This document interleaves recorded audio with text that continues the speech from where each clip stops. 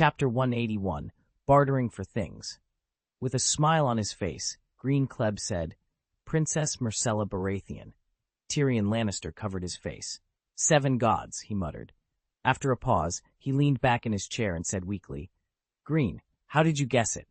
"Tyrion, it's not hard to guess." Tyrion's eyes narrowed.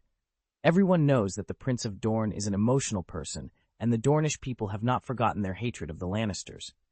Greene shook his head slightly. "The Prince of Dorne is the leader of Dorne.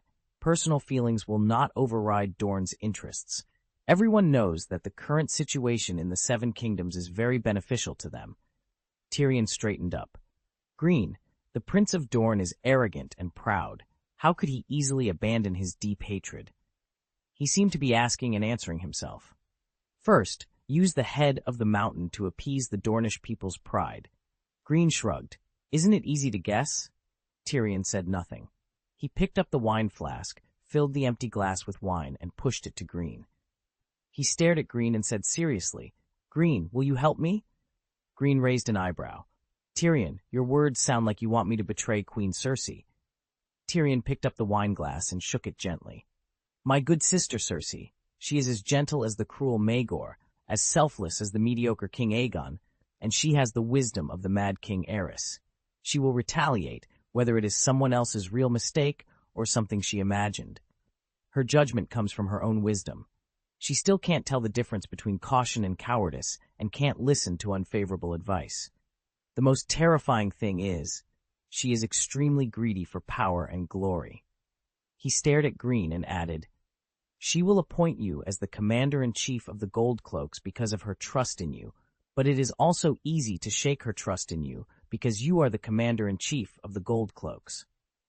After listening to Tyrion's words, Greene was unmoved. "I like Queen Cersei's simplicity and directness. It's too tiring to re-establish loyalty with someone else." Tyrion picked up the wineglass and took a sip, his eyes never leaving Greene. "Well, my sister Cersei is indeed easy to provoke sometimes." After a pause, he put down the wineglass and said, "Greene, for 300 years, the Crabclaw Peninsula has observed the tradition of direct allegiance to the Queen. Joffrey will have a new queen soon. You won't throw away the family tradition, will you?" Greene's tone was very calm. "Tyrion, have you found the King's Queen?" Tyrion was stunned, then sighed. "Miss Sansa is actually a very good candidate. If Joffrey marries her, we can get support from the North, the Riverlands, and the Vale at the same time. It's a pity that my good nephew's way of winning the heart of a beautiful woman is so unusual." The smile on Greene's face gradually dissipated. "Prime Minister Tyrion, King Joffrey is only 13 years old. You can wait until he has a new queen before talking to me about the traditions of the Crabclaw Peninsula." Hearing Greene's answer, Tyrion wanted to hold his forehead. He wanted to act now. Greene asked again, "What did you say to Queen Cersei?" "My good sister is showing off to her good brother. She has the entire King's Landing in her hands. My mouth is faster than my brain." Tyrion grinned. "I asked her if she controlled the city with the weapon between her legs." Greene's eyes trembled slightly. Hearing such words, Cersei's way of thinking would definitely doubt his loyalty. After all, she felt uneasy about not having someone on her bed. Is Tyrion telling the truth? Is it really because his mouth is faster than his brain, as he said? Greene withdrew his thoughts, rubbed the body of the wineglass with his fingers, and said slowly, "Tyrion, I am not interested in seeking refuge with others." Tyrion's eyes moved slightly, and he smiled. "Greene, I'm curious. What are you interested in now?" "Valley." Tyrion was taken aback. "You have a crush on Lady Lysa." After a pause, he added, as if to convince himself, "Well, after marriage, it's not impossible to just close your eyes and get it over with." Greene remained silent. Tyrion laughed. "Greene, relax. Your serious face is making me a bit nervous." Despite his smile, Tyrion's mind was racing with calculations. He had specifically studied the grievances between the Vale and the Crabclaw Peninsula. To be precise, the people of the Crabclaw Peninsula harbored a deep-seated hatred for the people of the Vale. Was Greene planning to trade his position as commander-in-chief of the City Watch for the Red Keep's support in a revenge operation against the Vale? Cersei's Red Keep was already struggling to protect itself. They couldn't afford to send reinforcements. Could it be that the Crabclaw Peninsula was planning to start a war amidst the Vale's civil strife? If that were the case, where would the battle for revenge take place? The two divided factions would have a common enemy, effectively helping the Vale end its civil strife. Tyrion glanced at Greene. Surely the man before him had considered this. Tyrion probed with a smile. Greene, you should be aware that the support from the Red Keep is limited until you deal with the new king's two uncles, right? Greene nodded slightly. Tyrion continued to test. Are you really willing to trade 6,000 city watchmen for the sound of drums in the Red Keep?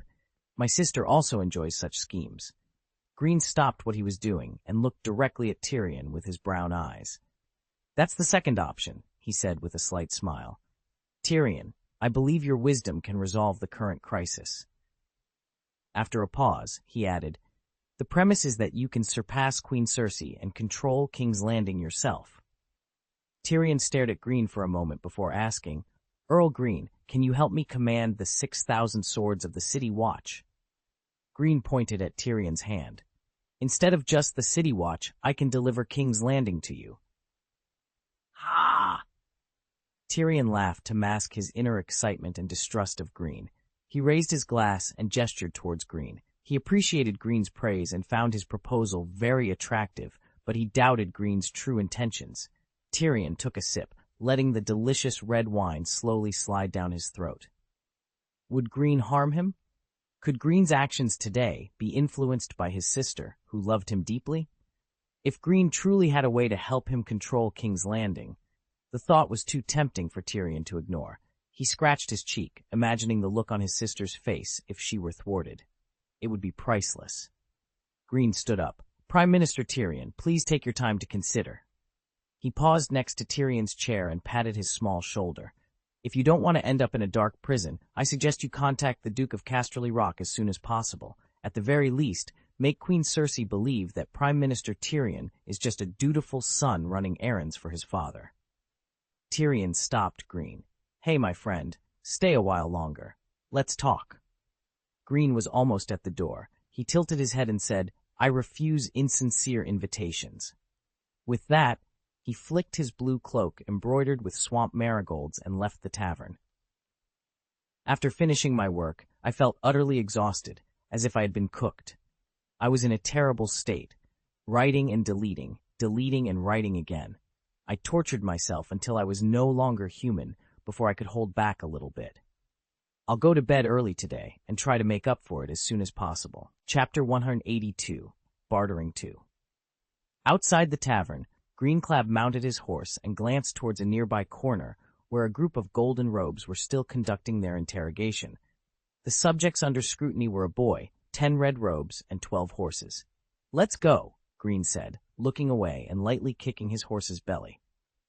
Podrick Payne noticed the golden robes, who had been aggressively questioning everyone, suddenly leave. He blinked in confusion, but quickly realized something.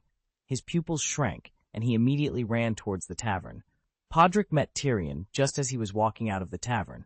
Sir, are you okay? Podrick stuttered, his anxiety evident. Tyrion grinned and imitated the boy's speech. It's nothing. Although Tyrion knew Greene wasn't a murderous person, seeing his squire alive and well improved his mood significantly. Podrick, however, didn't understand Tyrion's humor. He fidgeted, looking both annoyed and ashamed. Tyrion, sensitive as always, began to wonder if his uncle Kevin had deliberately chosen a seemingly useless boy as his squire to humiliate him. Suppressing his sensitive emotions, Tyrion patted the new squire sympathetically. Cheer up, hold your chest high, and don't forget that you are the lion's squire. I'm sorry, my lord, Podrick apologized, then immediately straightened up. Tyrion pursed his lips, suppressing a laugh, and asked seriously, Pod, what happened? Podrick recounted everything. In short, they were suddenly surrounded by dozens of golden robes. Tyrion curled his lips. Did they capture you with only a few dozen people? I was surrounded by 100 just now. He added in his mind, well, 1 Greene is worth 100 men. Podrick felt even more ashamed. As a servant, he had failed to protect his lord in times of danger. He was so useless. Fortunately, Tyrion was not in danger, and the gods had blessed him. Sir, I'm going to avenge you. Podrick gripped the hilt of his sword tightly. Tyrion scrutinized his little squire. The boy seemed both timid and brave. Perhaps he was more than just a little toy for fun. Maybe he could be trusted a bit. Podrick Payne, only 100 men? Don't forget the Lannisters' ancestral craftsmanship. One roar of the lion, and all the enemies will be scared to run away and pee. With that, Tyrion patted the little squire on the arm and sighed. How do you think dozens of golden robes could escape on their own? I saved you guys. The red robes behind him remained silent. Podrick admired him greatly. Sir, you are so powerful. Thank you for your rescue. I am ashamed. Tyrion was very satisfied with Podrick's reaction. He held Podrick in his arms cordially and decided to reward this lovely squire. Pod, let me give you a taste of something special tonight. Huh? What's that look in your eyes? Do you want to reject my kindness? Aren't you afraid of the roar of a lion? In the evening, on the way to the Red Keep, Greene stopped his horse. He signaled the guards to stand by and led a tall soldier carrying an ice giant sword towards another location. Greene arrived at a relatively secluded house with few people nearby and a wide view. Seeing Greene push the door open, Wallace greeted him with a smile. After sitting down, Wallace poured a glass of wine and placed it in front of Greene. Lord Greene, smokeberry brown wine from Myre, Wallace said, picking up his own glass and taking a sip. He squinted his eyes slightly, savoring the taste. Greene raised his glass and took a sip. It was smooth and not astringent. Wallace smiled. How is it? Greene's lips curled up slightly. The sweetness is moderate and the aftertaste is pleasant. Lord Wallace, you have excellent taste. Varys, your new hobby is enviable. Wallace chuckled, attempting to mask his hidden pride with laughter. Having a new hobby feels like trying a new life. I never dreamed that my little birds, which people despise, would finally have a new use. Wallace sighed. Fine wine, delicious food, all kinds of wine, all kinds of delicious food. I didn't expect that these things, which I usually don't notice, could make me sleep peacefully. Greene's eyes trembled slightly. He raised his glass and said, Lord Varys, congratulations. Wallace smiled and shook his head, changing the subject. The two of them had not met in private to share a small hobby. Earl Greene, my little bird happened to hear some interesting news.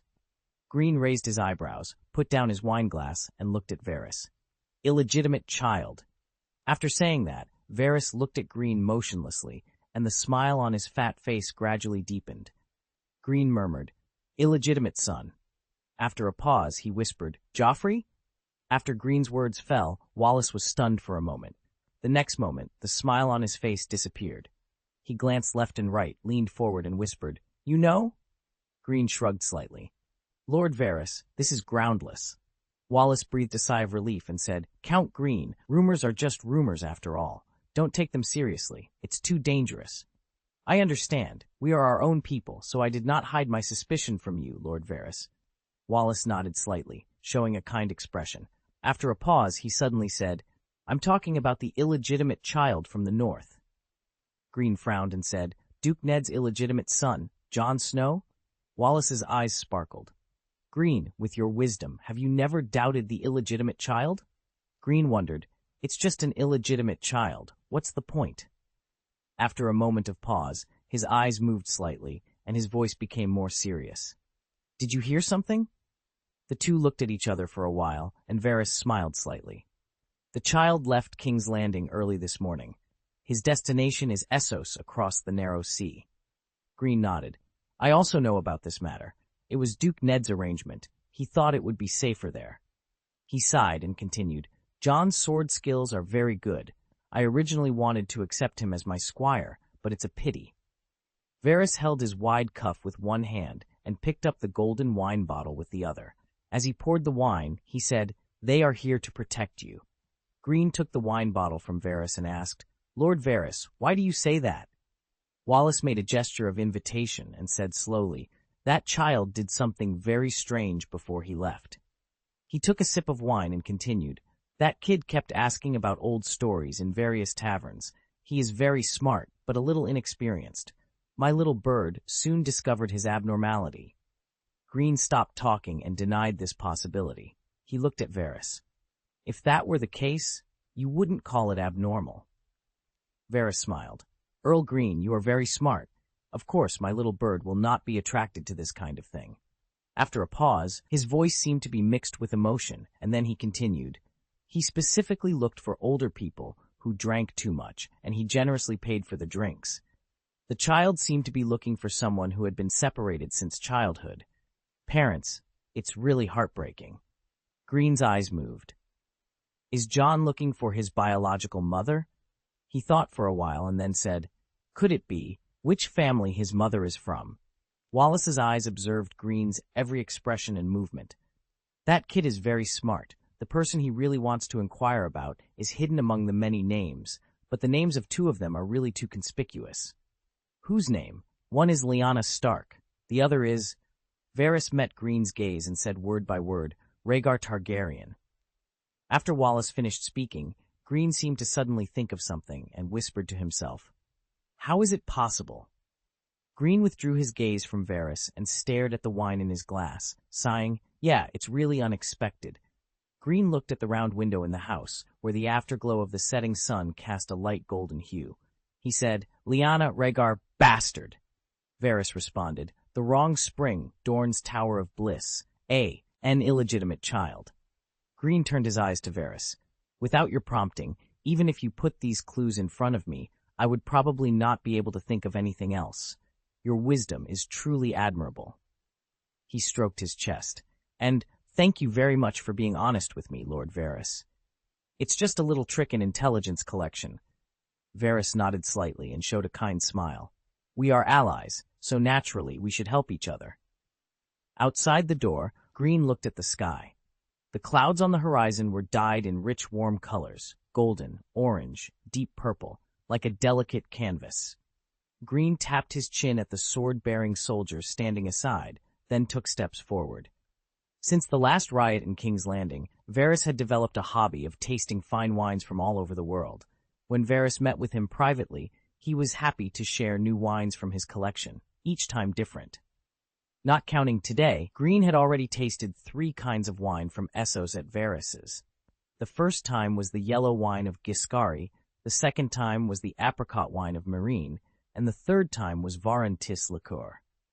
Varys was deliberately creating moments of relaxation without leaving any trace, letting him get used to that moment of ease. Would the wine in the cup be replaced by poison one day? Greene looked around, and the evening breeze blew over his cheeks, bringing with it a hint of coolness. The corners of his mouth slightly curved. One day, this place will be a good place to bury someone.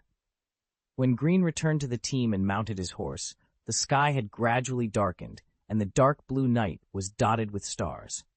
Set off, Greene commanded, sitting on his horse and looking at the looming outline of the Red Keep in the distance. Now that Varys's little birds had set their sights on Jon, it would be difficult for him to escape the clutches of the 8-clawed spider. Were the 4 Targaryen descendants coming together? Thinking of this, Greene's brown eyes trembled. He pulled the reins and adjusted the direction of the horse. The food crisis in King's Landing was worsening. In the future, it was likely that the only way to stabilize public order would be through suppression. King's Landing, Essos, Targaryen, the Vale. Lord Greene missed Robert Wuss very much, and his loyalty remained unchanged. He did not dare to forget the important responsibilities left to him by the former king. Vale, Eyrie. The sun was already high when Catelyn Tully arrived at the Eyrie. Maester Colmont, who was thin and nervous, with too little hair and too long a neck, helped Catelyn out of the basket. Wiping the sweat from his forehead with his sleeve, he said, Lady Catelyn, your arrival is truly a surprise. Your sister is very happy to hear the news of your visit. Catelyn looked back at the hanging basket and said, I never thought that one day I would go up the mountain with Carrot. She looked at Maester Colmont and then asked, Maester Colmont, where is my sister Lysa, who you said is very much looking forward to seeing me? Maester Colmont's face became nervous, and he said respectfully, Lady Catelyn, I have sent a message to your sister. She asked to be woken as soon as you arrived. Catelyn tightened her brown cloak and said, She must have slept soundly last night. Catelyn and Maester Colmont left the winch room where the gondola was operated and paused when they approached the spiral staircase. Catelyn blinked in disbelief when she noticed the figure she saw. She wanted to confirm whether it was an illusion. She saw Pater Baelish, dressed neatly, standing in front. Petter stood with his hands behind his back, a gentle expression on his face. "Littlefinger?" he called out, his voice a mix of hoarseness and elegance. "Maester Cormon, leave this to me." Maester Cormon glanced at Catelyn for approval. Seeing no objection from her, he bowed slightly and left the room. Petter took a step forward, approaching Catelyn. "Catelyn, it's been a long time. How many years has it been?" "Kelly?" En looked at Peter, recalling the skinny boy she once knew. Now he had grown into a slender man, slightly shorter than herself. A bit of beard adorned his chin, and streaks of silver ran through his black hair. Despite the changes, his appearance remained sharp, and his gray-green eyes still held that familiar smile. Ignoring the familiarity in Peter's tone, Catelyn asked, "Why are you here?" "I am Lady Lysa's reinforcements," Peter replied casually, then added with concern, "You look unwell. You need to rest." Petter's gaze lingered on Catelyn, his heart stirred by her beauty and elegance. She had become even more charming over the years. Slowly, he reached out to touch her cheek. Catelyn frowned and took a step back, causing his hand to stop mid-air, trembling slightly, though he tried to hide it. Chapter 183, Bartering. Catelyn Tully's voice was filled with warning. "Peter." Flexing his fingers, Peter retracted his hand and said, "Lady Catelyn, I definitely didn't mean to offend you. I thought—" He trailed off, shaking his head slightly with a bitter expression. Peter's demeanor brought back vivid memories for Catelyn. He had always been cunning and clever since childhood, and he always looked regretful whenever he got into trouble.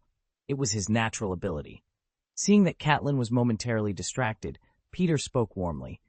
"Catelyn, you shouldn't be here." Catelyn blinked, frowning at Peter's intimate address. There was a hint of anger in her voice. "Petter, you should call me Lady Stark or Lady Catelyn." Peter shrugged slightly. "Yes, Lady Catelyn, you can call me Littlefinger, just like you did when we were children." Catelyn felt the loss hidden in Peter's joke, and her heart softened momentarily. Littlefinger had been her father's ward, and they shared beautiful childhood memories. She loved him, but it was the love a sister felt for a brother. Remembering this, Catelyn steeled herself. There shouldn't be any intimate behavior between them, for both their sakes. She changed the subject coldly. "Petter, aren't you the Lord Chancellor?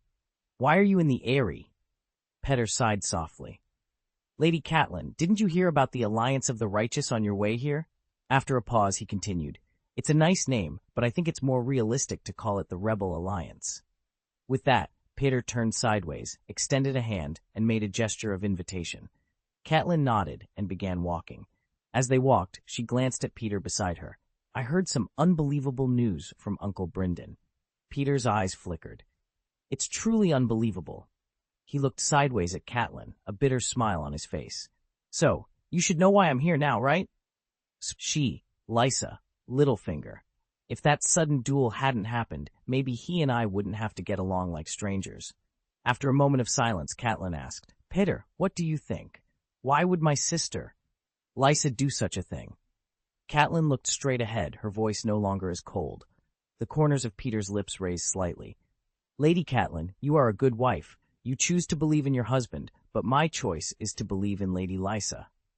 He gently scratched his forehead with one of his index fingers and asked, "What is the motto of your Tully family?"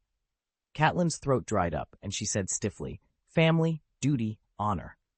She looked at Petter and said coldly, "Ned is my husband, and Lysa is my sister. I very much hope this is all a misunderstanding, otherwise I would not have walked into the Eyrie." "Lady Catelyn, you misunderstand me," Peter sighed and continued, "Family, duty, honor. Each of these requires you to follow Lord Eddard's instructions and stay in Winterfell." He paused and said seriously, "Please leave this to me, and let me take you away." Catelyn stopped and frowned. "Petter, are you suggesting that my sister would harm me?" Petter spread his hands. "Catelyn, I'm very embarrassed. I don't want you to think I'm trying to sow discord between you and your sister. We are old friends. I hope you can choose to trust me this once." Catelyn's eyes trembled slightly. She stared at Littlefinger with a sincere expression and said, "Petter, I only believe in your truth." Petter hesitated for a moment and then said slowly, "The truth is that Lysa feels your family has betrayed her." He added, "The truth is that I interceded for Lysa. Your husband, the hand of the king, not only removed me from the position I had worked hard to climb to, but also put me in a prison cell." Catelyn murmured, "How is it possible?"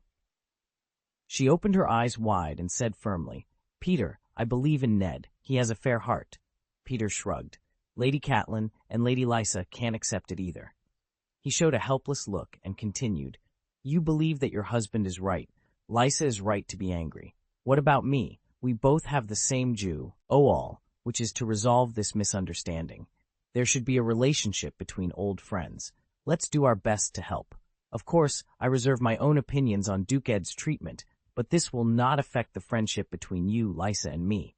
Smiling, he joked, "At least I don't like your husband for the time being, and I hope you can understand that the room where your husband locked me up didn't even have any light. He is so heartless." Boom, boom, boom.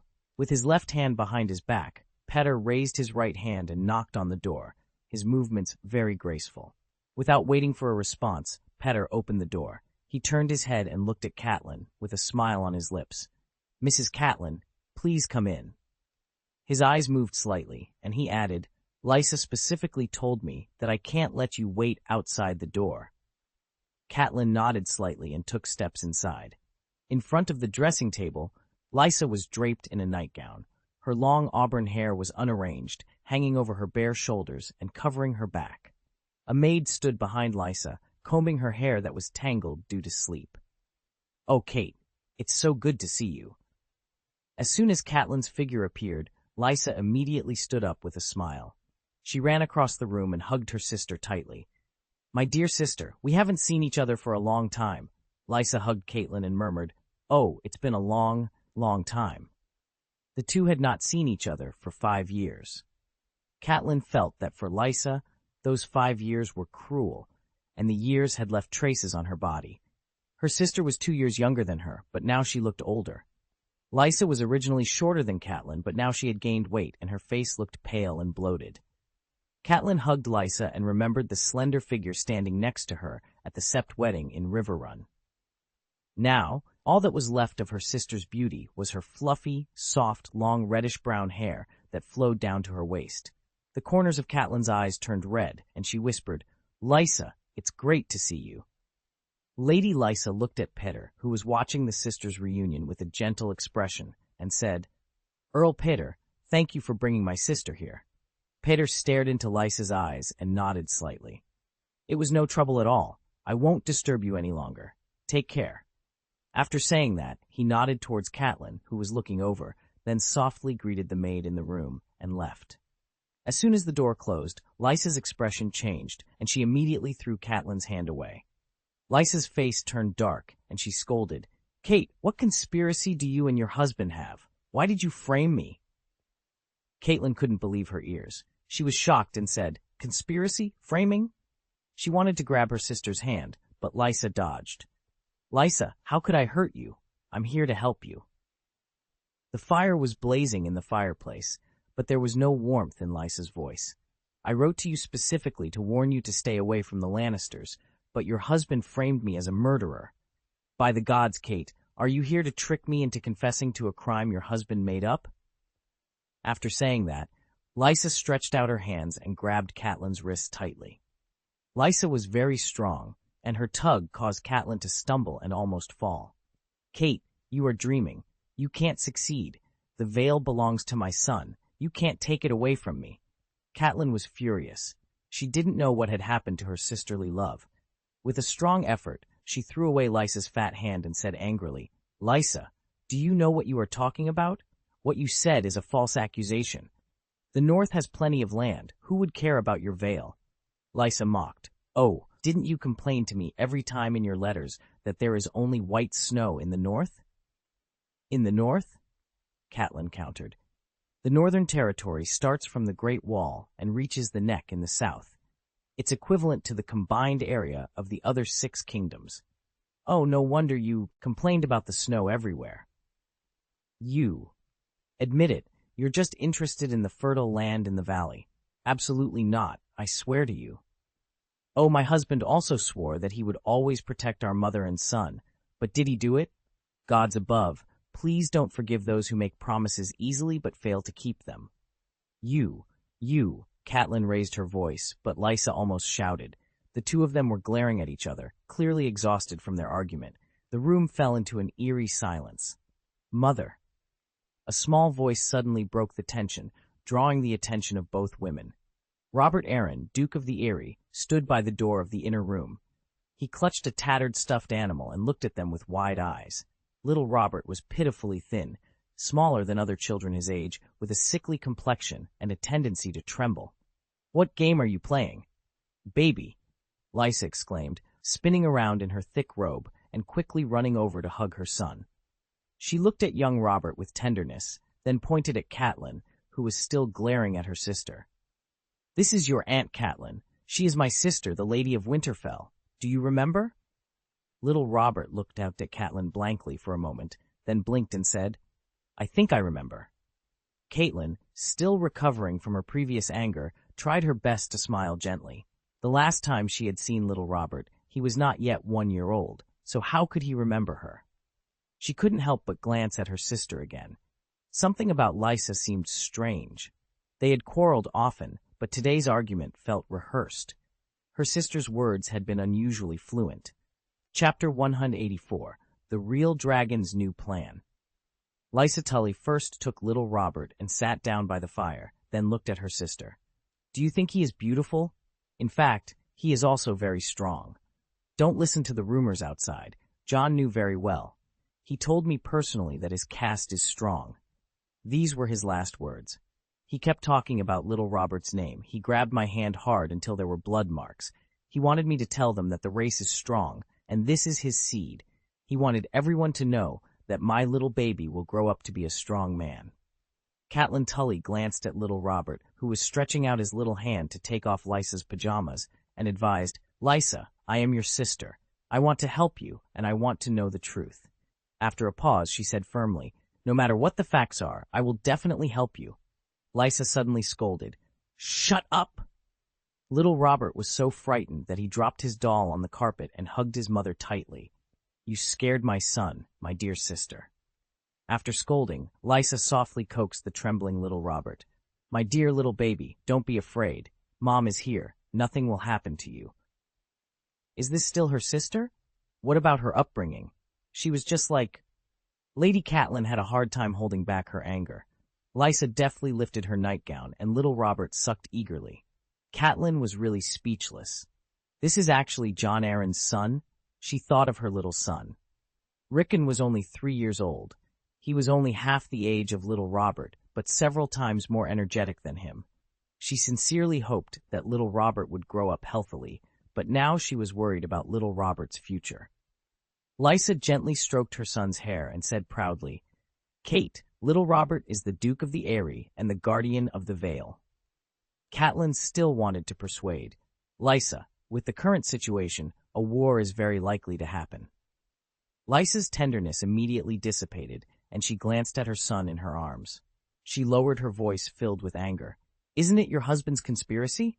My son and I could have lived a good life, but it was he who ruined the Vale's calm." She added, "Stop your false concern. Your conspiracy will eventually fail.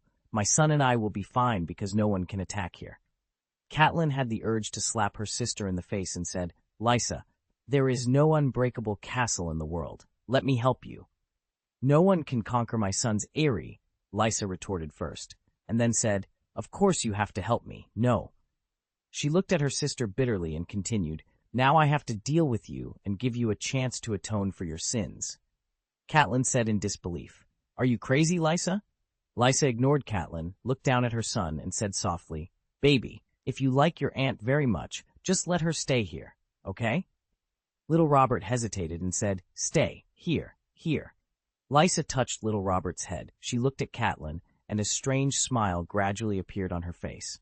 This smile was terrifying. "Little Robert's good aunt, you can live here from now on. We, mother and son, will take good care of you." Before Catelyn could respond, the smile on Lysa's face disappeared instantly, and she said coldly, "You won't refuse the Duke of the Eyrie's kindness, will you?" Little Robert stuck his head out and said excitedly and eagerly, "Let her fly! Let her fly!" Lysa rubbed Robert's hair and murmured, "That's a good idea. It's a good idea." Catelyn's pupils shrank sharply, and she opened her mouth, but no sound came out. Essos, the city-state of Viserys, formerly Cantus. Daenerys Targaryen suddenly laughed while reading the letter. Her laughter was as clear as a silver bell, lingering in the room. Daenerys laughed until she fell forward and backward, covering her belly with one hand and her mouth with the other, trying to control her laughter, but to no avail. Barona and Osanna were stunned at first, and then Daenerys's laughter was infectious, and soon everyone around her was smiling. She laughed so hard that she had to ask for help. "Help me, I can't laugh anymore." The letter that had caused such mirth was from King Grim, written to Daenerys after Lord Eddard arrived in King's Landing. It had traveled across the ocean and arrived today. King Grim, knowing Daenerys's fondness for amusing stories, had filled his letter with entertaining anecdotes from the Red Keep. He used pseudonyms like the Duke of Joy, the Duke of Iron Face, Eggman, and Mustache to add a touch of whimsy. The story that had Daenerys in stitches was about an incident in the Sept of Baelor involving the character Eggman, chapter 170 to 118. Daenerys rubbed her cheeks, her violet eyes reluctantly leaving the letter on the table. "Osanna, have the people who delivered the letter been settled?" she asked. Osanna nodded. "Princess Daenerys, everything has been arranged. Please don't worry." Barona coughed lightly. "They need to rest well. They still have the important task of escorting your reply back." Daenerys glanced at Barona, who was trying to suppress a smile. "You are very thoughtful. Let's have a drink together. I am so happy today." "I, Daenerys, am a true dragon, and true dragons do not hide their love," she declared. A knock on the door interrupted them. After a moment, Dick entered with a wine bottle. He bowed slightly.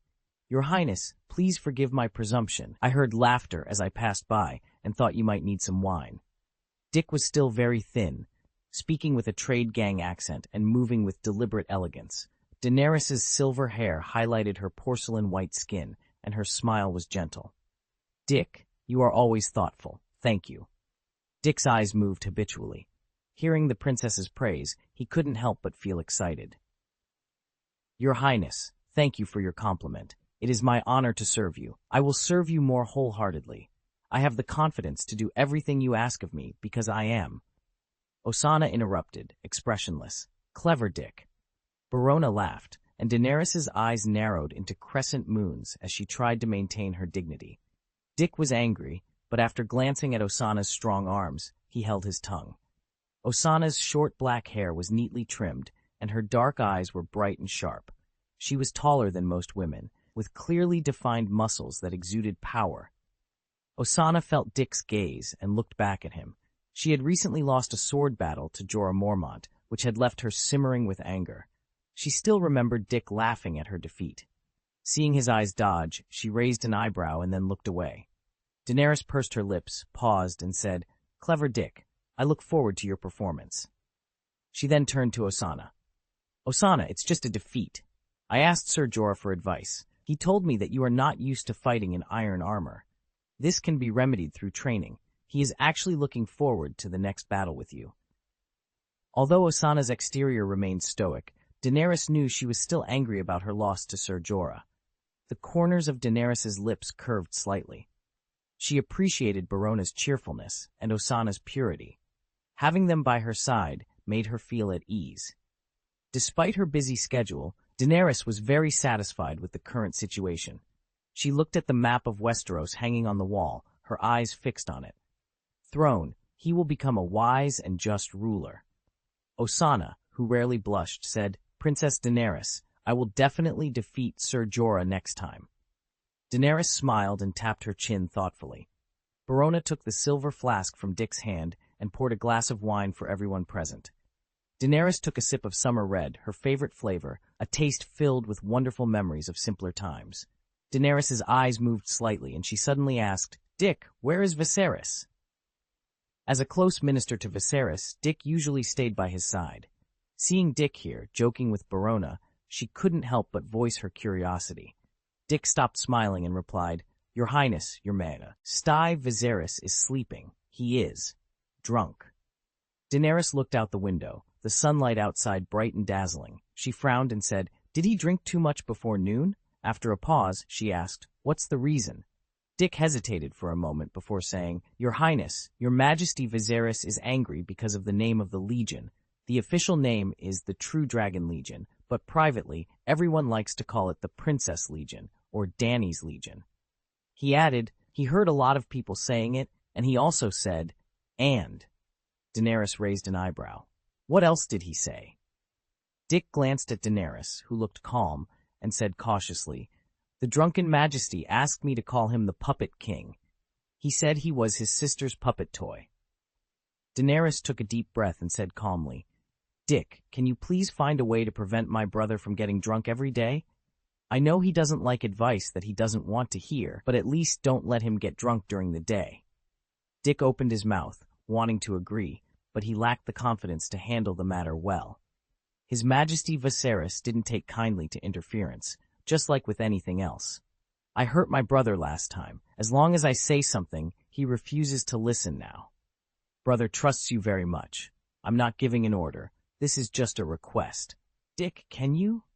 Daenerys' voice was calm, but when Dick heard the last sentence, his body trembled. He glanced at Princess Daenerys, who was staring at him gently, and said with difficulty, "Your Highness, I will try my best." He gritted his teeth and continued, "I can do it. Please don't worry." Daenerys nodded slightly. She glanced at the people present and said, "I'm a little tired. I want to rest for a while." The room fell silent. Daenerys walked slowly to the window with her wineglass. The sun hung high in the sky, radiating endless light to the entire earth. It was such a beautiful day.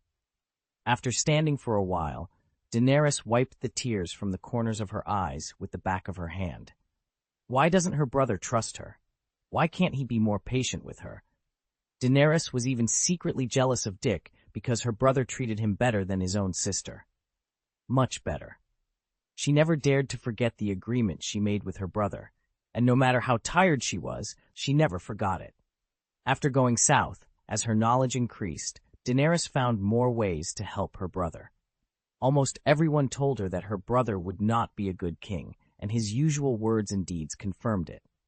As time went by, many unpleasant things happened between her and her brother, and Daenerys couldn't help but doubt whether he could be a good king.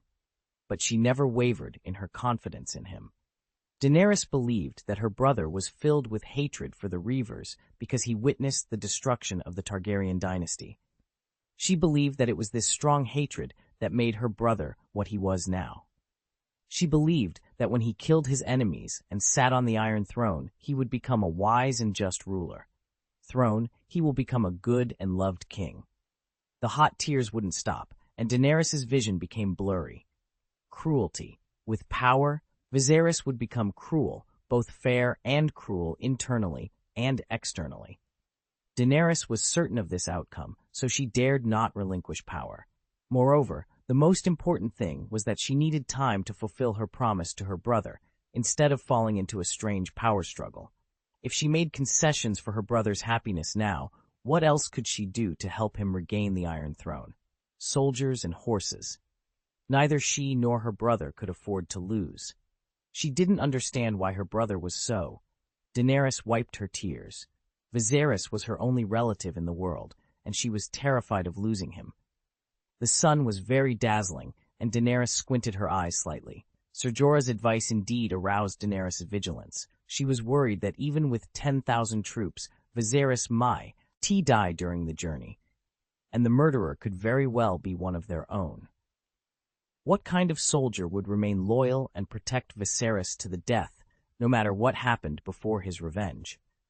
The Unsullied, those loyal warriors she had met at the governor's palace of Illyrio when she was in Pentos. Yes, that's exactly what Daenerys thought of. She believed that 10,000 Unsullied would protect her brother to the death on the journey to Westeros until Viserys completed his revenge and regained the Iron Throne. Daenerys closed her eyes and prayed to the gods that Viserys would be a little more patient. Chapter 185, Earl of Crabclaw Peninsula. Greene Kleb's ears twitched slightly. He raised his eyes and looked into the distance, saying, "If you think of Queen Cersei as a man, it will be easier for you to understand." Hearing this, Tyrion Lannister grinned at Greene. You really know how to. But Greene turned his head and looked at him, his brown eyes serious. Tyrion's smile gradually disappeared. On the white marble steps under the gate of Maegor's tower, two figures, one large and one small, were sitting. They were Greene and Tyrion. Greene had been very busy these days. As the Lord Commander in Golden Robes, he had many responsibilities. Yet, he still found time to meet with Tyrion.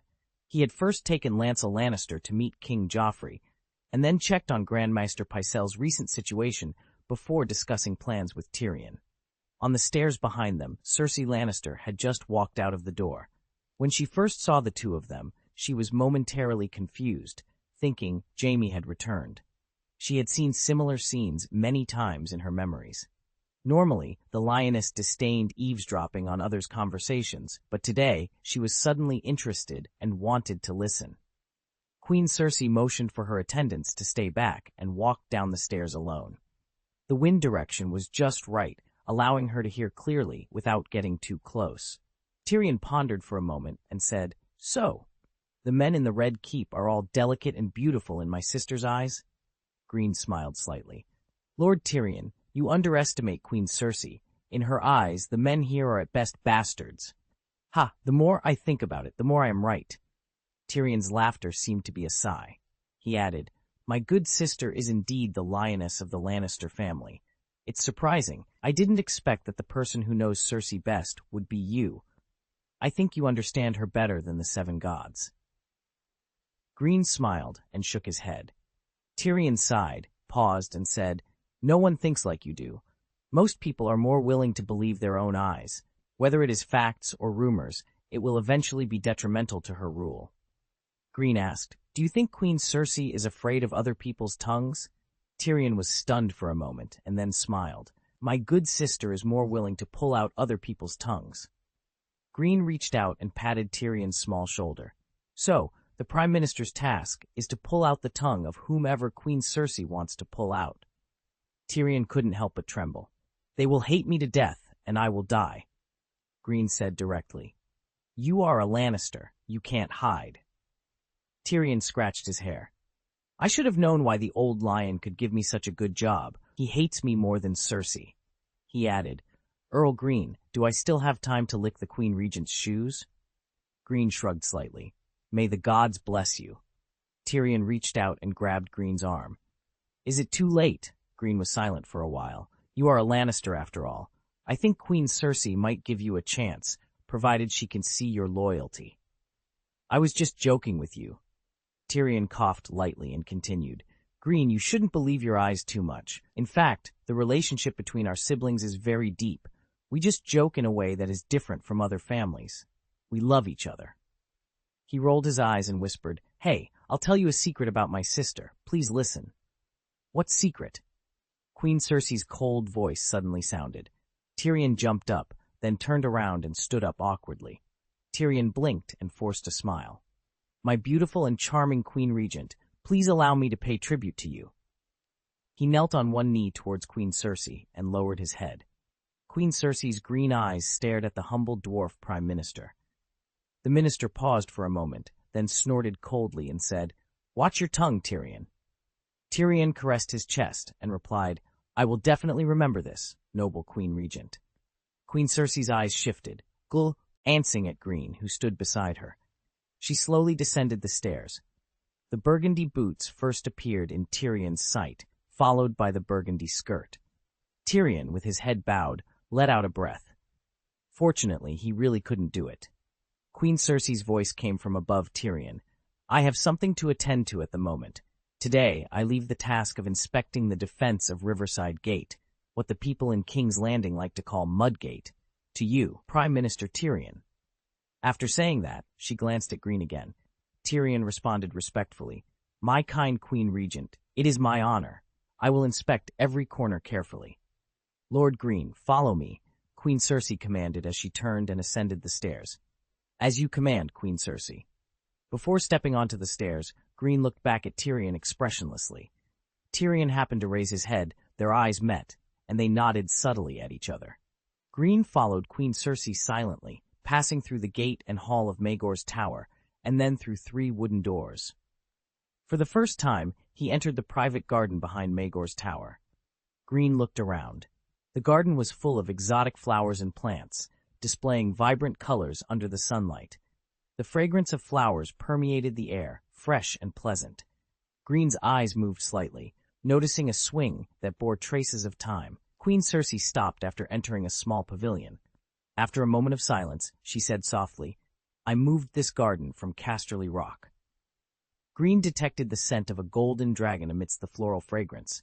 Queen Cersei turned around, walked in front of Greene, and stared at him for a moment. She suddenly slapped him, but Greene dodged it with a slight tilt. "How dare you evade me?" she exclaimed angrily. Greene apologized. "Queen Cersei, I am a half-barbarian warrior. My body reacts faster than my mind. Please forgive my reflexes." The lioness' eyes sparkled with anger, and she interrupted. "Jaime is also a warrior. Why didn't he evade me?" Greene, Jaime was slapped by Cersei. Greene immediately pulled back his thoughts that almost went astray. He thought for a moment and decided against making excuses. He first took a few sips of chicken soup from his past life, then gritted his teeth and said, "I'll control my body this time." Queen Cersei stared at Greene closely, her face as pale as the sky before a storm. Greene's tone seemed to be testing. "Did you hear everything?" Queen Cersei asked coldly. "Are you too, the Grim Daughter?" As she spoke, Queen Cersei's white hand reached out, tenderly touching Greene's cheek. Not only were her movements gentle, but Queen Cersei's expression also softened at this moment, and the dark clouds from before seemed to be an illusion. "I didn't mean to hit you, Greene." Queen Cersei smiled softly, took one of Greene's arms, and said, "Greene, come with me for a walk." During the stroll, she shared, "This is where I grew up, and this is the only part of my girlhood I can keep." She pointed to the swing. "Jenny Farman and Malaya Hesbon, they were my childhood friends. We often played there together." She pointed at a crimson flower. "It comes from a distant continent. I learned of its existence in books by chance. I begged my father many times to get it for me." She pointed to the bushes. "They tore a hole in one of my favorite dresses." Queen Cersei paused, her eyes filled with a layer of light mist, and murmured, "It feels like a long, long time has passed." She slowly let go of Greene's arm and whispered, "Greene, kiss me." Queen Cersei buried her head on Greene's breastplate and whispered, "Greene, I had a nightmare. It was too real and terrifying." Greene, he patted Queen Cersei's back lightly and said, "Please don't worry, my sword will protect you."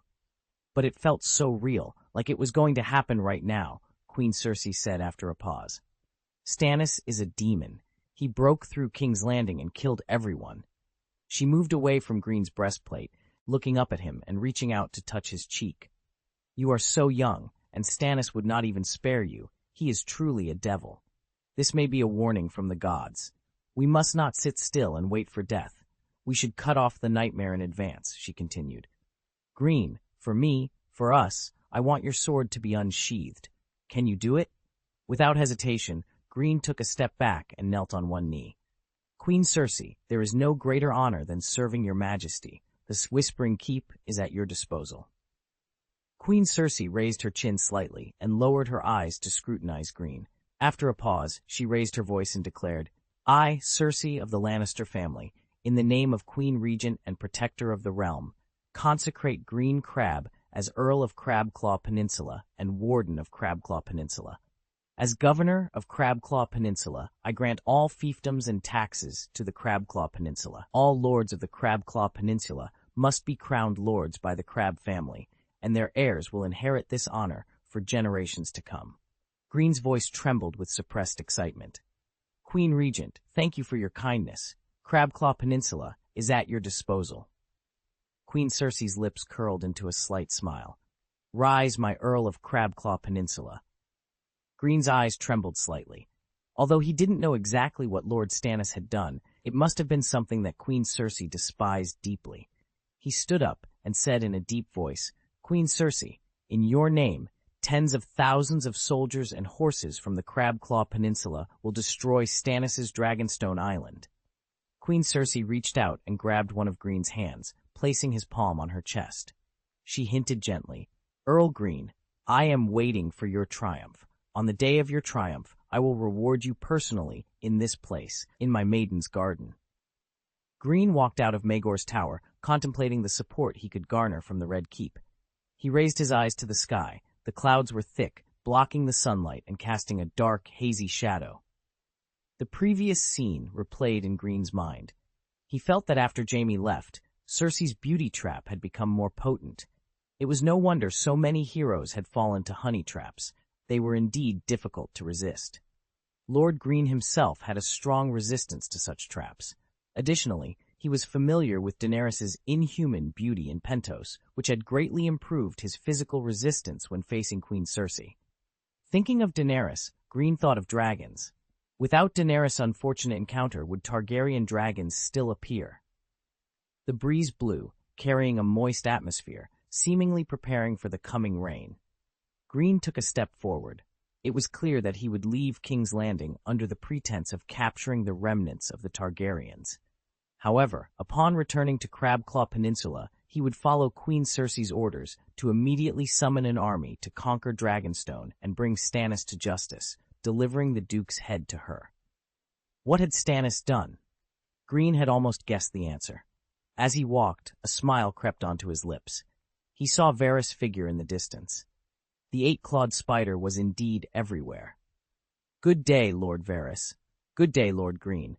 They greeted each other as if they had met by chance, and then walked towards the Government Affairs Office together. Greene spoke first. "Lord Varys, what did Lord Stannis do?"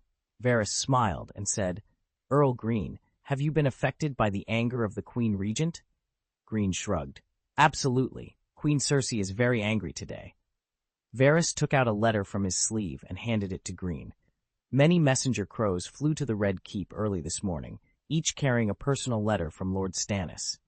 "Handwritten letters?" Greene unfolded one of the letters.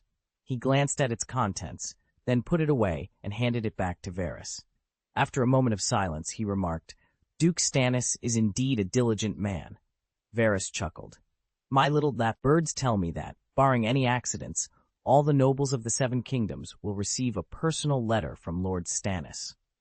He added, "Though Duke Stannis is ruthless, his sense of justice is well known throughout the Seven Kingdoms. I believe many will choose to trust what he has written in his own hand." Greene turned to look at Varys, who was still smiling. "Lord Varys, do you believe the contents of this letter?" Varys's smile remained unchanged as he countered, "Count Greene, do you believe it?"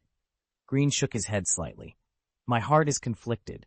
I both hope it is the truth, and yet I fear it is the truth." The smile faded from Varys's face, and he sighed.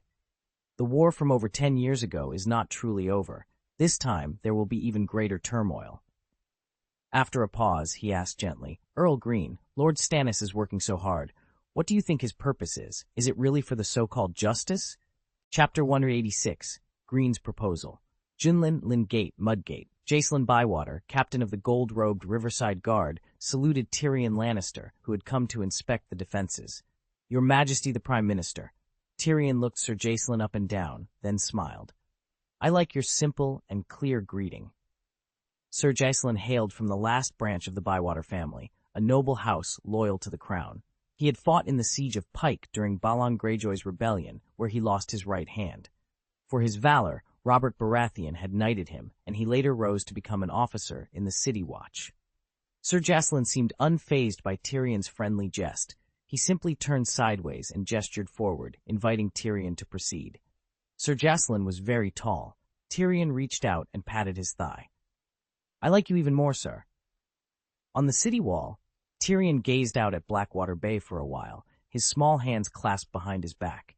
He then turned to Jacelyn. "Sir Jacelyn, if the enemy comes from the sea, they will attack from here, right?" Sir Jacelyn, with his grayish-brown hair, sunken eye sockets, high brow bones, and broad jaw, paused before replying seriously. "Your Majesty Prime Minister, every place in King's Landing could be a target. The Mudgate is just more likely than others." Tyrion's eyes shifted to the little squire standing nearby, chest puffed out. "Pod, I want to speak with Sir Jacelyn alone." "As you command, my lord." Tyrion leaned on the parapet, glancing at Jacelyn's iron prosthetic right hand. "As far as I know, you've been the captain of the Mudguard for 3 years?" "Yes, Prime Minister." Tyrion's tone grew serious. Sir Jacelyn, do you think you're qualified to be the commander-in-chief of the City Watch? Jacelyn stared at Tyrion for a moment before shaking his head slightly. Master Prime Minister, no one can replace Lord Greene. He is deeply loved by the Gold Cloaks. Tyrion grinned. The person standing before you is the Lannister Prime Minister. Everyone doesn't like the Golden Dragon. Jacelyn shook his head again. Lord Greene is very fair, and the soldiers trust him. Tyrion nodded slightly. The implication was clear. Gold alone could not buy true loyalty. Do warriors understand warriors? Tyrion mused before continuing. Sir Jacelyn, Greene and I are good friends. He recommended you to me. Well, this is a secret, but I trust your honor. Jacelyn's eyes showed doubt. Tyrion shrugged. The new Prime Minister needs a trustworthy commander-in-chief for the City Watch. Unfortunately, your Lord Greene carries the legacy of Robert I, and I have no reason to keep him. Jacelyn seemed incredulous. Your Majesty Prime Minister, why would Lord Greene leave King's Landing? Tyrion smiled. Don't misunderstand. This is not an expulsion. It's the highest honor. The next time we meet, Earl Greene will most likely be sitting on a chair in the Royal Council. Jacelyn glanced at his iron right hand. This is indeed a good thing, Prime Minister. Tyrion's expression grew solemn. So, as the new commander-in-chief of the City Watch, are you willing to dedicate your highest loyalty to the new Prime Minister? The next day, in the throne room, sitting around the long table of the Royal Council were Cersei Lannister, Tyrion Lannister, Pycelle, Varys, Greene Kleb, and Lancel Lannister. The government affairs reported by Maester Pycelle were tedious. Greene stared motionlessly at the wood grain on the table, while Lancel quietly observed him, mimicking his stillness. Queen Cersei raised her hand, interrupting impatiently. That's enough. Today is not for discussing trivial matters. She paused, her anger evident. Did you also receive Stannis's letter? I will punish him for his despicable, villainous behavior. Pycelle and Varys each took out letters from their pockets and placed them on the table.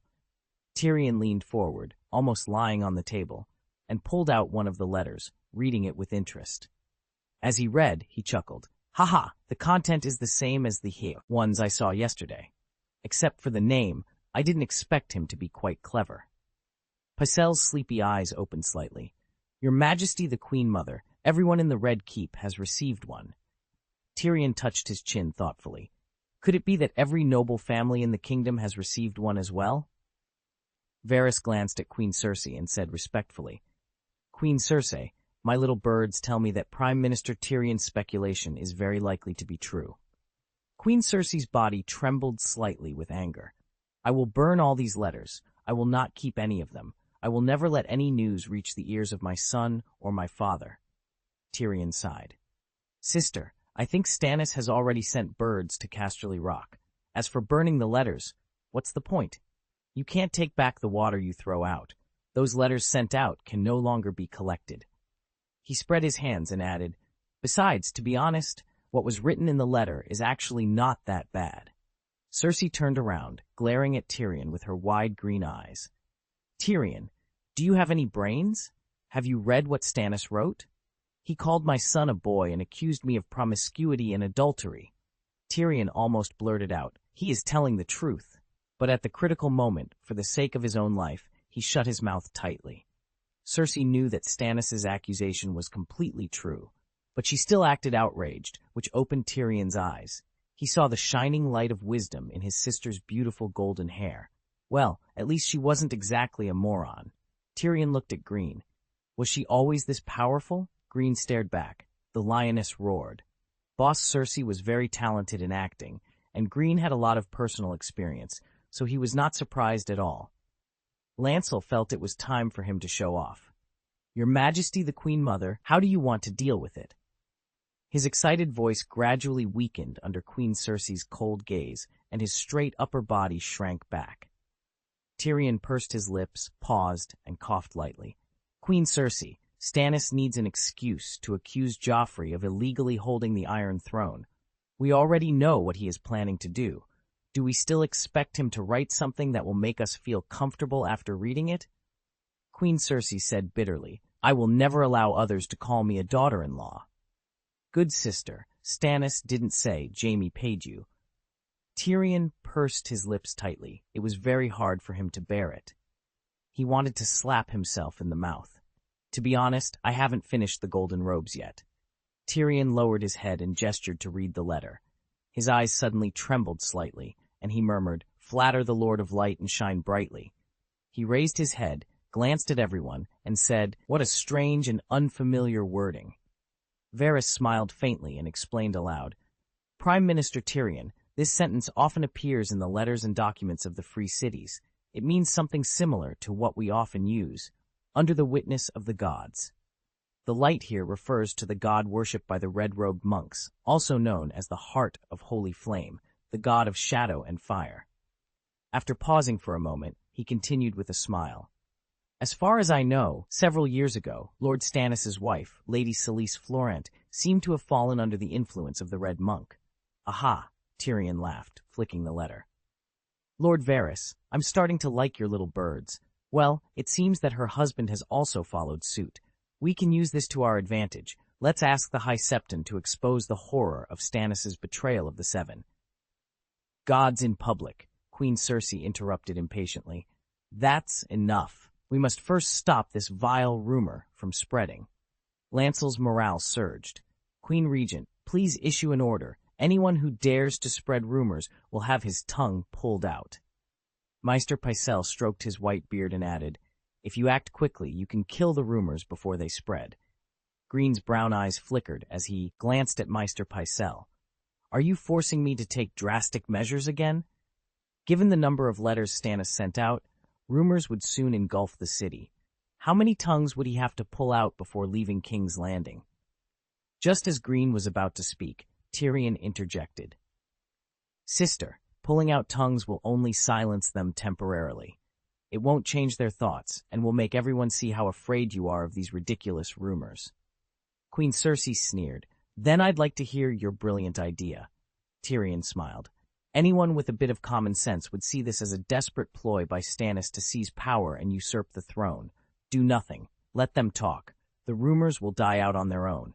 Queen Cersei retorted coldly, "Coward, you're just waiting to be killed." Tyrion gave his sister a sweet smile. "Sister, does Stannis have any evidence? It's obviously baseless. Where would he find proof?" Queen Cersei frowned. Greene turned to her, noting her contemplative expression.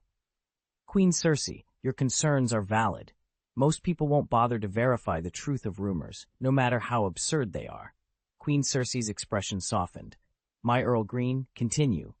Greene nodded and spoke slowly. "Duke Stannis fabricated this story, but what if we released a more compelling true story?" He glanced around the room. "The truth about the death of Prime Minister Jon Arryn, why his gentle wife poisoned him, and how the heir to the Eyrie is actually an illegitimate child born of adultery. The Prime Minister died after his wife silenced him." He paused before adding, "This was uncovered by former Prime Minister Eddard Stark. Another key witness is the former Master of Coin, Petyr Baelish, who escaped from the dungeon." Greene spread his hands and smiled. "I think this is the kind of story people truly enjoy, especially since it's true." Lancel excitedly grabbed Greene's arm. "Greene, I remember we used a similar tactic to quash rumors in the Queen's District last year. You're still as clever as ever." Greene's face remained calm. "This time is different. The story we're releasing now is genuinely intriguing." Varys smiled. "Queen Cersei, I must admit, Earl Greene's story is quite captivating. I'm genuinely curious." Pycelle nodded, his maester's chain swaying gently. "Everyone loved Prime Minister Jon. Alas, the truth is always harsh and pitiful." Tyrion laughed playfully. "Sister Cersei, why not concoct another story about Stannis and put a green hat on him?" Queen Cersei gave Tyrion a rare smile, leaving him slightly flattered. Greene raised an objection.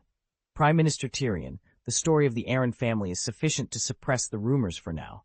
We can save the story about Stannis for later." The smile on Tyrion's face faded. "Earl Greene, you mean?" Greene nodded. "When Duke Stannis becomes king."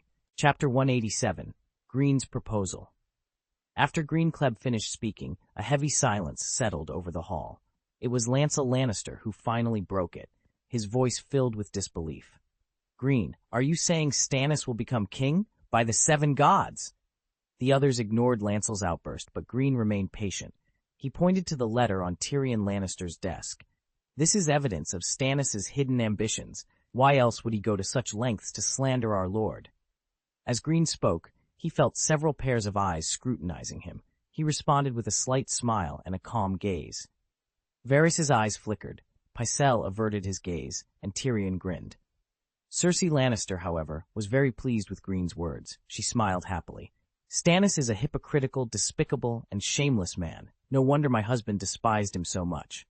Varys added with a chuckle. I've heard that no one likes him. Greene joined in the laughter, and soon the hall was filled with the sound of their mirth. Queen Cersei raised her hand slightly, and the laughter gradually subsided, replaced by the occasional cough. She turned to the dwarf prime minister. Tyrion, I leave this matter to you, and prepare some interesting stories about Stannis. This sort of thing should be your specialty, right? Tyrion pretended not to notice the sarcasm in Cersei's words.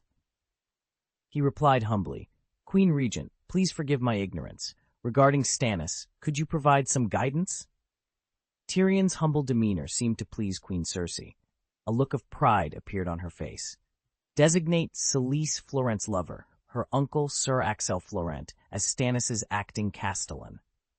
Cersei felt a sense of satisfaction as she continued. It is said they were inseparable on Dragonstone. I also heard that Stannis' daughter has ties to the Florent family. This is a wonderful coincidence. Varys nodded slightly, admiration in his voice. Shireen Baratheon's grayscale may be the god's punishment for Lady Selyse's infidelity. The best lies often contain a few grains of truth, enough to sow doubt. Queen Cersei, your wisdom is truly admirable. Maester Pycelle opened his sleepy eyes wide, looking horrified. Your Majesty, is this true? Tyrion's expression seemed to show sudden realization. So that's it. Even though Stannis is estranged from his wife, he is naturally suspicious. If we can plant seeds of doubt between him and the Florent family, it will be beneficial to us when he tries to claim the throne. Queen Cersei snorted haughtily, then picked up her wineglass and took a sip, clearly in a good mood. Greene, with a smile on his face, looked at Queen Cersei and said, Fortresses often fall from within first. Queen Cersei will surely prevail. Lancel, who had been confused before, now understood.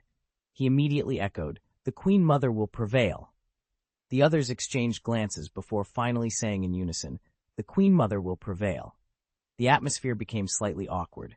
Cersei glanced coldly at Lancel and said, Now on to the next topic. Have you found a suitable candidate for finance minister? Maester Pycelle spoke tremulously. Your Majesty, we recommend Giles Rosby, the Earl of Rosby City. Reason? My Queen Mother, Rosby City has something urgently needed for King's Landing. Next topic. The remnants of Targaryen have begun to be active across the narrow sea. Night, Sataya's shop. Greene, who was leaning on a thick cushion, suddenly opened his eyes. Sir, are you awake? The girl who spoke had a clear voice. She had long, straight silver hair, green eyes, and skin as fine as porcelain. Greene closed his eyes again for a moment, and when he opened his eyes again, the sharpness in them had disappeared. He rubbed his hair and asked, How long have I slept? The silver-haired girl beside him quietly slid onto Greene's lap and nibbled his ear. It's only been a little while. Greene had fallen asleep while waiting for someone, and he had a dream. In the dream, after Greene was canonized as the Earl of Crabclaw Peninsula, he left the card table of the Game of Thrones and returned to peacefully become a noble lord. He had a wife and children by his side, but no matter how hard he tried, he couldn't see their faces. Frustrated and angry, he wanted to draw his sword, and then he woke up. The silver-haired girl whispered in his ear, Sir, my name is Mary. I am very good at treating fatigue. Mary had always been very calm, but suddenly she seemed very cute. Greene smiled slightly and patted Mary's back. Go and help me find Shataya. Mary reluctantly got up and left. Her expression gave Greene a very familiar feeling, like looking in a mirror. It must be an illusion. Not long after, Shataya, wearing a light green silk dress, walked in lightly, holding a silver wine bottle in her hand. Shataya was tall and peach-shaped, her skin the color of ebony, and her eyes the color of sandalwood. She slowly sat down next to Greene. Lord Greene, please forgive me. No matter what price I pay these days, I just can't buy good wine. Greene's eyes trembled slightly. He took a sip of the wine offered by Shataya and asked, Is it because of the royal fleet? Shataya sighed softly. Now everyone calls it Stannis' fleet. It is said that because of their blockade, there are countless ships docked at the Blackwater River dock. Greene's eyes moved slightly. Do you need help? Shataya's smile was charming. She shook her head and said, Everyone's situation is the same, so that's good. Your protection is already a great kindness. Shataya will keep it in mind. Greene's fingers gently rubbed the body of the wineglass. He paused and said, I will leave King's Landing for a while. Shataya's uneasy expression was just right. It felt like looking in the mirror again. Greene took back his thoughts that almost went astray and continued. During my absence, the new Prime Minister Tyrion Lannister will fulfill his promise on my behalf. Shataya bowed deeply. Thank you again, Lord Greene. Greene sighed and said, Earl Petter is my good friend. I hope he returns to King's Landing as soon as possible. Shataya bowed gracefully again. After a gentle knock on the door, Mary brought a plate of fruit like a maid.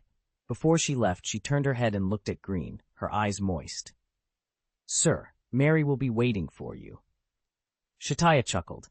Master Greene, my daughter is not usually so bold. Green, a very rare hair color. Shataya smiled. Lord Greene, although the blood of the Summer Kingdom flows in Mary's body, she was born in King's Landing.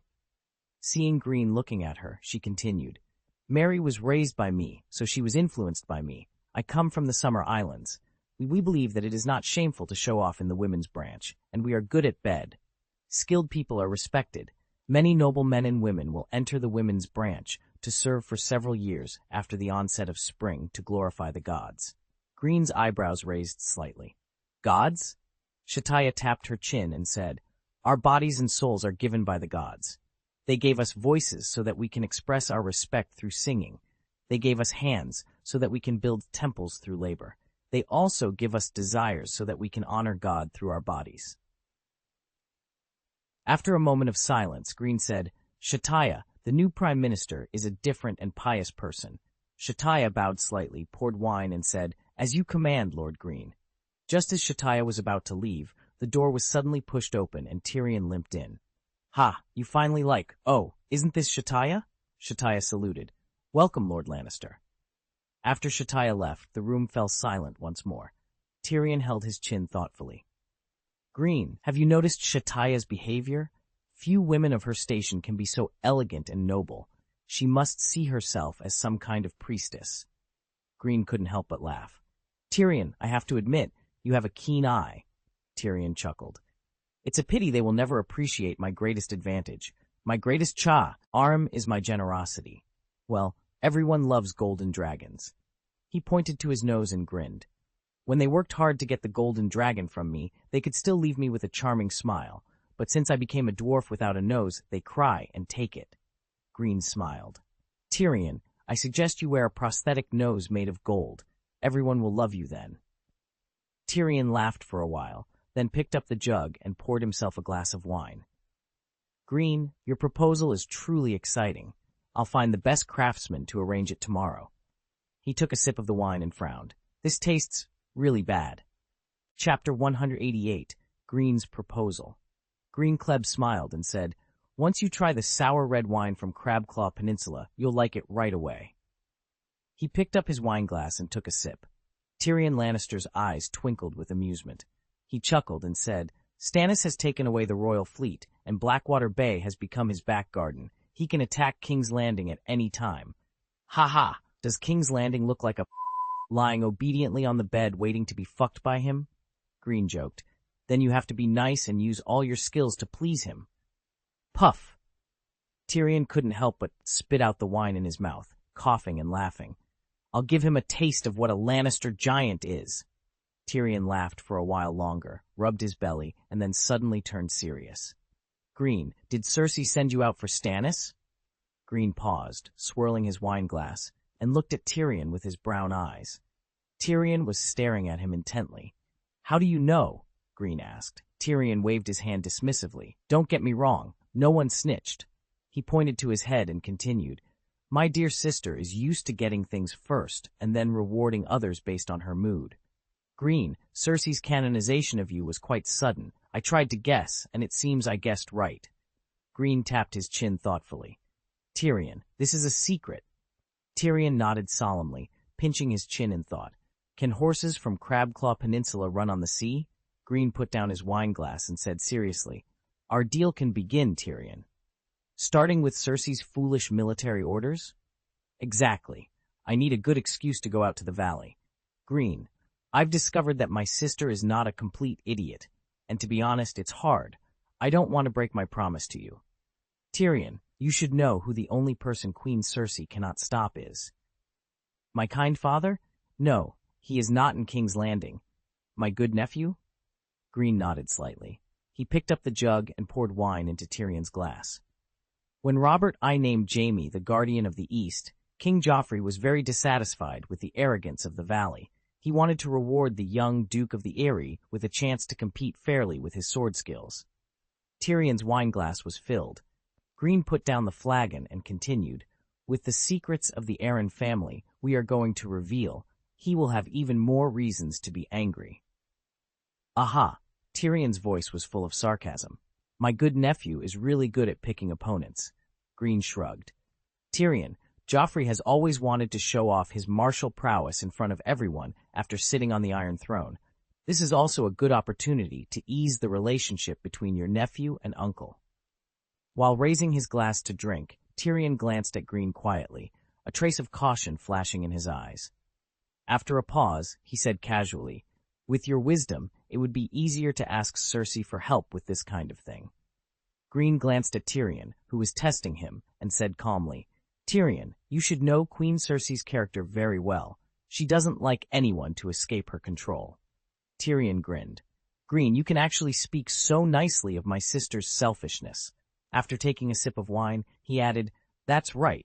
Your revenge plan must come second to Cersei's consolidation of her son's rule, unless... Greene's eyes trembled, and he continued, I never thought about that kind of thing. Any lie will eventually be exposed one day, Tyrion. You are really a reassuring guy.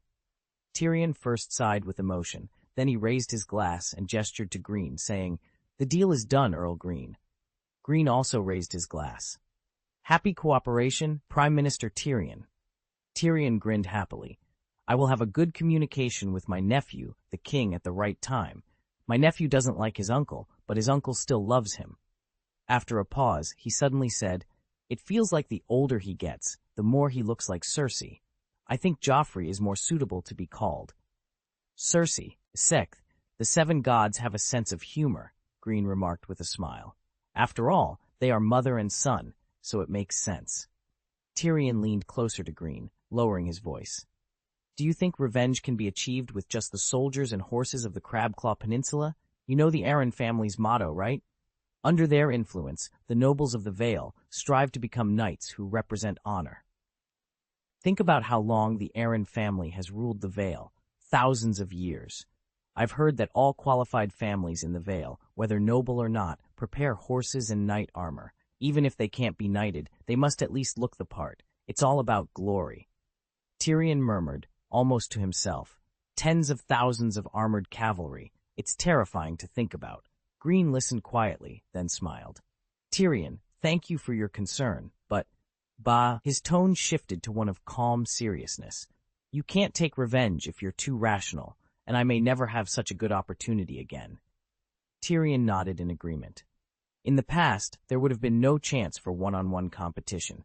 Now, with everyone so busy and Lady Lysa giving everyone a surprise, this is indeed a rare opportunity.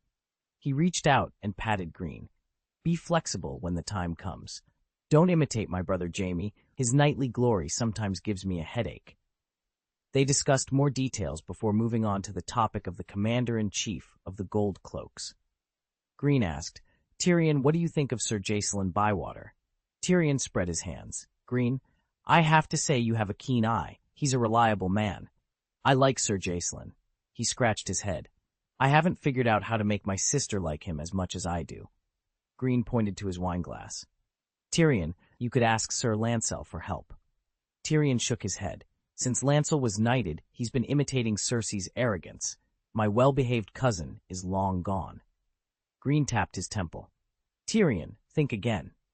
Seeing that Greene was serious, Tyrion stopped smiling and began to think. After a moment of silence, his eyes widened in disbelief. Greene met his gaze and nodded slightly. Tyrion leaned back in his chair, looking up at the ceiling. It's really unfair. When Cersei loved her brother, she forgot about my well-behaved cousin. Ignoring Tyrion's theatrics, Greene asked, "Do you have a plan now?" Tyrion grinned. "Lancel Lannister will soon become the good cousin I know, and he can still help me." He looked at Greene. "Why don't you keep this plan for yourself?" Greene's eyes showed disdain. "Prime Minister, if I were you, I would be moved to tears and express my gratitude right now." Tyrion laughed. "Your generous Earl, if you don't mind, please accept a kiss from me." Greene recoiled in disgust. "I refuse. I don't want to have nightmares." Tyrion clutched his stomach, laughing. After a while, he finally managed to stop, though he was still out of breath. Greene smiled and handed him a wineglass. Tyrion took a deep breath and drank deeply. Greene patted his arm. "Tyrion, my friend, don't put too much pressure on yourself. You are not alone." Crabclaw Peninsula, Whispering City. With a flutter of wings, a raven from King's Landing landed lightly on the wide windowsill. A pair of fat hands untied the letter from its leg. The door to Maester Al's study was pushed open, and the rotund figure of Samwell Tarly appeared. He panted, "Maester Al, a letter from the Red Keep." Samwell, who was rumored to have lost 2 pounds during his westward exercise, wiped the sweat from his forehead after delivering the letter. Maester Al looked at the seal on the beeswax and unfolded the letter solemnly.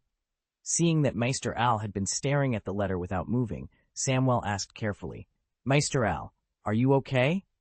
Maester Al first dabbed the corners of his eyes with his thumb, then raised his head and said, trembling, "My child, the Kleb family is the de jure ruling family of the Crabclaw Peninsula." "Gods bless you," Samwell said, taking the letter from Maester Al's hand with a look of surprise. As he read, Samwell couldn't help but raise his voice. "Earl of Crabclaw Peninsula, Guardian of Crabclaw Peninsula, Governor of Crabclaw Peninsula, inherit this honor from generation to generation, forever." Samwell was very excited. "Maester Al, our Lord Greene is really too." Maester Al calmly ordered, "Sam, go find Butler Herschel, go now." Okay. Samwell, temporarily lost in thought, just did what he was told habitually. After Samwell left, Maester Al hummed a traditional song from the Crabclaw Peninsula, moved tremblingly to the bookshelf, and pulled out the book recording the history of the Kleb tribe. Sitting back at the table, Maester Al opened a new chapter in the book. He picked up the quill and dipped it in ink. After pondering for a while, Maester Al smiled and began to write. Westerosi calendar year 298. A small port in Essos. Jon Snow twisted like an eel and kicked his heel hard into the crotch of the man who held him. There was a scream behind him, and after breaking free, he drew his sword and strode towards the other man who was rummaging through his baggage. "Outlander, I advise you to stop immediately." Jon's eyes flashed with anger. "I gave you 2 a chance.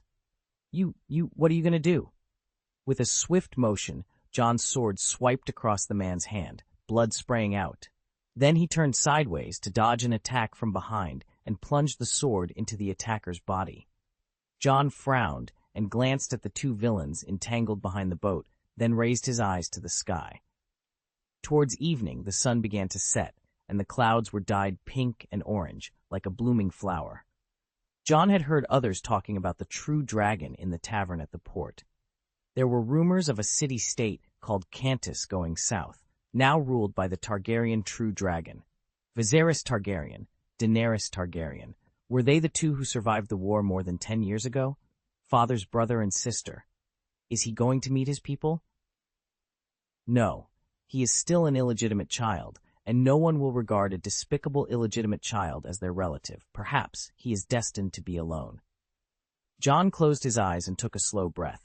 If he was truly destined to be lonely, he would turn loneliness into strength. When Jon opened his eyes again, he had driven away the sadness in his heart.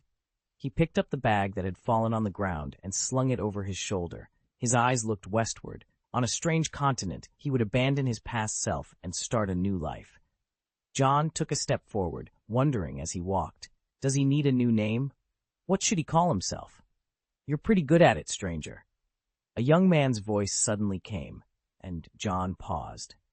He held the handle of his sword and followed the voice with alert eyes.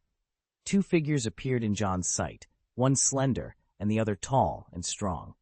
John stared at the two people walking towards him slowly and calmly assumed a fighting posture. The young man chuckled, spread his hands, and said, "We have no ill intentions." The young man who spoke seemed to be about the same age as John. He had blue hair and a gentle smile on his handsome face. Next to the blue-haired young man was an older man with orange-red hair and a thick beard. The blue-haired young man explained patiently, "This is our first time here as well.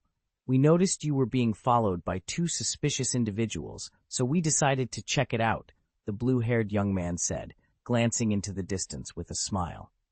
"It seems you've handled the situation." John removed his hand from the sword handle and replied, "They were bandits." The big man with orange hair spoke in a gruff voice. "Well done. They got what they deserved." The blue-haired young man nodded in agreement. "I think so too," he said. After a brief pause, he continued, "Allow me to introduce myself. My name is Little Griffin. I've lived in unstable conditions with my strict father since childhood.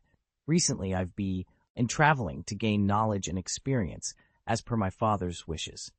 The big man with orange hair then introduced himself. "I'm Raleigh, the son of a blacksmith. Currently, I'm employed as Little Griffin's guard." John smiled and said, "I'm John, from Westeros. I'm here to gain experience." His tone was uncertain. Little Griffin chuckled. "In time, John, you'll figure out what you need to do." Raleigh laughed heartily. Maybe he's right. John looked at the two of them and smiled, feeling a sense of camaraderie. Chapter 189, Greene's Proposal. Jon Snow caught the wineskin thrown by Little Griffin, uncorked it, and took a drink. He was indeed thirsty. "Aren't you worried about being poisoned?" Little Griffin asked with a mischievous grin. John, who was mid-drink, choked and coughed.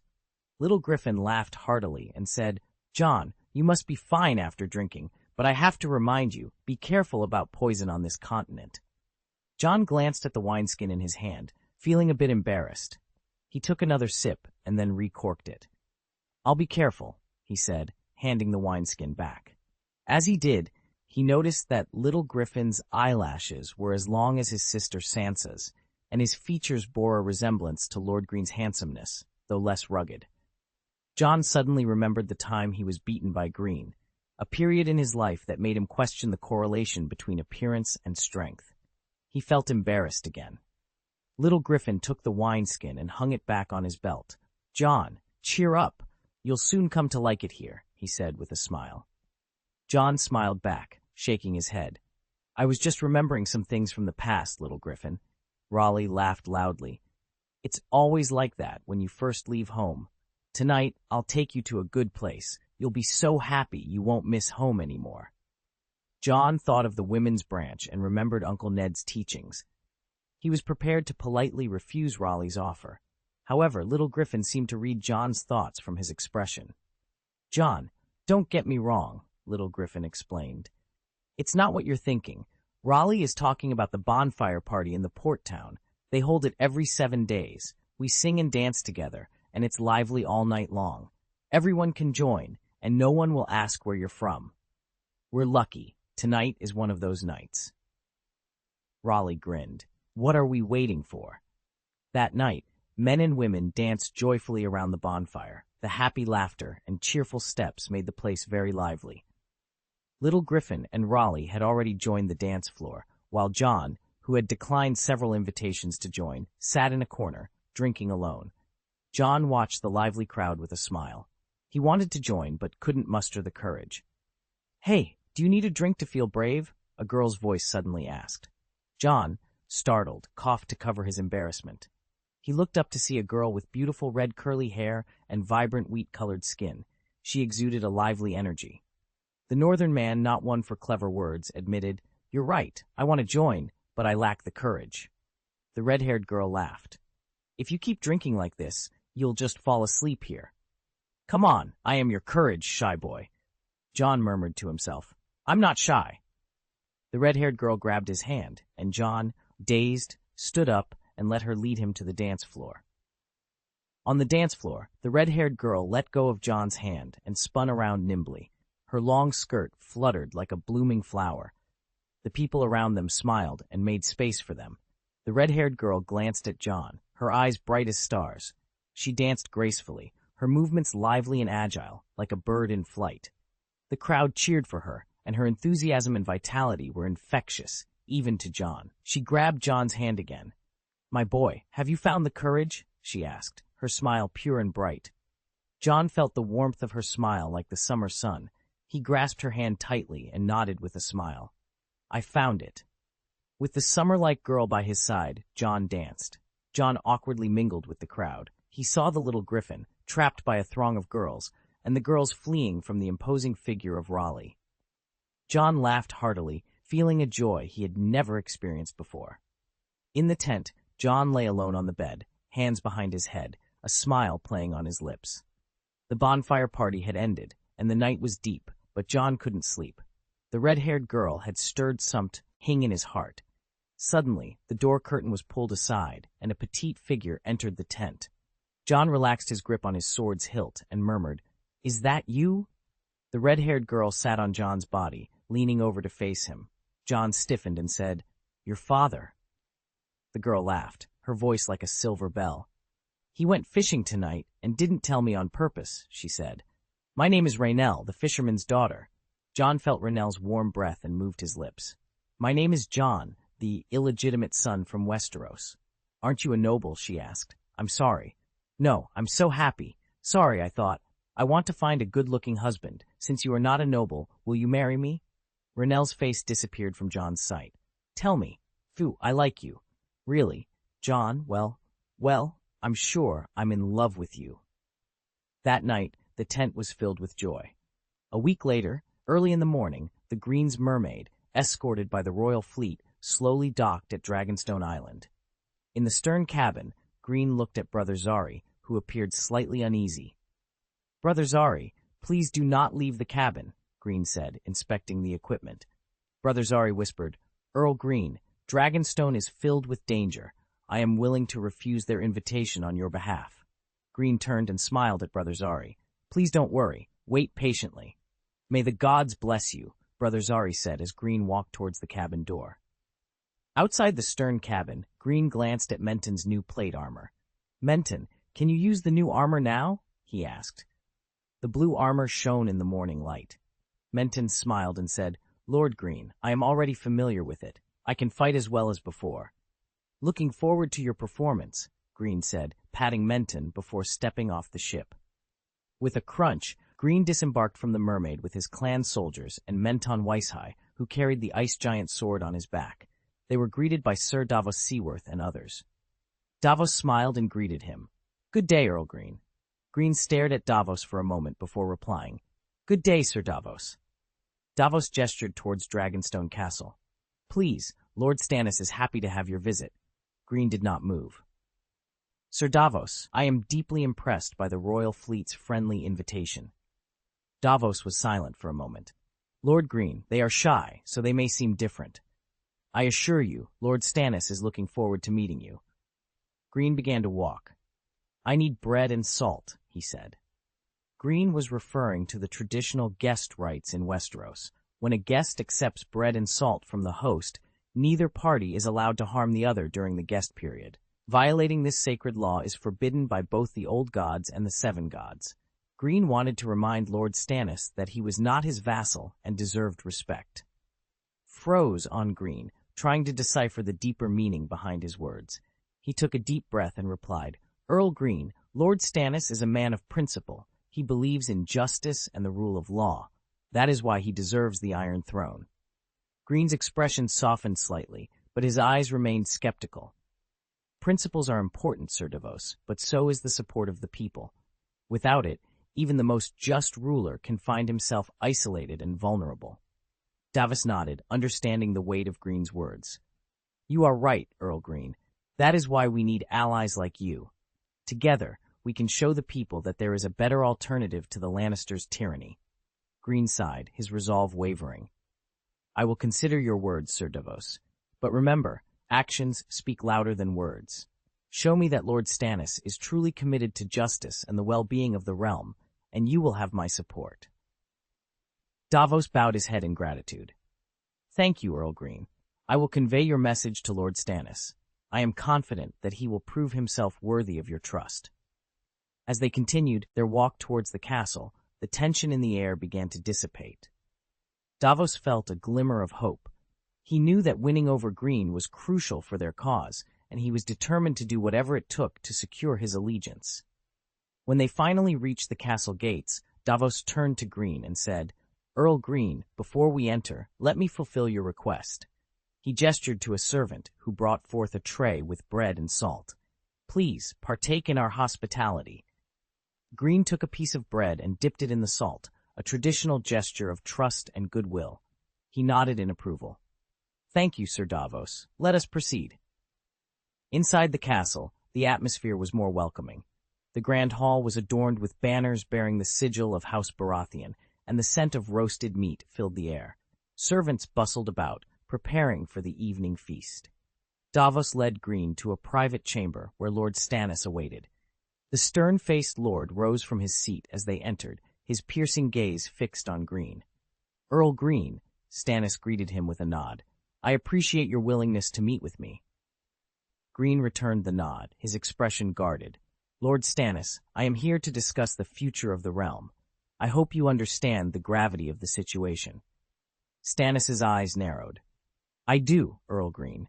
The Lannisters have brought nothing but chaos and corruption to the Seven Kingdoms. It is time for a change." Greene studied Stannis for a moment before speaking. "I need to know that you are committed to more than just claiming the throne. The people need a leader who will restore order and justice." Stannis's jaw tightened. "I am that leader, Earl Greene. I will not rest until the realm is free from the Lannisters' grip, but I need your support to achieve that goal." Greene's gaze softened slightly. "Very well, Lord Stannis. I will lend you my support, but know this, I will be watching closely. If you falter, if you betray the principles you claim to uphold, I will not hesitate to withdraw my allegiance." Stannis nodded solemnly. "Understood, Earl Greene. I will not disappoint you." With that, the meeting concluded, and the alliance was forged. As Davos escorted Greene back to his quarters, he couldn't help but feel a sense of relief. The road ahead was still fraught with challenges, but with allies like Greene, they had a fighting chance. As the night fell and the castle settled into a quiet calm, Davos allowed himself a moment of reflection. He knew that the battle for the Iron Throne was far from over, but he also knew that they were one step closer to their goal. And for now, that was enough. Davos's eyes were wide open as he stared blankly at Greene. It felt as though a storm was brewing within him. Greene patted Davos again, reminding him to keep walking. Davos snapped back to reality, his tone unusually urgent. "Earl Greene, jurisprudence." Davos began, but Greene raised his hand, interrupting him. "Sir Davos, I admire your character very much. This is the truth. My main purpose today is to come and see you, to ensure that you are well." "I am very pleased," Greene's his smile gentle and his tone sincere. Davos nodded towards Greene. "Earl Greene, the Iron Throne needs a person with true justice." Greene nodded in agreement. "I have to admit, this is rare, but—" He paused before adding, "I am honest with you. The people of Crabclaw Peninsula will never forget the sacred mission of guarding the Iron Throne. However, the people of Crabclaw Peninsula will never be the servants of any one person. Let's go, Sir Davos." Chapter 190, Greene's Proposal, Dragonstone Castle, Picture Table Hall. "The Earl of Crabclaw Peninsula, Greene Kleb, salutes you." Several people stood beneath the raised platform in the hall. Lord Stannis sat on the high seat, his eyes obscured by the shadows of his thick eyebrows. His calm and indifferent voice echoed in the empty hall. "Lord Greene, do you remember what I said here last time?" Greene straightened up and looked at the towering Duke Stannis. "I remember you said you would clear up my doubts." Lord Stannis's lips tightened and his jaw moved silently. After a pause, he asked, "Have you solved your doubts now?" Greene shook his head slightly. "Lord Stannis, please forgive my ignorance." As Greene finished speaking, a strange woman suddenly snorted. She had a thin body, a slender face, protruding ears, and a sharp nose. Her eyes were light-colored, her mouth stern, and her voice as sharp as a whip. What a cunning Earl of Whispering Castle! Who doesn't know that the boy sitting on the Iron Throne is Cersei's biological son? How dare you lie under the watchful eye of the Lord of Light? Am I worthy of that slut Cersei's favorite? Greene remained indifferent to the harsh rebuke. He turned his head and looked at the Onion Knight standing beside him. He whispered, "Sir Davos, who is this lady?" Davos raised his eyebrows, showing a helpless expression. He glanced at Lord Stannis on the high seat and whispered to Greene, "Lord Greene, you are putting me in a difficult position." Greene raised his eyebrows and looked at Davos without speaking. Davos sighed softly. He first bowed in the direction of Lord Stannis and then said, "This is Lord Stannis' wife, Lady Selyse." Davos's brief introduction was met with a dissatisfied snort.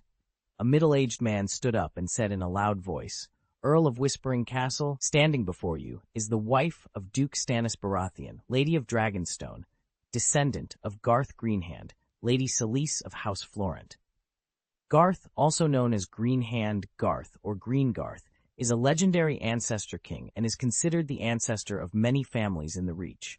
His eldest son, Garth Gardner, founded the Gardner family and became the first king of the Reach. The Florent family is one of the powerful and ancient nobles in the Reach. Their lineage can be traced back to one of the 3 sons of Floris, the daughter of Garth. They claim that their lineage is closer to the Gardner family than that of House Tyrell.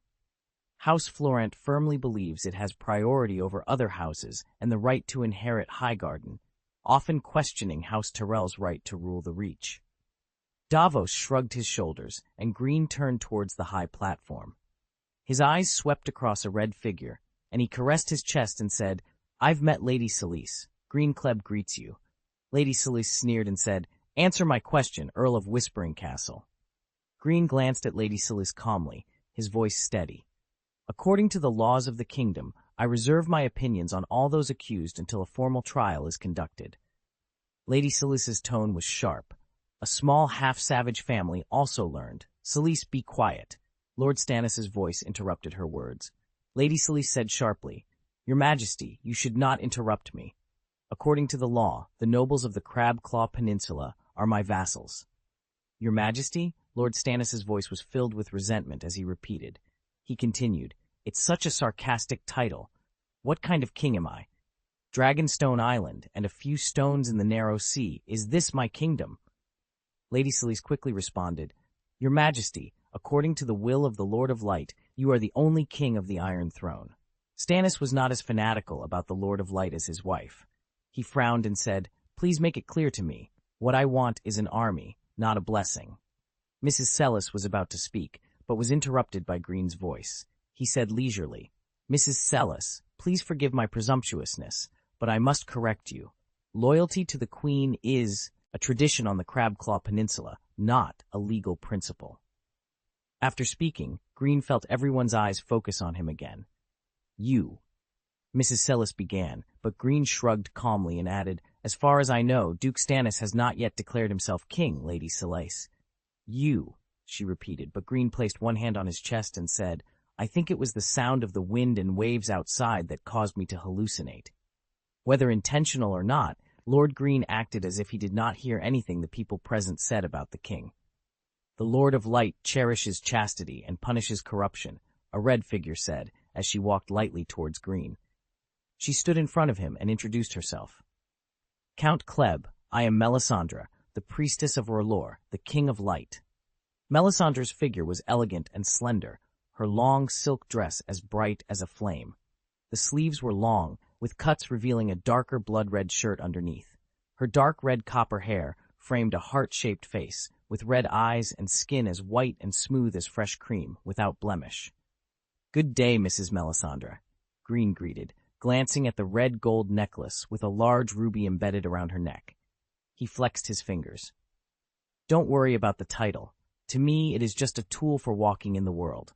Melisandre's voice was deep, with the unique melodious accent of the Jade Sea region. She suddenly stared at Greene, and he seemed to see a flash of fire in her eyes. She gently brushed Greene's breastplate with her hand and murmured, "Such pure power." Greene felt uncomfortable with her wording. Melisandre retracted her hand, and both she and Greene took half a step back almost simultaneously. The moment her fingers touched him, Greene felt as if his clothes were being stripped off. He was genuinely worried he might not be able to resist drawing his sword, so he backed away. What about Melisandre? She kept her thoughts secret. Both of them thought their previous actions were hallucinations. After a moment of pause, Melisandre spoke softly. "Count Greene, the guidance of the Lord of Light brought you here." She spread her hands and chanted, "We all have to make a choice, male and female, old and young, noble or mediocre. Our choices are all the same. We choose between light and darkness, justice and evil, the true God or the false God." After saying that, her eyes lingered on Greene for a moment before turning back to the platform. Melisandre bowed lightly to Stannis on the high seat and said, "We mortals, living and dying alone, wandering in the valley at a loss.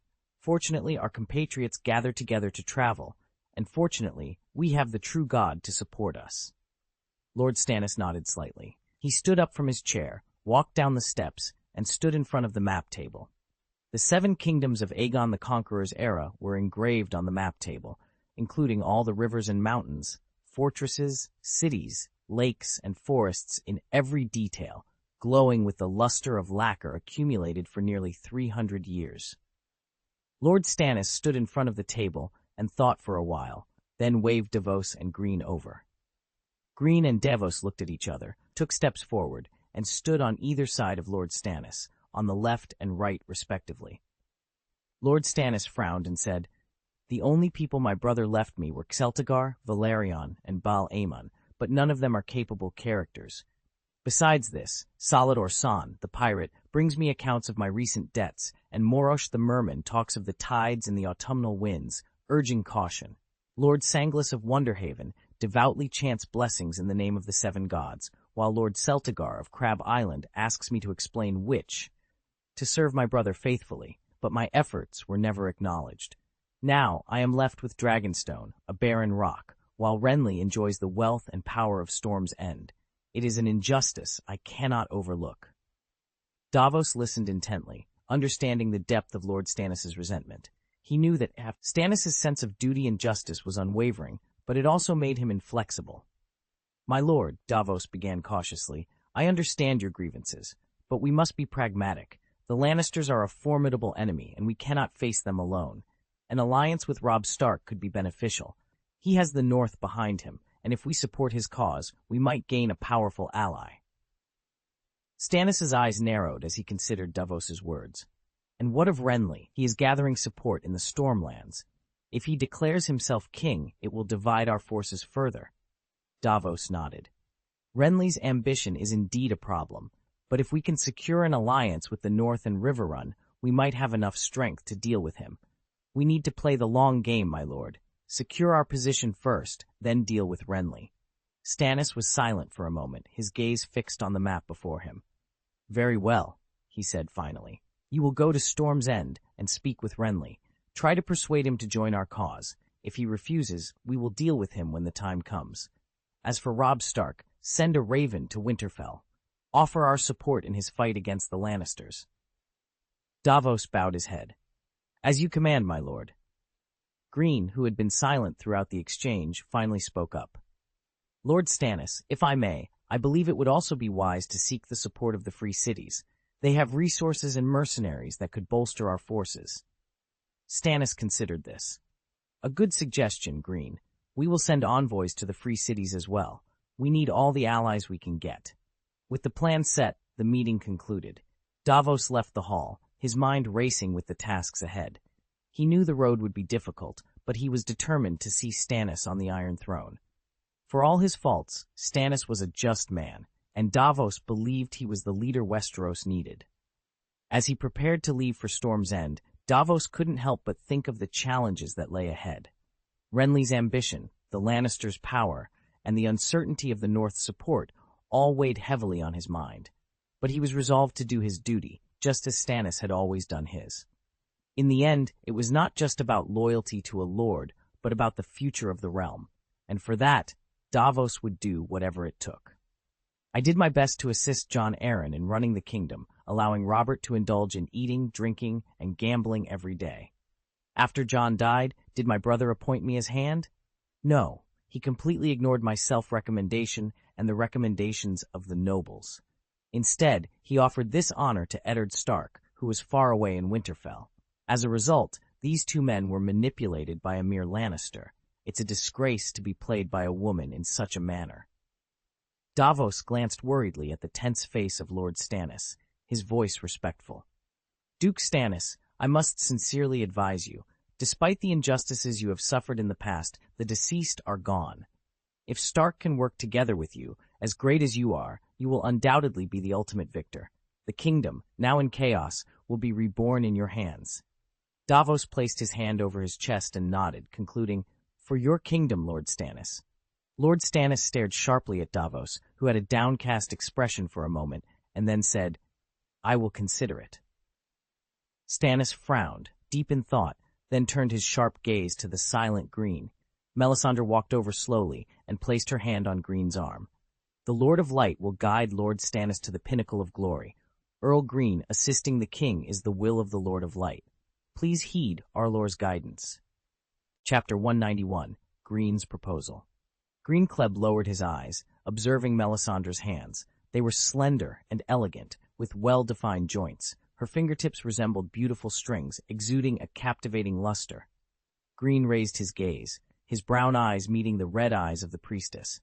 Lady Melisandre, I believe Lord Stannis did not summon me here to discuss unfamiliar beliefs, he said, glancing at the ruby on her throat before walking past her to the map table. Melisandre's deep voice resonated. Earl Greene, the Lord of Light watches over every mortal on this earth. Greene stared at the map table. Whether it is a true god or a false god, I am just a small lord. My concern is whether my people have enough to eat. He paused, then looked at Melisandre. The new bishop of Crabclaw Peninsula is on my ship right now. He might be more inclined to pay tribute to your power. Melisandre's blood-red eyes seemed to flicker with candle flames. The holy fire will protect believers and cleanse away all evil. Greene's eyes flashed coldly, and his right hand slowly moved to the hilt of the sword at his waist. Suddenly, Stannis Baratheon's cold voice broke the tension. The will, Stannis murmured, continuing, Tuju Hall is not a place for missionary work. Davos Seaworth stepped forward, his body naturally blocking the line of sight between Greene and Melisandre. He looked at Greene with a friendly expression. Earl Greene, if you don't mind, I would like to hear your advice. I have always admired your military talent. After Davos finished speaking, Stannis's eyes shifted to Greene again. Under his thick eyebrows, his eyes were like two wounds. Greene nodded slightly, then turned his attention to the map of the 7 kingdoms on the table. Duke Stannis, as a friendly guest, please forgive my presumption. Lord Stannis nodded imperceptibly. Greene pointed at the valley on the map. There, the criminal who poisoned Prime Minister Jon is awaiting trial. Before the trial, it is very likely to fall into civil war. It is a place that cannot take care of itself. Greene then pointed to the Riverlands. This area will soon become a battlefield for lions, wolves, and fish. He moved his finger to the Stormlands. You know the situation here better than anyone else. Finally, his finger rested on the Reach. Given the current situation, the support of the Golden Rose family can determine the final outcome of the war. Greene gripped the edge of the map table with both hands and looked up at Lord Stannis, who was staring at the Riverlands. Lord Stannis, I know about the siege of Storm's End more than 10 years ago, but I must advise you, with my limited wisdom, I believe the support of the Golden Rose is crucial. After a moment of silence, Davos sighed. Earl Greene, this is difficult. Lord Stannis snorted coldly. The timid ones want to hide behind the city walls and wait for the wind to change. The bold ones want to join Renly's army. Why should Renly? He only knows how to hold court meetings and joke with Littlefinger. When it comes to tourneys, he dons that beautiful armor and gets knocked down by a master of lances. This is the sum total of my brother Renly's deeds. What evil have I done to be burdened with such a brother in this life? Selyse Florent's sharp voice suddenly cut through the air. Stannis, the so-called suggestions they put forward are foolish. As the legal heir to the Iron Throne, can you only beg for mercy? Lord Stannis frowned, looking at his wife. Woman, when did I start begging for mercy? Selyse approached, her footsteps echoing. I'm pleased to hear you say that. According to the will of the Lord of Light, you are the true ruler of the 7 kingdoms, the Andals, the Rhoynar, and the First Men. The Starks, the Golden Roses, your brother Renly, and others should be loyal to you. In this case, Wouldn't it be disrespectful to ask for help from them, or even bargain? Lord Stannis's jaw moved silently. He had never been good at getting along with women, not even his own wife. When he went to the Red Keep to assist Jon Arryn in governing the kingdom, he would leave Selyse and his daughter on Dragonstone. He received few letters from his family and visited even less frequently, performing his duties only once or twice a year. He felt no joy in the obligations of marriage. After a pause, Duke Stannis said coldly, "Another intention. Madam, I remind you again, what I want is an army, not a blessing. My brothers and uncles have armies, and House Florent will fight for you." "The 2,000 soldiers of the Florent family? I'm afraid I don't have as much confidence in them as you do, Selyse. The territory of the Florent family is too close to Highgarden. I think your brother and uncle dare not go against the Golden Rose family." Lady Selyse came over and held Stannis's hand. "It is destined that you will sail away from this island and sweep across thousands of armies, just like Aegon the Conqueror. Your time is coming. The Light King R'hllor is the heart of the flame and your most powerful ally." Lord Stannis asked with a sullen face, "How many troops will the Lord of Light give me?" Lady Selyse spread out an arm and said, "Melisandre has seen the prophecy from the Holy Fire. How many armies will you need? Start with the soldiers and horses of Storm's End Castle and Highgarden." Greene suddenly coughed slightly, interrupting Lady Selyse's words and attracting the attention of those present. Lord Greene was about to leave. Lady Selyse said angrily in a sharp voice, "Earl Half-Savage, you are causing an offense, an unforgivable offense." Stannis narrowed his eyes and stared at Greene. Greene said calmly, "My Lord Duke, if you are destined to be king, I think marriage may be more reliable than the so-called will." Davos first looked at Lady Selyse, who was stopped by Lady Melisandre, then at the silent Lord Stannis and said, "Lord Greene, what do you mean?" Greene shrugged and said, "If he is destined to become king, Lord Stannis needs a queen who can bring him 100,000 troops." Lady Selyse snapped, "The one true king has the one true queen." Tat, tat, tat. Duke Stannis walked up to Greene and stood in front of him, saying, "Earl Greene, I don't like hypocritical people." Lord Stannis's eyes were sharp. "When you made your suggestion to me, you already knew that I would not accept it." Greene met Lord Stannis's gaze and nodded calmly. "Dear Lord Stannis, you have a burning gaze. I have to be honest, this is one of the reasons why I respect you." He caressed his chest and said, "Under the continuous blockade and suppression by the Valley nobles for more than 10 years, the Crabclaw Peninsula has been in chaos all year round. The Kleb family ended the war with war, and at the cost of being extremely weak, they finally ushered in a rare peace. Kleb cannot afford another defeat. Just as you are, please allow us, who are weak, to hide behind the city wall and wait until the wind blows." After a pause, Greene continued, "I assure you, whether it is out of respect for you or the legal order of succession, the Crabclaw Peninsula will never serve Duke Renly." After a moment of silence, Lord Stannis said coldly, "Where is Lannister?" Greene's expression showed no hesitation. "Cersei Lannister loves Claiborne, but she is not a Lannister in my eyes." Lord Stannis's eyes were scrutinizing. "Then let me put it another way. Will you be loyal to Cersei to the end?" Greene's eyes were firm. "Duke Stannis, I am a knight who has not lost his heart of honor." Lord Stannis turned around. His eyes moved to the picture table, and Greene did not speak again. After standing motionless for a while, Lord Stannis turned his back to Greene and said coldly, "You should step back. Remember your promise, Greene Kleb." Chapter 192, Blood and Fire, come from the same origin.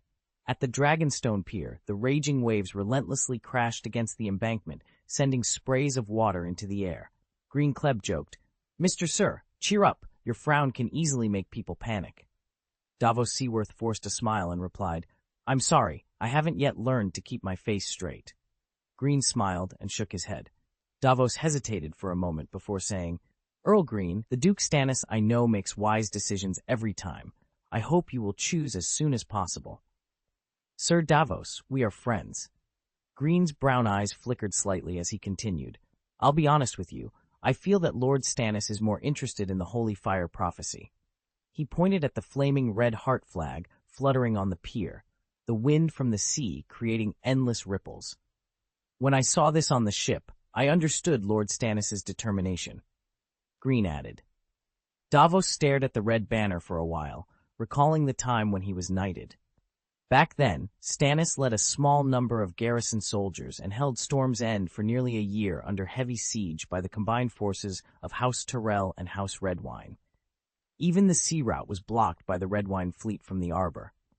The horses in Storm's End had long been eaten, and the cats and dogs were cooked to death. The defenders were left with only tree roots and rat meat to eat. It was a night with dark clouds, a dark moon, and high winds. Davos had taken advantage of the cover of darkness to navigate through the dangerous reefs of the Redwyne fleet and Shipbreaker Bay. His small boat had black sails, black oars, and a pitch-black hull. The cabin was full of onions and salted fish. Although it was not much, it was enough for the defenders to hold on until Eddard Stark led his troops to relieve the siege of Storm's End. After the war, Lord Stannis had rewarded him with the fertile land of Cape Wrath, a small castle, and the status of a knight. He had also helped him save time by trimming the nails of his left hand. Davos sighed and said, I am very incompetent and cannot convince the lords of the Stormlands to support Duke Stannis. They prefer the well-spoken Duke Langley. Greene turned his head to look at Davos. They will eventually choose the winner, sir. Davos showed some helplessness on his face. Obviously, not many people are willing to believe that Lord Stannis can sit on the Iron Throne. Greene looked at the flaming red heart flag again and murmured, Sir Davos, are you trying to tell me that Lord Stannis had to make some helpless choices? Greene turned to Davos and continued, You should know Storm's End Castle very well, right? Davos nodded slightly. Greene said, According to legend, the first Storm King, Durin, won the love of the beautiful Elenai, who was the daughter of the sea god and the wind goddess. On their wedding night, Elenai sacrificed her virginity to a mortal, and from then on, she had to endure birth, old age, illness, and death like a mortal. Her parents were extremely angry at their daughter's decision. They caused strong winds and huge waves to vent their anger on Durin's castle. That night, all his friends, brothers, and wedding guests were swept away, either smashed to death on the city wall or drowned in the ocean. Only Durin, who was protected by Elenai, was unharmed. Davos's eyes trembled. He understood what Greene was implying. No matter what the original intention was, everything had a price. Davos withdrew his thoughts. He admired Stannis and believed that the dilemma was only temporary and that the great Stannis would eventually sit on the Iron Throne. His loyalty to Stannis never wavered. Davos's voice was friendly, but his eyes were firm. Earl Greene, it still stands tall. Greene reached out and patted the Onion Knight's arm. Sir Davos, I look forward to your good news.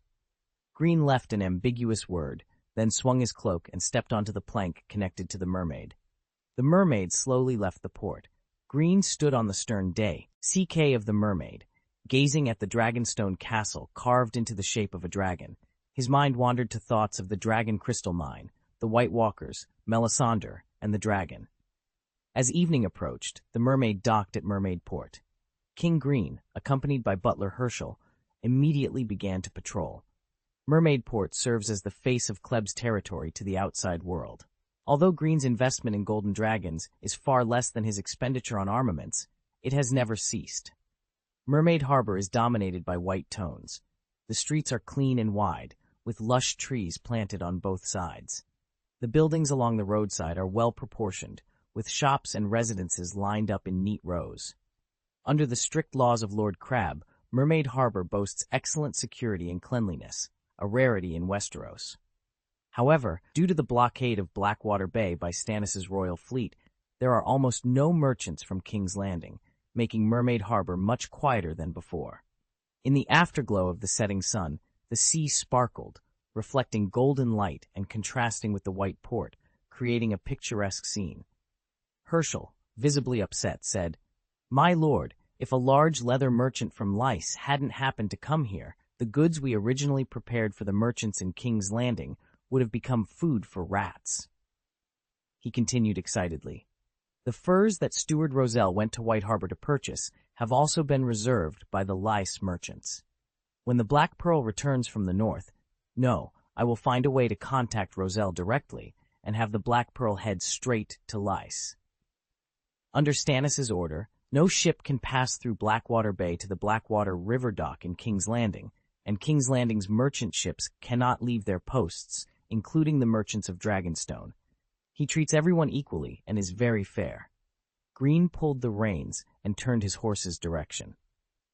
Thank you, Herschel. In Essos, in the city-state of Viserys, Daenerys Targaryen sat upright in the governor's study, with Jorah Mormont and others standing before her. Daenerys' silver hair cascaded over her shoulders, and a look of worry appeared on her delicate face. "We don't have enough golden dragons, do we?" she asked. Ser Jorah glanced at the silver-haired princess and replied, "Princess Daenerys, His Majesty Viserys also demanded a high bonus. His demands will only increase, and we cannot satisfy him." After a pause, Daenerys asked, "Don't the merchants of the city-state welcome my brother to hold a martial arts tournament on his name day? Do you think they will support us?" "Unless you tell the soldiers to put knives to their necks." Ser Jorah snorted coldly and continued, "The kind of tournament in Westeros is a novelty here and can attract a lot of people. The businessmen just want to take advantage of the opportunity to make a lot of money, not out of the love His Majesty Viserys thinks they have." He hesitated and then added, "I think the real purpose of those people is you, Your Highness." Although she had warned herself not to give in to her brother easily, her brother had come to her some time ago, promising to stop drinking and showing rare concern for her well-being. Daenerys was both happy and touched, so she agreed to Viserys' request to host a celebration on her name day. However, what followed was not the warming of the relationship between brother and sister that Daenerys had imagined, but her brother's endless requests, such as holding a Westeros-like tourney on that day. Disappointed? Or was she too naive? Thinking of this, Daenerys barely maintained a calm expression. Her violet eyes looked out the window, and she whispered, "Do you see me as a valuable commodity again?" Although there was no anger on her face, the hand hidden under the table was tightly clenched. Ser Jorah glanced worriedly at the silver-haired princess and said, "It is said that Dick dissuaded His Majesty Viserys, who had started to waver." Daenerys seemed to be in a trance, murmuring, "Yes, I am worth 10,000 soldiers and horses. At least no one in this city can afford that price." After a moment of silence, Ser Jorah stepped forward, his eyes fixed on Daenerys, who wore a sad expression. "Princess Daenerys, aside from his determination to reclaim the Iron Throne from the usurper, Viserys is a king easily swayed by slander," he said. "I want to be blunt with you. There must be someone who cherishes you in this world, but that person will definitely not be your brother." After a pause, Ser Jorah glanced again at Daenerys, who remained expressionless, and continued, "His Majesty Viserys is dangerous. He is a danger to you. You trust your brother too much."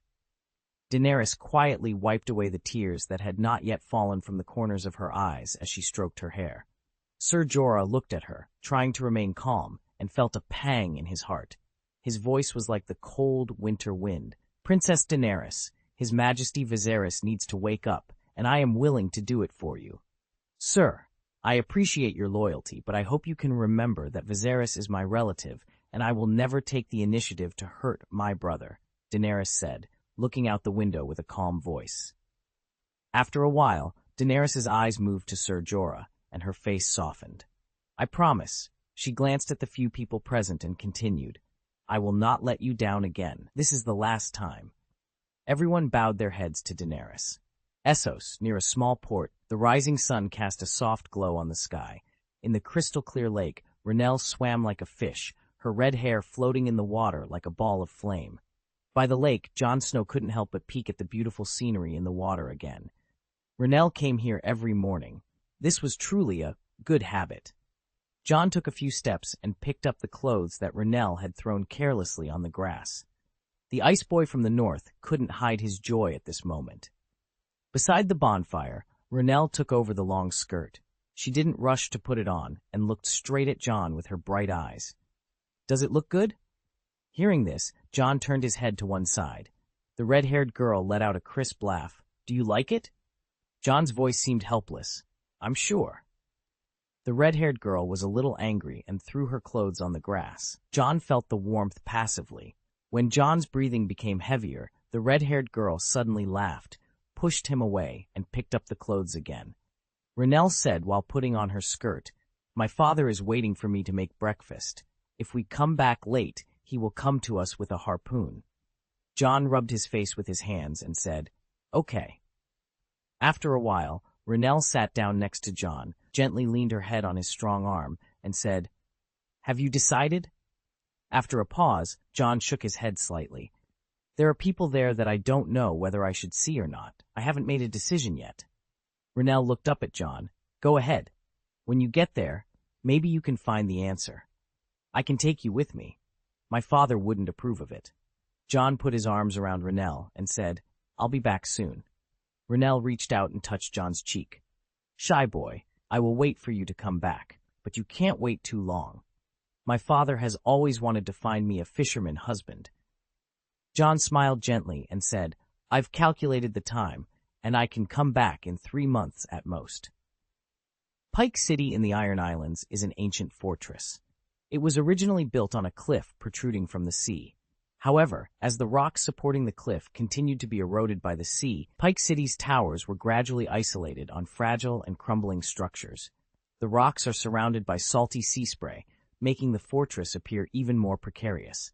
The salty sea breeze and the scent of wet seawater permeated Pike City all year round. At the main gate, Theon Greyjoy stood with his brown-black hair, lean build, and dark complexion. He first glanced at his hands, then stared blankly at the woman who shared his sister's name. His lips trembled. Asha Greyjoy, with her slender figure, long legs, and short black hair, wore a wicked smile. "Is it easy to touch, my good brother?" she taunted. Theon finally snapped out of his daze, his anger rising. "Why didn't you tell me your identity earlier?" Asha's smile widened mockingly. "Brother, I needed to see what kind of man you've become in Lindong City first." She gave a mocking salute and continued, "Now, Your Highness, I beg your pardon. I must change into something more appropriate for your welcome banquet." Theon watched his sister walk away, standing motionless. He felt utterly foolish. In front of Asha, he had made a complete fool of himself, and he had done so willingly. His mute attendant, Weeks, giggled beside him.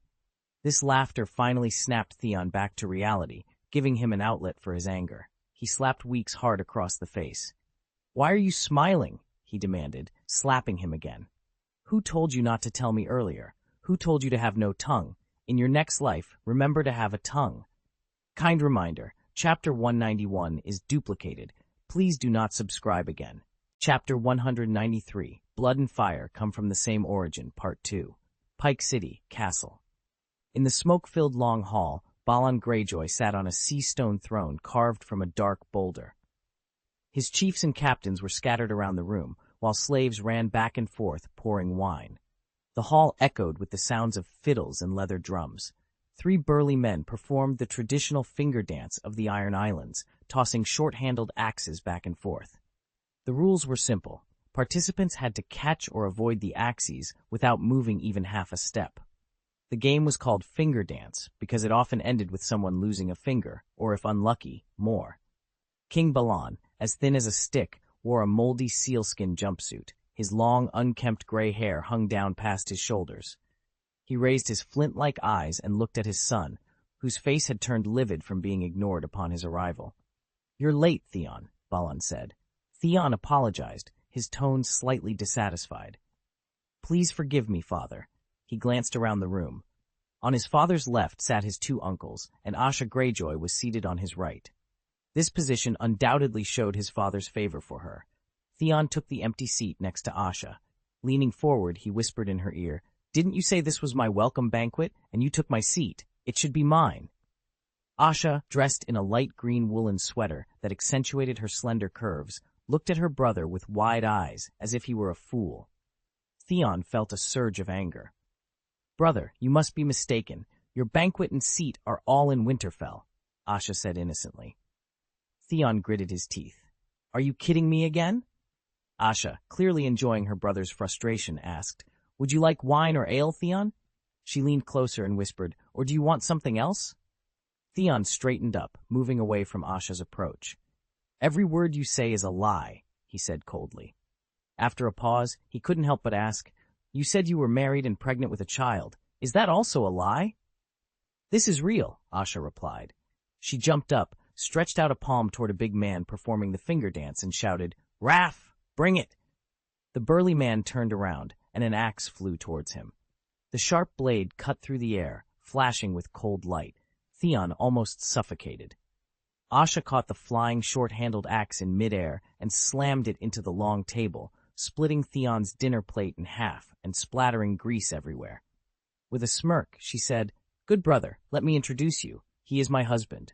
Reaching into her blouse and pulling out a dagger, she continued, And this is my baby. Everyone burst into laughter, except Theon, who sat there blankly. It felt as if everyone was laughing at him. The best response he could muster was a few nervous smiles. My brother, you have been a wolf boy in Winterfell for 10 years. Do you think that as soon as you come back, you will be the prince of the Iron Islands? You don't understand anything or anyone here. Why should others fight for you or die for you? Asha's eyes were a mix of mockery, joy at their reunion, disappointment, and anger towards the Starks. Theon only saw his sister's mockery. Because according to the law, I was born to be the prince of the Iron Islands, he said stiffly. Did Asha think that after living in Winterfell for 10 years, I became a Stark? Although Lord Eddard allowed him to grow up with his children, he was never one of them. Everyone in Winterfell regarded him as a hostage, a guarantee of his father's good behavior. Even the bastard.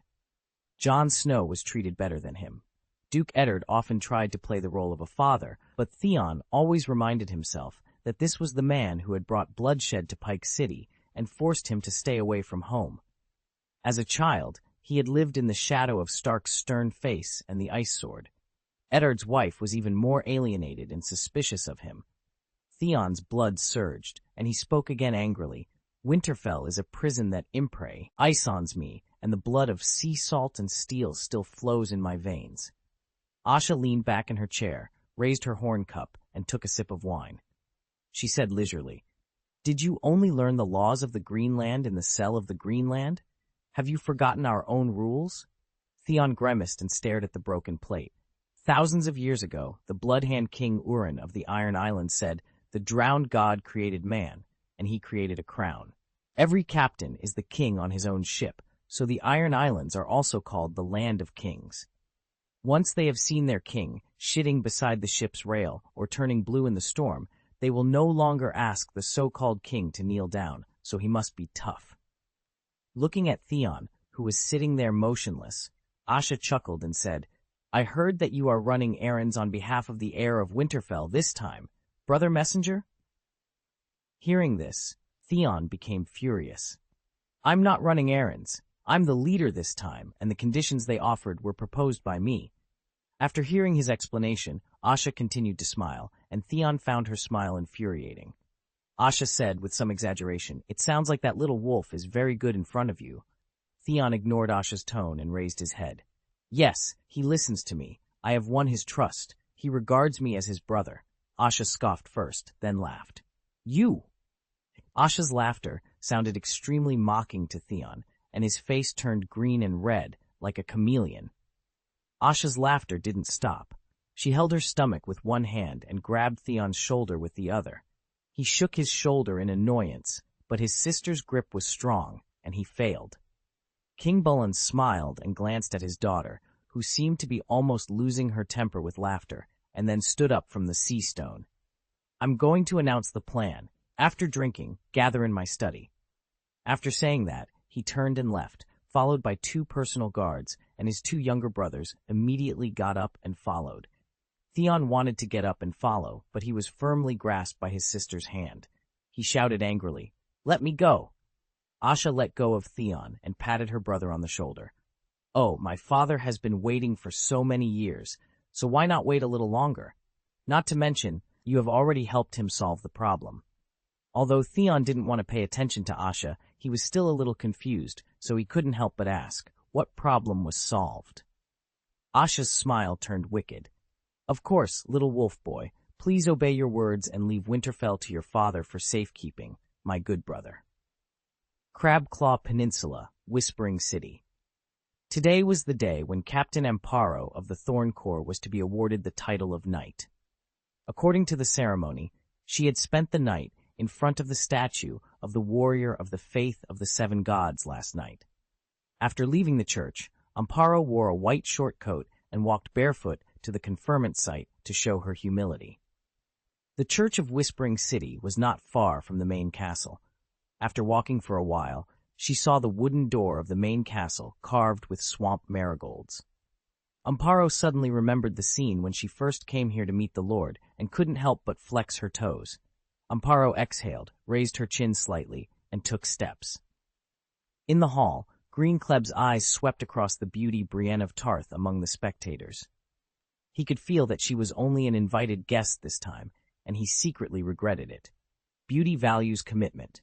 So she came, but her heart was with Langley, and Lord Greene was not troubled by others. There was movement in the distance. Greene looked over and saw Amparo slowly approaching. Lord Greene recalled the previous scene, and looking at this upright female warrior, the corners of his mouth curved slightly. After the master of ceremonies finished singing, the hall became quiet. Amparo knelt on one knee in front of Greene, lowering her face. With a bang, Greene pulled out his long sword and placed it on Amparo's right shoulder. He spoke slowly. "In the name of a warrior, I ask you to be brave." The sword was moved from the right shoulder to the left. "In the name of my heavenly Father, I demand justice from you." The sword returned to the right shoulder. "In the name of the Holy Mother, I ask you to protect the weak and innocent." The long sword fell to the left shoulder again. "In the name of the girl, I ask you to protect all women." The long sword moved from left to right. "In the name of the blacksmith, I ask you to be perseverant." The long sword moved from right to left. "In the name of the old woman, I ask you to be rational." The long sword moved from left to right. "In the name of the stranger, I ask you not to be afraid of sacrifice." Greene retracted his sword and said, "Rise, Knight Amparo." As Amparo stood up, Brother Zari approached with a kind face and anointed her with holy oil. "Congratulations to you, child, and may the gods bless you." The witness knight, Mason Baker, said, "Sir Amparo, you need a surname that belongs to you." Amparo first nodded her thanks, then looked expectantly at Sir Mason, who was always steady. Mason smiled and nodded, then with a slightly stiff movement, he approached the Bishop of Crabclaw Peninsula, who was about to leave. "Brother Zari, it's time for us to discuss the location of the new church." Brother Zari was forced to hurry because of Sir Mason, and Amparo opened her mouth as she watched their departing figures. Greene walked over, a smile on his face. "Amparo, Mason's affairs are quite busy. I can help," Greene said thoughtfully. "Soens, Amparo Soens." The next day, Greene took the newly canonized female knight and began to patrol the western part of the Crabclaw Peninsula. At the same time, under Greene's military orders, the elite soldiers and various armaments of the Crabclaw Peninsula began to secretly assemble at the newly built military port in the northern part of the Crabclaw Peninsula. The armaments and soldiers were to be assembled within 3 months. Redfort, Prime Minister's Tower. In the study, Tyrion Lannister was lying on the table, looking very tired. Tyrion had to admit that he had really underestimated his cousin Lancel. With his assistance, Jacelyn Bywater quickly took the position of Commander-in-Chief of the Golden Cloaks.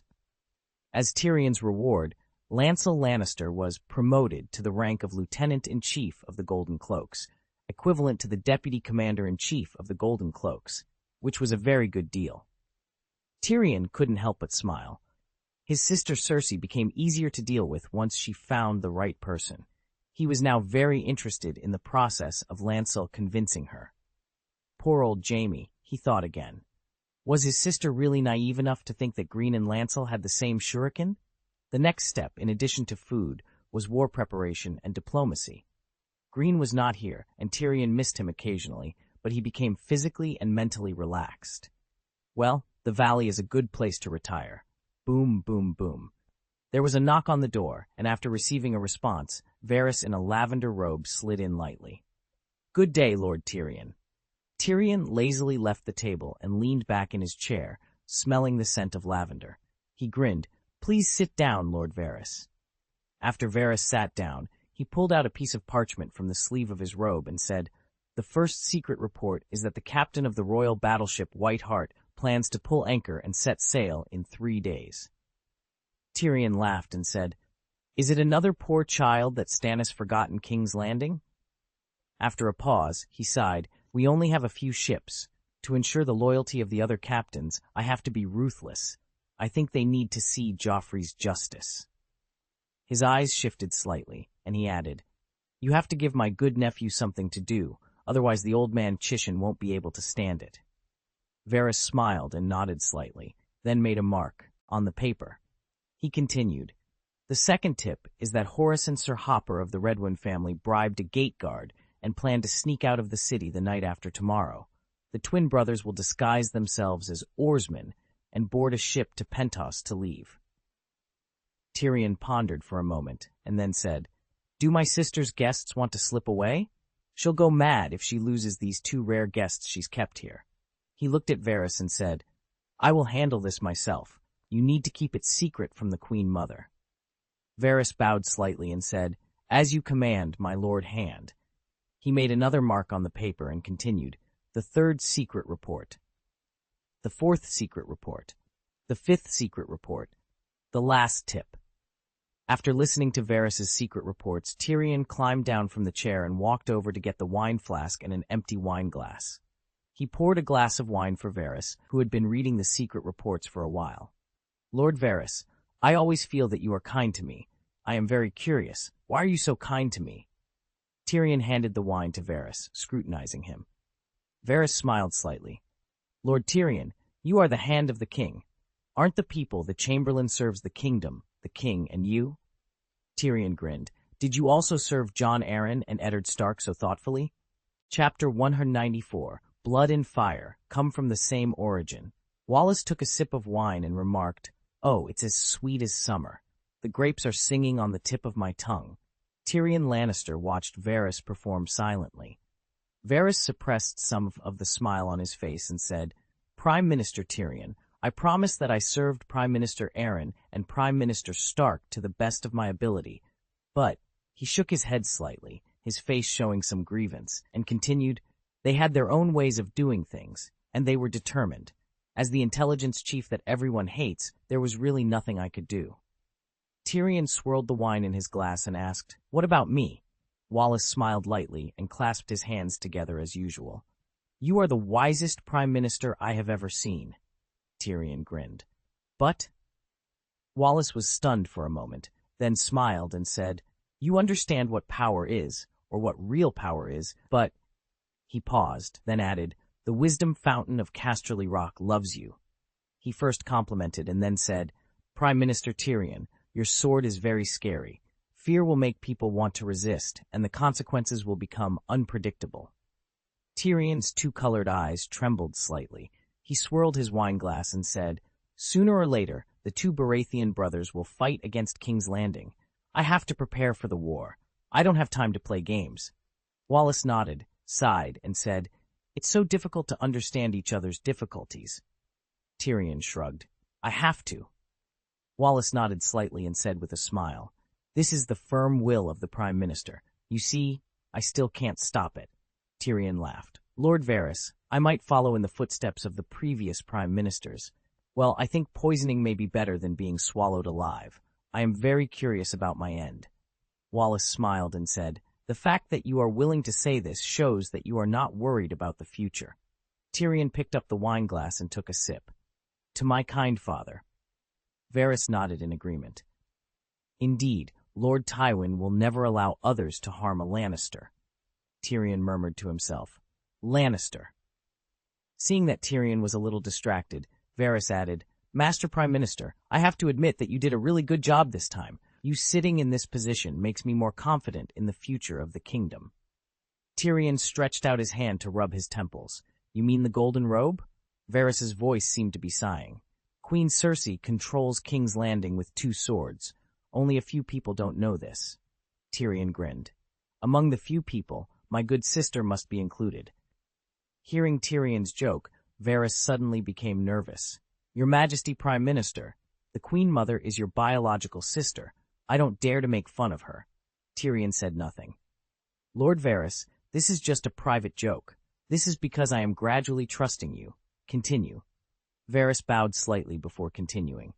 One sword left King's Landing voluntarily, while the other sword was forced to leave. Of course, there is also a new sword, a decorative sword. Tyrion's eyes rolled slightly. He felt that Varys seemed to be testing something. What did he want to know? The real reason why Grimm left King's Landing? Why did the eunuch want to know this answer? He was silent for a while and said, "The person I really want to thank is my good sister. The sword of loyalty will not disobey orders, even if they are unreasonable." Varys's eyes flickered and he paused. He seemed to be regretting. "At least I left the whirlpool of King's Landing." Tyrion laughed and said bluntly, "Maybe Lord Greene is homesick." Varys sighed. The constant in the Red Keep is that the big fish eats the small fish. Tyrion didn't seem to understand Varys's allusion. "Lord Varys, be happy. My sister and the Kingsguard with beautiful cloaks." Varys lamented. When Sir Barristan Selmy was expelled, he threw his sword to the ground in defiance. Tyrion laughed. "Do eunuch. Hiss also understand honor." Varys's eyes moved slightly, and he paused before showing a sly smile. "Of course, a eunuch doesn't understand what honor is, but I think our views on honor may have a lot in common." "Ha! I like your honesty," Tyrion said, raising his glass. "Strange to say, I find that I like you more and more. Is it because I am half human?" He put down the wine glass and added, "I am small, my feet are underdeveloped, and women are not interested in me. But the gods in the sky are kind to me. I am still a man, and one day I may get married and have children. If the gods are kind, my son will have the looks of Jaime and the mind of Tywin. And you can't even have such a dream." After a pause, Tyrion said seriously, "Dwarfs are a prank by the gods in the sky, but eunuchs are a sin made by mortals on earth. Varys, what is your true identity?" Varys's expression remained unchanged. "Master Prime Minister, as you said, there are not many choices for eunuchs. I just want to be a servant of the kingdom. If possible, with my little ability, I hope to serve someone who can make the kingdom stable and strong. Therefore, I will try my best every time for my small wish." Tyrion stared at Varys for a while, then tilted his head and said, "Power?" Varys smiled. "Power is a wonderful thing. Prime Minister Tyrion, have you ever thought about the riddle I posed to you in the tavern that day?" "I thought about it once or twice." Tyrion nodded slightly. "King, monk, rich man, who will die? Who will live? Lord Varys, this is a riddle without an answer, or there are too many answers. It depends on how the person holding the sword chooses." Varys smiled lightly. "But he is nothing. He has no crown, no gold and silver jewelry, and no favor from the gods. He only has the sharp sword in his hand." Tyrion's eyes trembled slightly. "The sword has the power to decide life and death." Varys nodded, and the smile on his face gradually faded. "Since it is the person holding the sword who truly determines our life and death, why do we pretend to admit that the person sitting on the Iron Throne has power? For example, why should this strong man with a sword in his hand have to obey a little boy like Joffrey, or a drunkard and rough guy like his father?" Tyrion leaned back in his chair. "Because little boys and drunkards can command other strong men, and they also have swords." Varys stared at Tyrion. "In that case, are they the ones who really have power? If so, where did their swords come from? Who will they choose to listen to?" After a pause, he smiled slightly and continued. "Some people say that knowledge is power. Some say that power comes from the gods, and some even say that power comes from the law. However, that day, in the square of Baelor's Cathedral, our devout archbishop, legal regent, and many nobles present were powerless to do anything to the rioting people. Ever since I came to the Red Keep as the intelligence chief, I have seen powerful people die one by one for various reasons. I have been thinking about who killed them. Maybe, could it be controlled by the person who controls the power, caused by the power that one cannot bear?"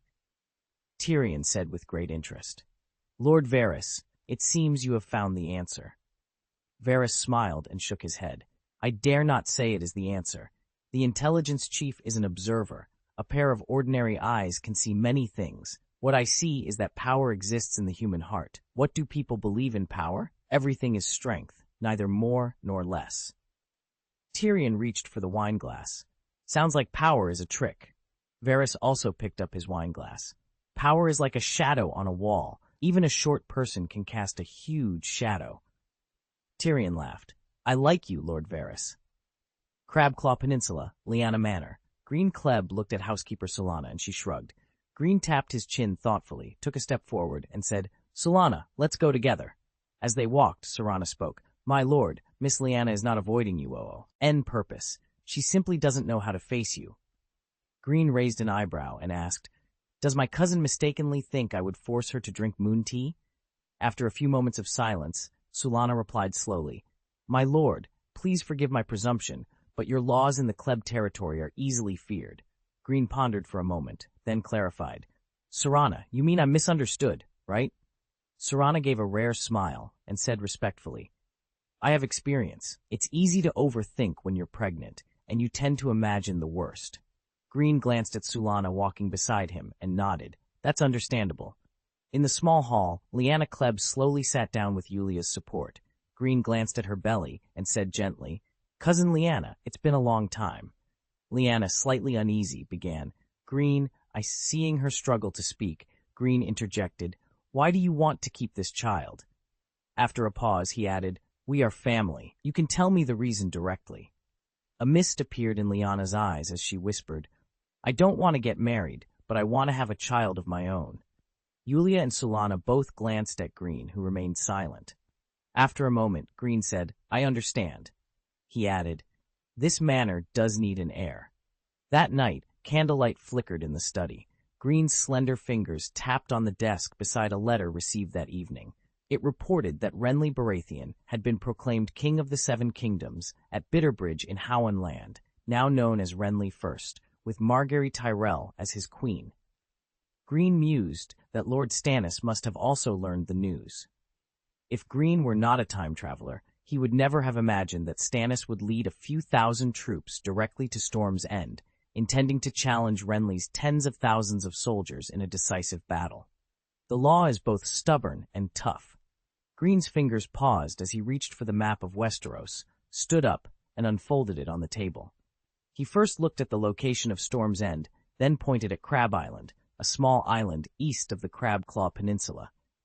Greene pinched his chin and fixed his gaze on Seagull Town in the valley. His eyes trembled slightly. He regretted Jon's departure, as he could have trained a general capable of leading an army. Greene looked at Crab Island on the map again and made a decision without hesitation.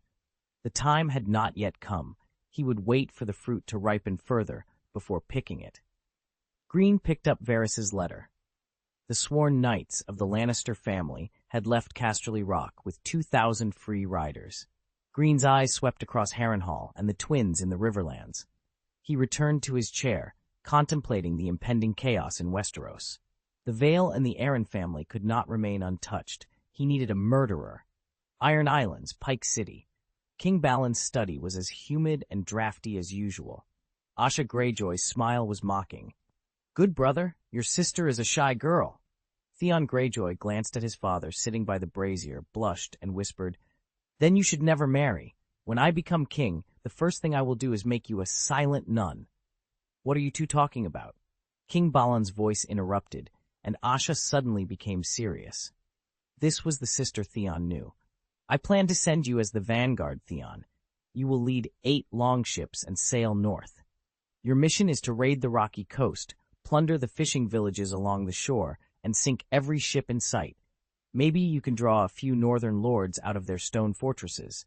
Aeron will follow you," King Balon commanded. Theon didn't even listen carefully to what was going on. He said in disbelief, "Father, are you sure you will only give me 8 ships? What can 8 ships do?" King Balon replied coldly, "I have everything planned. All you need to do is listen, Theon." Theon felt like he had been slapped. His father didn't trust his abilities. He was given the task of plundering, burning down the fishermen's huts, and raping their ugly daughters, and he couldn't even do this. Self-determination. Isn't this just an attempt to ostracize him and show off to him? Theon clenched his fists. Essos, city-state of Viserys, Westport. With a creak, Jon Snow, Little Griffin, and Raleigh stepped off the long plank and disembarked from the ship. Little Griffin glanced around the bustling port with great interest. Suddenly, he reached out and patted Jon on the shoulder. He smiled and said, "Hey, Jon, are you thinking about that red-haired girl again?" Jon smiled and replied, "Little Griffin, her name is Rhaenell." Little Griffin shrugged helplessly. I know. I'm actually envious of you. Chapter 195, Blood and Fire, come from the same origin. Jon Snow smiled and joked. Little Griffin, you seem to be shy? After a moment's thought, he added, at least more than me. Little Griffin laughed, then paused and said, Jon, when I realized the difference between boys and girls, my father taught me that I can only love my wife, including my body, in this life. Jon's footsteps paused. He agreed with this sentiment. He had secretly sworn that he would never have an illegitimate child. Jon, not one for praising others, said, Little Griffin, your father is a good father. Little Griffin smiled and glanced at Jon, who looked serious, and said, Aren't you curious how old I was at that time? How old? Jon asked. Little Griffin sounded unsure. 7 or 8 years old. Little Griffin was very approachable, and through this period of contact, Jon had already regarded him as a friend, so he felt relaxed when talking. He pursed his lips and smiled. It's a little late. Little Griffin first sighed in mock sadness, and then they both laughed at the same time. After walking out of the pier, the tall and strong Raleigh looked around and said, You guys find a place to eat nearby, and I'll get the horses. Jon stretched out his hand to stop Raleigh, who was about to leave, and said, Leave it to me. Little Griffin shrugged slightly, pointed to the tavern not far away, and said, Raleigh and I will wait for you there. Jon looked at where Little Griffin was pointing, nodded, and headed in the direction of the horse merchant. After Jon's figure disappeared, Raleigh asked, Your Highness, do you like Jon very much? Little Griffin frowned slightly and said, Remember, my name is Little Griffin. Raleigh scratched the back of his head and said, I will remember it, he. Little Griffin reached out and patted Raleigh's thick arm and said as he walked, He is very pure. I really hope that he can become the next Orys, but who can guarantee what the result will be? It is rumored that Orys is the illegitimate brother of Aegon I.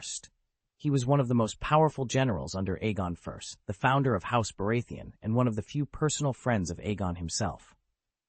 Little Griffin continued, Raleigh, this time I came to see my relatives from a distance.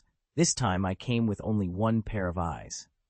The sun was high in the sky as the three of them rode in the direction of the city-state of Cantis. The horses beneath them snorted from time to time, and their hoofs stepped on the cracked and hard ground, making a crisp sound and raising a cloud of dust. As night fell, they set up a tent in an open space by the roadside and lit a bonfire. Jon wiped the hot sweat from his forehead and cheeks, missing the cold wind of the north.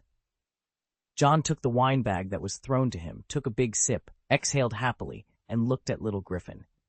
Despite the long journey, Little Griffin did not look embarrassed or tired. His behavior remained elegant and noble. Jon, being an illegitimate son, had learned to observe words and expressions. He had already noticed that his friend was a person of extraordinary origin. Jon withdrew his gaze. If Little Griffin didn't want to take the initiative to speak, he wouldn't deliberately inquire or guess. Raleigh's rough voice sounded, Damn, I really wish it could be as cool during the day as it is at night. Raleigh's complaints made Jon feel a sense of camaraderie, and he couldn't help but smile. At every Winterfell banquet, Lord Ned would always allow each child to drink a glass of wine, but no more. This made Jon feel like he was part of the group, drinking with the servants, listening to each other brag about wars, hunting, and affairs. At that time, he felt that it was a small blessing only for illegitimate children. Jon shook his head secretly. How could a despicable bastard know what nobility is? As the night grew darker, the three of them, the group sat around the campfire. Little Griffin glanced at the simple map in his hand and said, We should be Lee to enter the city in about 3 days. Raleigh nodded in agreement. Heir of the true dragon. He looked at Jon, who was smiling but silent, and asked, Jon, are you planning to participate in the tourney? Jon shook his head slightly. I'm just an audience member, he replied. Raleigh, do you want to participate? Raleigh shook his head. My duty is to protect Little Griffin, and if possible, see if the silver-haired princess of the true dragon family is as beautiful as the rumors say. Little Griffin's eyes flashed coldly, and he smiled. I hope I can gain something from this trip. Jon hesitated for a moment before saying, It will be rewarding. It is said that the Targaryens are very good-looking. Little Griffin's eyes trembled slightly. Then I can rest assured. It's not a wasted trip. Raleigh laughed loudly. It's not a waste of time to meet the rumored Beggar King. He then added mysteriously, I heard that the Beggar King sold his mother's crown to maintain his dignity. He also plans to sell the silver-haired princess to the Dothraki in exchange for soldiers and horses. John was stunned for a moment and said with some disbelief, Raleigh, I heard that the Dothraki are barbarians. He actually wants to trade his own sister with the barbarians for troops? Raleigh scratched his head with his large hand. Could it be that the relationship between brother and sister is not good? Little Griffin chuckled. To be exact, the only thing he can sell is his sister. John thought of Arya and Sansa. The youngest, Arya, had been his close friend since childhood. Although Sansa didn't always treat him well, he never thought of hurting her. John recalled what he had seen and heard in the Red Keep and said, maybe power is more important to him than his family. John added silently in his mind, what a coward. Little Griffin's eyes moved slightly. John, you seem to regard this kind of thing as relatively normal? John was silent for a while before admitting, I took care of horses in the Red Keep, and I heard many similar things there. Raleigh leaned forward. You said the Red Keep is the palace of Westeros, right? John nodded slightly. Raleigh asked, John, I'm really curious. Tell us more. Little Griffin's eyes also moved to John, showing his interest in hearing more. John smiled and shook his head, saying helplessly, what I heard may not be true. Little Griffin tossed a wine bag towards John and said, John, don't worry, just drink and talk. Crabclaw Peninsula, Mermaid Harbor, Government Affairs Office. Greene Kleb stood in front of the window with his hands behind his back. In his hand was Daenerys's handwritten reply. 15 days later, at Kukiao, Hawandi, the turbid Mandeb River shone in the sun. On the green lawns on both sides of Rose Avenue, countless trebuchets, ballistas, and battering rams were lined up.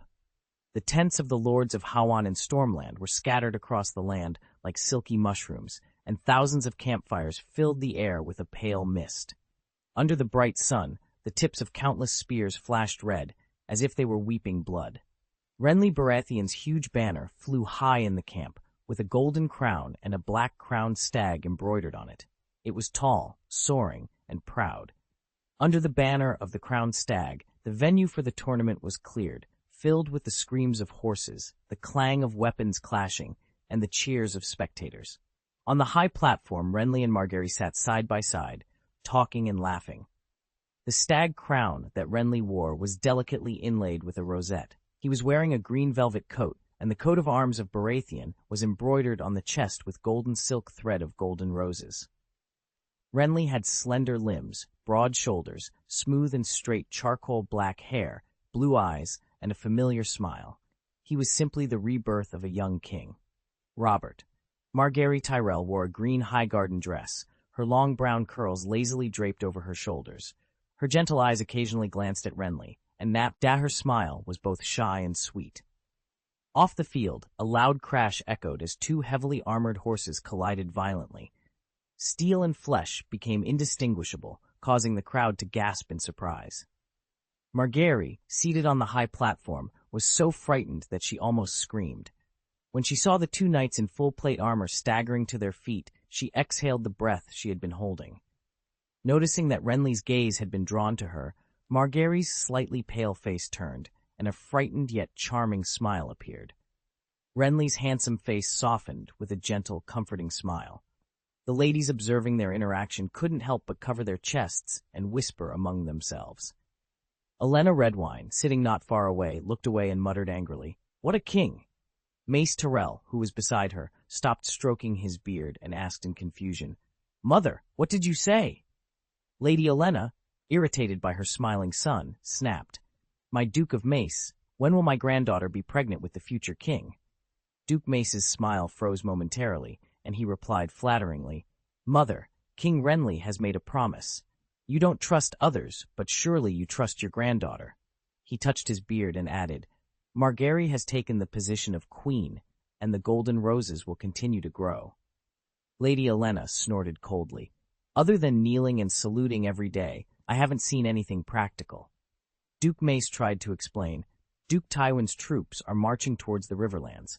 When they finish fighting, if we are lucky, we won't even have to start a war." Lady Olenna interrupted impatiently. "I don't care about the art of war you preach every day. You can figure it out yourself." She added, "I plan to return to Highgarden." Surprised, Duke Mace exclaimed, "Mother, you!"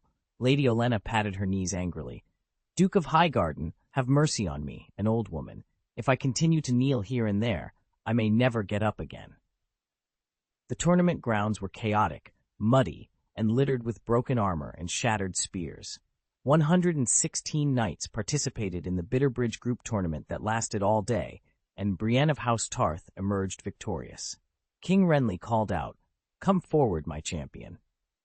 Brienne limped towards the high platform.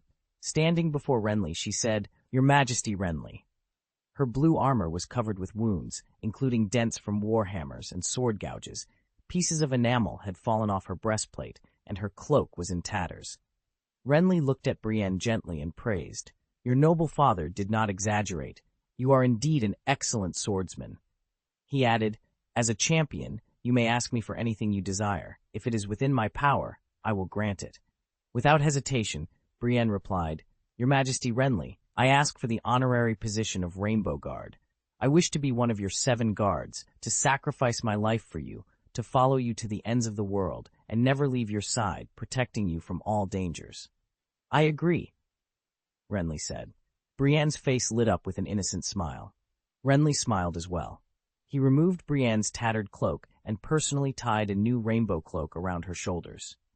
Brienne's voice trembled with excitement. "Your Majesty Renly, my life is yours. I swear to the old and new gods that from today on I will be your shield." As night fell, the tournament banquet began. Amidst performances by singers and jugglers, everyone first enjoyed pears boiled in strong wine, followed by delicious small fish boiled in salt and crispy, and roosters stuffed with herbs. The feast was a grand affair, with tables laden with an array of sumptuous dishes. There were onions and mushrooms, pieces of brown bread, mountains of turnips, sweet corn, and peas. Prime hams and roast geese sat alongside plates of wild venison, all accompanied by ale and barley mounds. At the main seat, King Renly used the tip of his dagger to pick food for Margaery from time to time. The two of them were either joking or whispering, sharing private moments amidst the revelry. King Renly laughed heartily and spoke cordially to all the lords, regardless of their status. As the party drew to a close, the effects of the ale became evident. Some guests, having drunk too much, could no longer restrain themselves. Earl William's sons, Josela and Ellis, argued over who would be the first to climb the walls of King's Landing. Earl Varner, with a maid on his knee, nuzzled her neck and let his hand wander inappropriately. Sir Morgan, a member of the Green Guard, fancied himself a singer and played a song about the knotted lion's tail on the harp. Sir Mulendal teased a black and white monkey, taking food from his plate to feed it. Meanwhile, Sir Tanton, who had his foot stuck in a cruet, vowed to kill the hound, Sandor Clegane, in a one-on-one duel. The whole audience burst into laughter at the various antics. Amidst the merriment, Margaery's maid quietly approached her and whispered a few words in her ear. Margaery nodded in acknowledgement. Outside, soldiers clad in forest green full-body armor with 2 huge golden antlers on their helmets guarded the entrance to the king's tent. Hearing a commotion, the guard captain looked over with vigilance. When he saw who it was, his eyes widened in shock, as if he had seen a ghost. "Lo, Sir Loras?" he stammered. Chapter 196. Initiative Bitterbridge Camp, King's Camp. Renly Baratheon was as fond of luxury as his brother Robert I, or perhaps he was habitually imitating him. His tent was larger than an average hotel hall and filled with all kinds of luxury goods.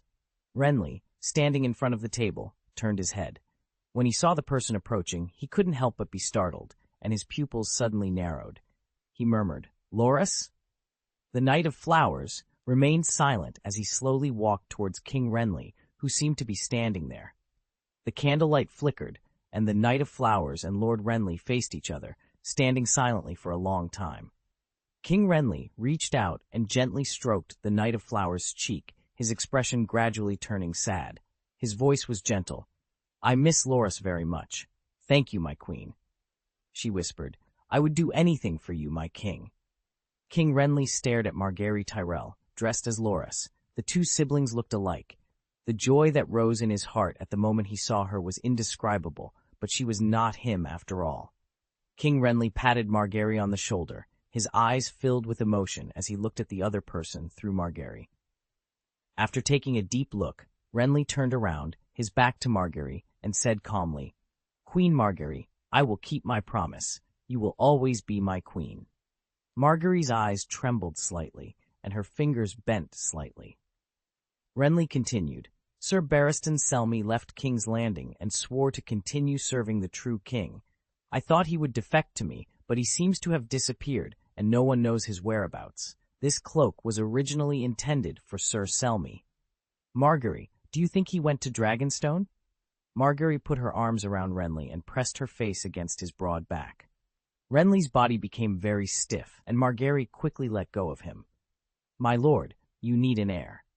As she spoke, Margaery walked up to Renly with light steps and continued, "I can be your queen during the day, and I can become my brother at night." Margaery's moist eyes stared at Renly, who maintained a calm expression, and murmured, "I will become more and more like him." After Margaery finished speaking, Renly seemed a little moved. She continued, "For you, I am willing to do it." Renly suddenly hugged Margaery, his movement a little rough, and her lower back hit the table, but the little rose stared at him tightly, not showing a trace of pain. Renly lowered his head, and Margaery gently closed her eyelids. Time passed, and Margaery did not feel the warmth she expected. Renly suddenly let go of Margaery and took a step back. Renly said with difficulty, "I can't do it." Margaery's eyes still looked at him gently, showing no other bad emotions, which made Renly secretly relieved. There was some apology on Little Rose's face. "Your Majesty the King, your vassals are waiting for children who combine the blood of Baratheon and Tyrell. As your queen, I don't have many choices." After a pause, Little Rose moved closer, looked up at Renly, and said, "I just want to help you, my king." Margaery's hand slowly pressed against Renly's chest, and Renly's body became stiff again. "I have another way," Little Rose said, while retracting her hand naturally. Renly's relaxed face tightened again. "Please give me some time, Margaery." Margaery didn't insist anymore. She showed a charming smile and nodded. She turned her back to Renly, seemingly interested in the map on the table. Seeing Margaery's back, Renly's Adam's apple rolled, but it quickly returned to normal. Margaery looked at the map with interest for a while, but secretly sighed in her heart, feeling powerless. Margaery stroked her light brown curly hair, turned around, and said with a smile, "Your Majesty the King, I will go back first, and you should rest early." Just as Margaery was about to leave, Renly suddenly said, "Queen Margaery, when I sit on the Iron Throne, you will have children, I promise." Margaery paused.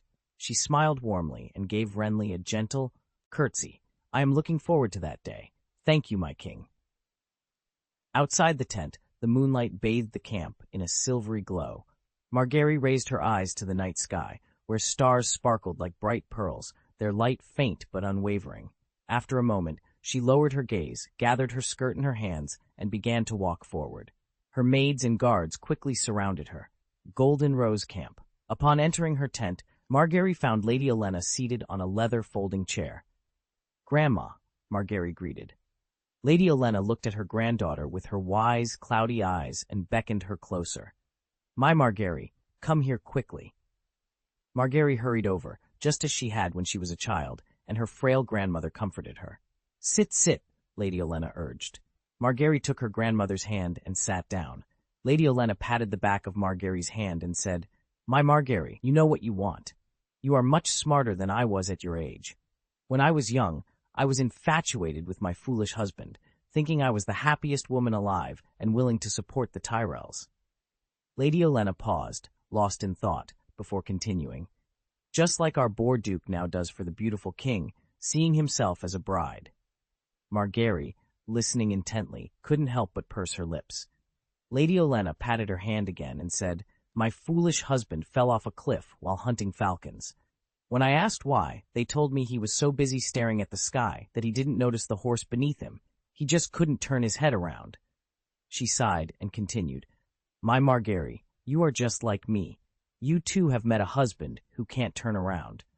Margaery quickly interjected, as if making a promise. "Grandma, I will bear Renly's heir. He just promised me." She trailed off, her expression uneasy. Lady Olenna asked, "What did the beautiful king promise? Tell me." Margaery looked at her grandmother with her beautiful eyes. "He promised that after he sits on the Iron Throne, he will let me conceive a child." Lady Olenna asked gently, "My Margaery, do you have any doubts?" Margaery hesitated before admitting, "I'm worried that he won't be able to fulfill his promise." Lady Olenna said angrily, "After Lord Boar placed the crown on Lord Renly, does he think he can lead the Golden Rose by the nose?" The Queen of Thorns was furious. "Only fools believe a man's promises." After a pause, she added, "And you can't trust a woman's promises either, my Margaery." Margaery reassured her, "Grandma, I will handle it well. Please trust me." "The old woman needs no comfort," Lady Olenna replied. "The Golden Rose never relinquishes control." Chapter 197, Blood and Fire. Come from the same origin. Margaery Tyrell's brown eyes were filled with surprise. "Earl Greene?" Lady Olenna's eyes were deep, and her slender, wrinkled fingers tapped on the armrest of her chair. "I always thought that boy believed my foolish son was easy to manipulate, so he deliberately approached him, using his silver tongue to inflate his ego. But now, I think the little savage has always been sincere in his loyalty to the Wild Boar Duke. This old woman is beginning to doubt her own judgment."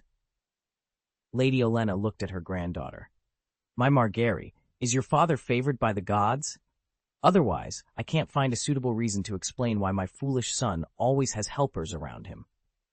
Margaery's mind flashed to the memory of Greene Kleb, who only seemed to value Queen Cersei. She had doubts about Grim's sincerity. She quickly remembered the dawn when they escaped from King's Landing. At that time, Greene had no intention of letting Renly go, so she had to intervene. In the end, before she could say anything, he chose to let Renly go directly, because of the charm of Highgarden? Maybe, but only a little bit. To be precise, it was the charm of the Duke of Highgarden. The corners of Little Rose's mouth curved slightly. She remembered the proud look on her father's face as he stroked his beard after hearing this. He couldn't hide the joy on his face and repeated several times, "Greene is a good boy." So everything Earl Greene said is true? Did he really admire her father? Thinking of this, Margaery was distraught. Lady Olenna spoke slowly. "The old woman met the little fox in private before leaving King's Landing. Before leaving, he said something that impressed me deeply. He said that he believed in the Golden Rose under the leadership of the Duke of Metz. You always have the power to choose." Margaery's pupils narrowed. "Why did Earl Greene tell you this?" Lady Olenna looked at her granddaughter's face with kindness. "My Margaery, there is no hint of right or wrong. That's why I say that Greene is an alien from the den of savages." Margaery thought about her grandmother's words. "Well, he does look like a southern knight." After saying that, Little Rose frowned slightly and continued to think. Her grandmother seemed to have seen what she was thinking. Lady Olenna said, "My Margaery, you need to learn to be flexible in the Game of Thrones. This is directly related to the final result." Margaery nodded. Lady Olenna patted the back of Margaery's white and tender hand. "The old woman is telling you this because she wants to tell you that even without Renly, your grandmother can still find a way to place the queen's crown on her granddaughter's head." Under Margaery's surprised gaze, she continued, "Obviously, old woman, I haven't seen the possibility of Renly failing, so when he sits on that iron chair in the Red Keep, I will come here again, my Margaery." "Grandmother, Grandma will teach you one last lesson when the time comes." Margaery's eyes were slightly red, and she gently rested her head on her grandmother's thin shoulder. Her heart was filled with reverence and gratitude for her grandmother. Lady Olenna touched Margaery's hair. "The only thing that worries me is that Renly and your father regard this war as a game, a grand tourney. They seem to be like children who love songs and stories, and children always think they are powerful." She sighed. "I see danger, but they don't. Your father is obsessed with the prospect of seeing his grandson sitting on the Iron Throne in the future and can't extricate himself. My advice at this time will be regarded by my foolish son as his old mother's nagging." Lady Olenna said angrily, "I don't do useless things." After a pause, she sighed. "As I said, we can't see the possibility of Renly failing, so I won't be that annoying old woman. Margaery comforted her softly. Grandma, father will. Don't regard your father's advice as nagging. He's just too happy, Mrs. Olenna snorted coldly. Margaery, even if you believe you can see the legendary dragon tomorrow, don't trust your father's foolish head. Margaery couldn't help but chuckle. Mrs. Olenna patted her kindly, showing a rare smile. Smart, Margaery. Remember your grandmother's words, she said. Then, standing up with some effort, she added, The old woman has a journey tomorrow, so you should rest early. Margaery took her grandmother's arm, walked a few steps, and suddenly asked, Grandma, do you think we can trust Earl Greene?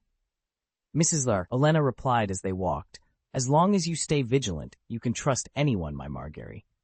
Margaery nodded slightly, never forgetting her grandmother's teachings.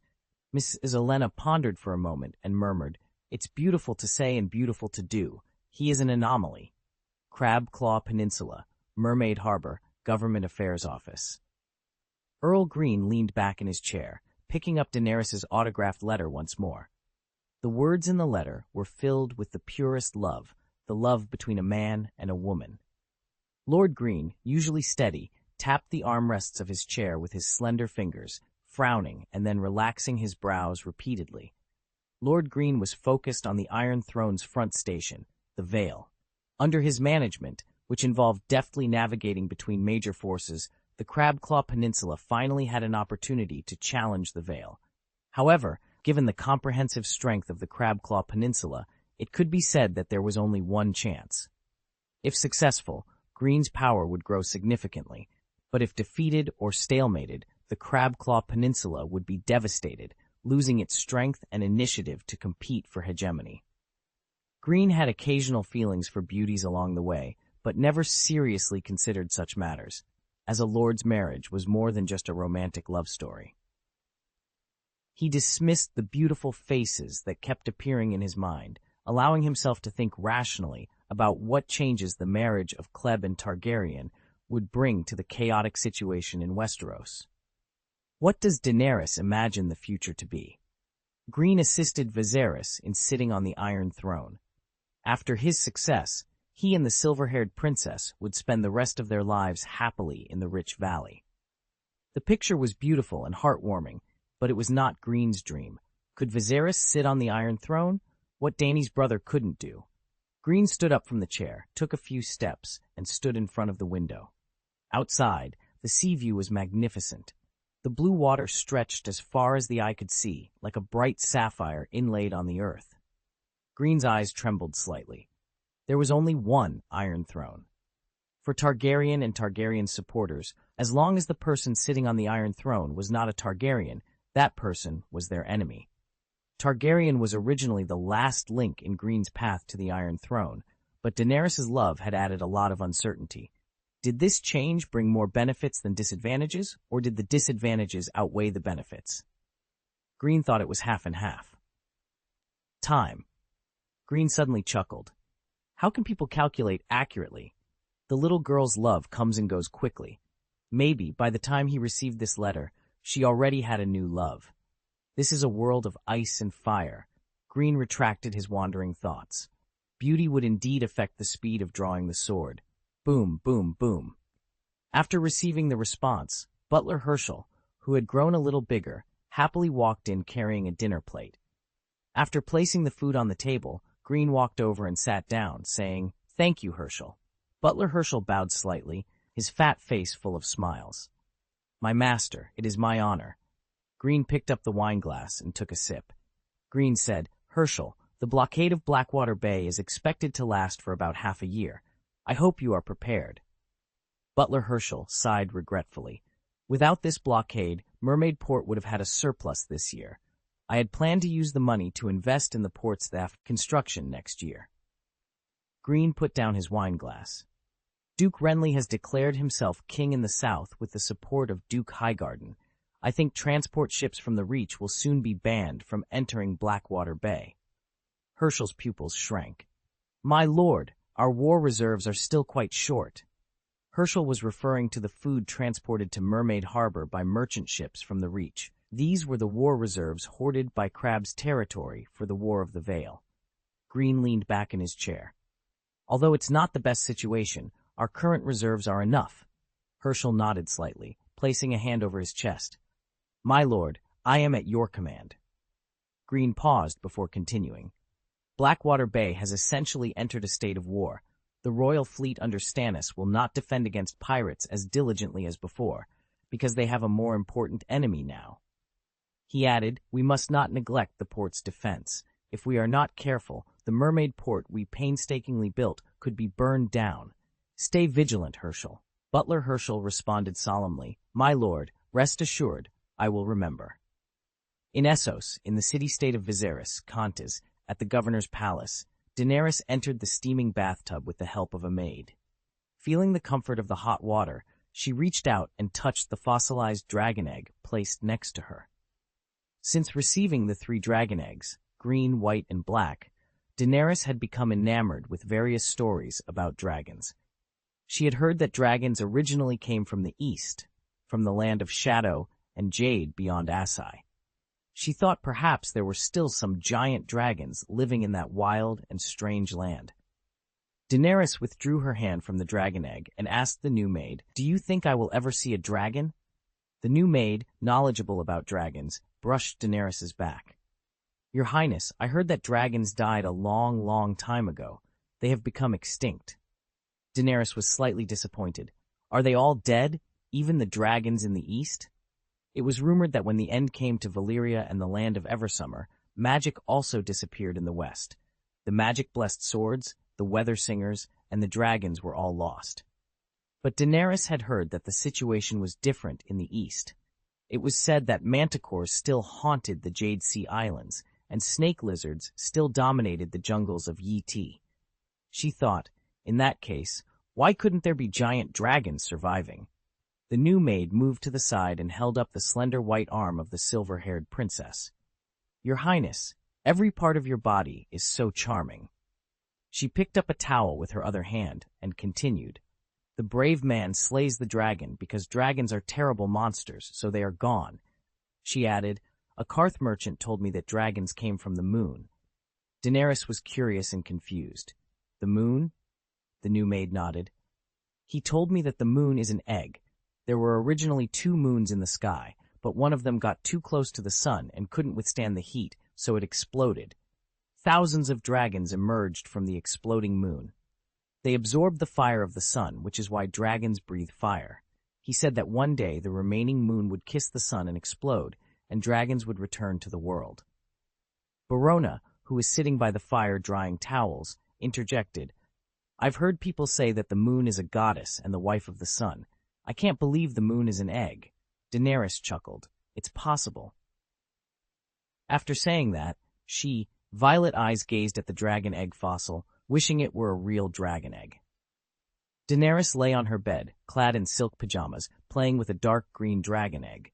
Under the moonlight, the scales of the egg shimmered with a bronze sheen, looking incredibly beautiful. Sometimes, she even felt as if she could draw energy from the egg, making her strong and brave. With a smile, Daenerys Targaryen drifted off to sleep. The next morning, Jorah Mormont requested an audience with the silver-haired princess. Daenerys, having enjoyed a rare good night's sleep, was in high spirits and greeted him warmly. Good day, Sir Jorah. Sir Jorah, standing tall before Daenerys, placed a hand over his chest and replied, Good day, Princess Daenerys. Daenerys smiled and asked, Sir Jorah, what brings you here? Sir Jorah glanced at the smiling princess and said, Princess Daenerys, due to the tourney held by His Majesty Viserys, many outsiders have flooded into the city. There were numerous robberies last night, and the people are very uneasy about the rising crime. Daenerys set down the teacup she was holding and asked solemnly, A lot of outsiders? How many are there? Thousands of them, Sir Jorah replied.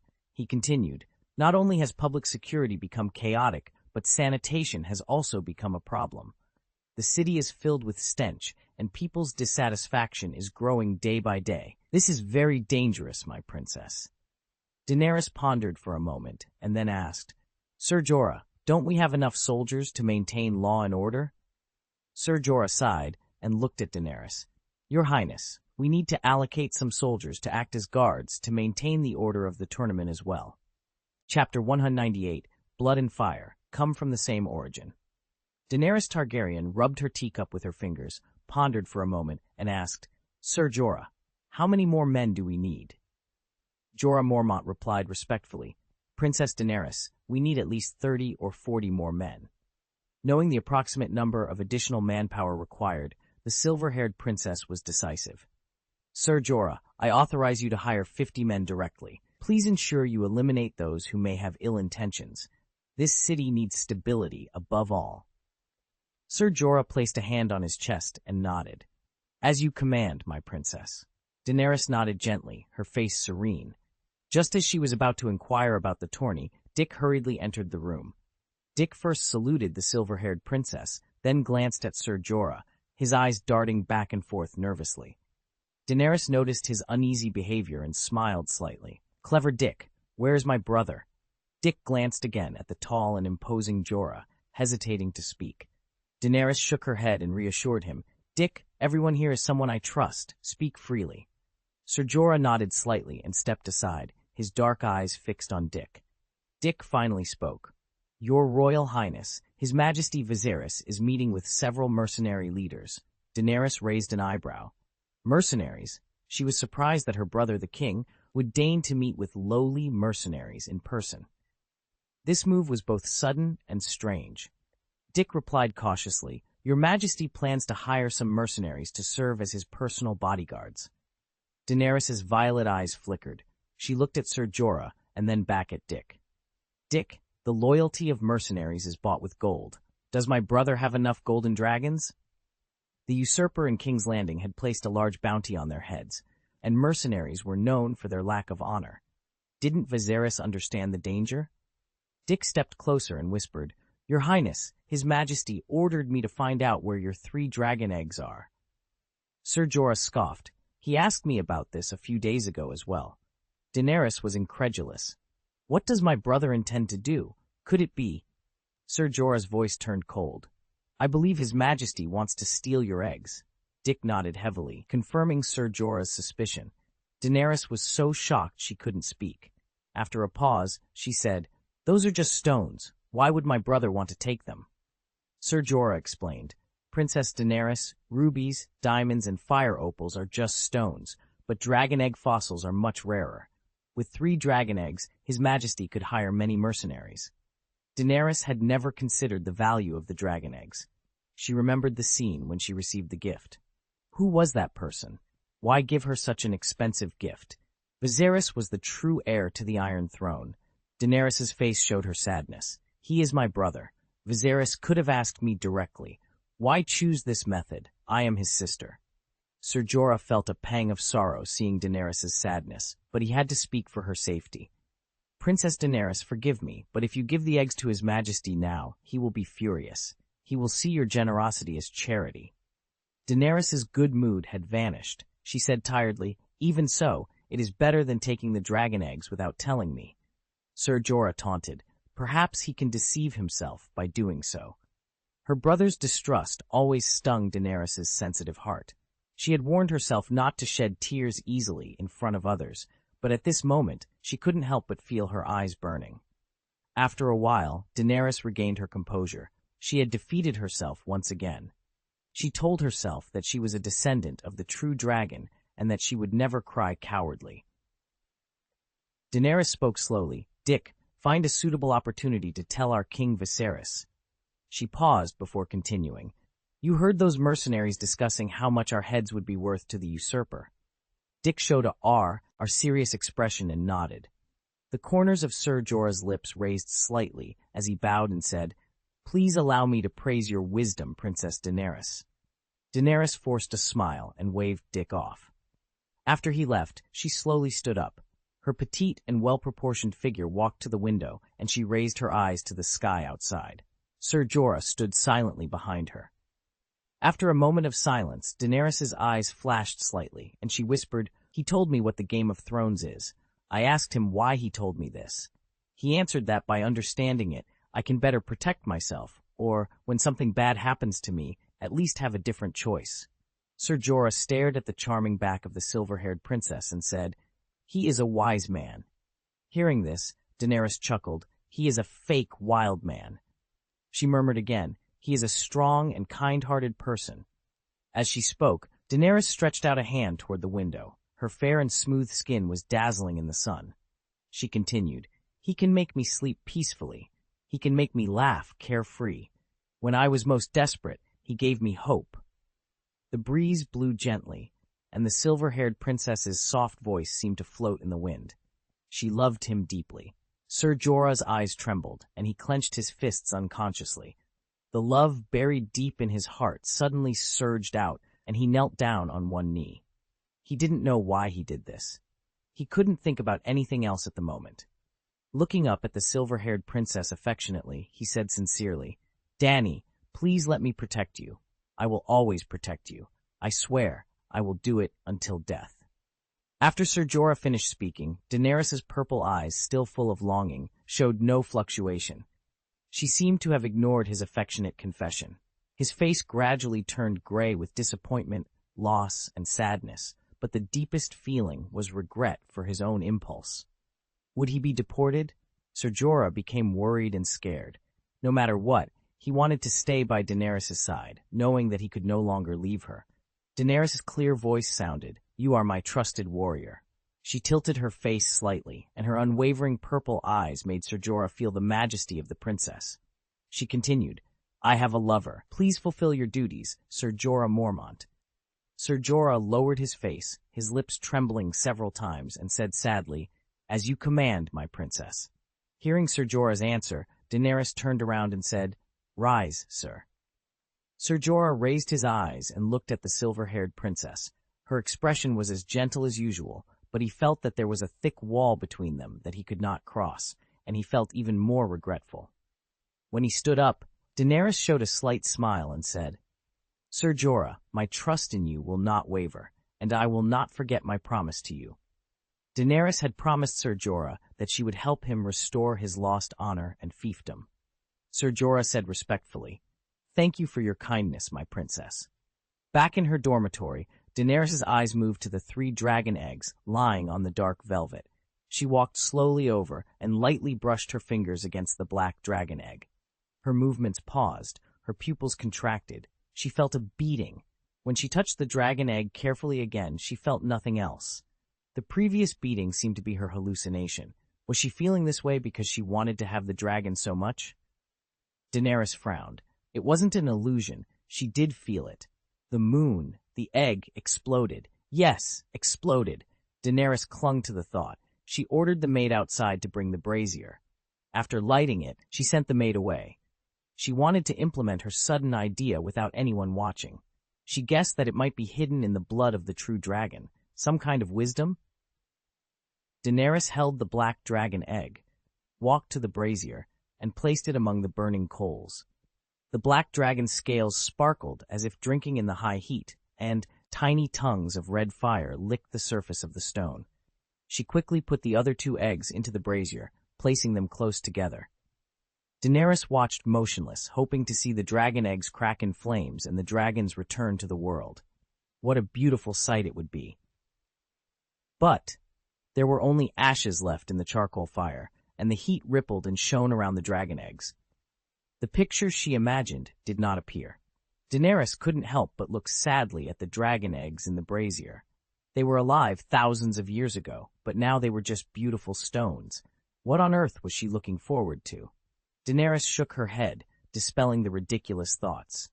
How could she think that dragon egg fossils could turn into dragons? A real dragon can soar into the air, breathe out flames, and is made of living flesh and blood, not lifeless stone. Daenerys gently sat on the side of the bed. The knight she had always trusted had suddenly expressed his love to her, and she had rejected him. Although she did not show her sexual desire, she found that she no longer dared to trust Ser Jorah as much as before. Daenerys asked herself, is it precisely because of this uneasiness that she wished she could have a powerful dragon? She was afraid of returning to the days when she was always on tenterhooks. Daenerys lay on her side on the bed, stretched out her hand, and slowly touched the place next to her. Every time he appeared in her dreams, he was here. The silver-haired princess showed a gentle smile. She would definitely help him get the valley. She could do it. Daenerys's eyes gradually became more determined, more resolute than ever. In the Stark camp in the southern neck, news came that Renly Baratheon had claimed kingship in the south. Robb Stark immediately summoned his vassals for a war council at the camp where they were stationed. Robb's blue eyes scanned the crowd sharply and said, "Everyone, Renly is not the legitimate king." Gabbert Glover of Deepwood Castle spoke up. "Lord Robb, we can't be loyal to Joffrey, can we? It can be said that our Duke Eddard was killed by them." Robb's voice was calm.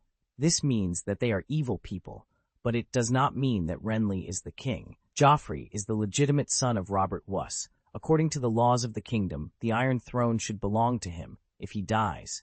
As he spoke, a cold light flashed in his eyes. "I'm sorry. I'm filled with the flames of hatred for those who hurt my father." Everyone present nodded almost in unison. "This is our lord in the north. The ancestors must avenge themselves." After a pause, Robb continued, "Even if he dies, he still has a younger brother, and the inheritance of the Iron Throne will pass to Tommen." Rose Bolton of the Dreadfort said coldly, "Stannis can't lie, and Tommen is also an out-and-out Lannister." Robb agreed. "That's right," he added, "but even if both of them die, it won't be Renly's turn to claim the throne. He has an older brother. Just like Bran can't become the Duke of Winterfell before me, Renly can't inherit the Iron Throne before Stannis." Lady Daisy Mormont of Bear Island agreed with Robb's words. "Stannis is indeed more qualified to sit on the Iron Throne than Renly." Rose Bolton's voice was like a howling cold wind. "Everyone, Renly has received the support of Highgarden and Storm's End, and I believe the Dornish people will not stand idly by. If the forces of Winterfell and Riverrun combine with him, 5 of the 7 major families will be under his command. If the Arryn family is also willing to send troops, that will be 6/7 of the force. With 6 enemies against 1, my lords, in less than a year, we can put the heads of the Queen, the King, Lord Tywin, the Regicide, the Imp, and Sir Kevin on the tips of spears. Why drop everything to join Lord Stannis when we can achieve such fruitful results simply by joining King Renly? What benefit can that person give us?" Robb ignored everyone's agreement with Rose Bolton and said stubbornly, "According to the law, Stannis' inheritance rights precede Renly's." When everyone turned their attention to him, he continued, "The Lannisters claim that my father was a rebel and tried to murder the king. We all know that this is a shameless lie, but if Joffrey is the legitimate king and we raise troops to resist again, then we will truly become traitors." Harris Horwood of Horwood City glanced at Rose Bolton's icy face and said, "Lord Robb, we may choose to wait and see what happens. Let the 2 kings fight to the death first. When they are done fighting, we can surrender to the victors, or we can raise our troops to resist. The choice is ours to make." Chapter 199, King of the North. Rose Bolton's pale eyes flickered slightly as he spoke. "Everyone, Renly has raised troops at Bitterbridge. I believe Lord Tywin will be eager to negotiate peace with us. I am willing to go to Casterly Rock to meet with Lannister and negotiate truce conditions. I will ensure we get satisfactory terms." "You coward!" The Great John, seated to Robb Stark's left, roared, drowning out Rose Bolton's words. John Umber, known as Great John, stood nearly 7 feet tall, his body a mass of thick muscles. When Robb Stark summoned the vassals in Winterfell, Great John had openly challenged him with a sword, but was ultimately won over by Robb's courage and charisma. From that moment, Great John became Robb's staunchest supporter, vowing to cut down anyone who refused to kneel to Robb. Daisy Mormont pointed angrily at the expressionless Rose Bolton and shouted, "Begging for peace is a sign of weakness. The people of Bear Island will never lick Lannister's boots." The white-bearded Rickard Karstark echoed, "Damn the Lannisters!" The camp erupted with shouts and curses. Robb raised his hand slightly, signaling for silence. He glanced at the assembled vassals with sharp eyes and declared, "The Lannisters have harmed my family." With a swift motion, he drew his long sword and placed it on the table before him. The cold steel blade gleamed against the rough wood. "I will only negotiate with the Lannisters using this." Great John was the first to echo Robb's sentiment loudly, and others quickly followed suit. The vassals either shouted in agreement or pounded their fists on the table. Amidst the uproar, Great John suddenly leaped to his feet and bellowed, "My lords, His voice echoed through the camp, drawing everyone's attention. "Listen to me, and hear what I think of these so-called kings." Great John spat on the ground and continued, "Renly Baratheon means nothing to me, and Stannis is no better. Why should someone sitting in the blooming Highgarden or Dorne rule us? How can they understand the Great Wall, the Wolfswood, or the tombs of the first men? Even their gods are not our true gods. As for the Lannisters, let the White Walkers take them." "I've had enough." Great John reached over his shoulder and drew his two-handed greatsword. "Why can't we just take care of ourselves like we used to?" He pointed the giant sword at Robb, who was seated on the throne, and declared, "My lords, I am willing to kneel to a king, but I will only kneel to this king." With a resounding thud, Great John knelt before Robb, his voice like thunder. "Long live the king in the north." For a moment, the camp was silent.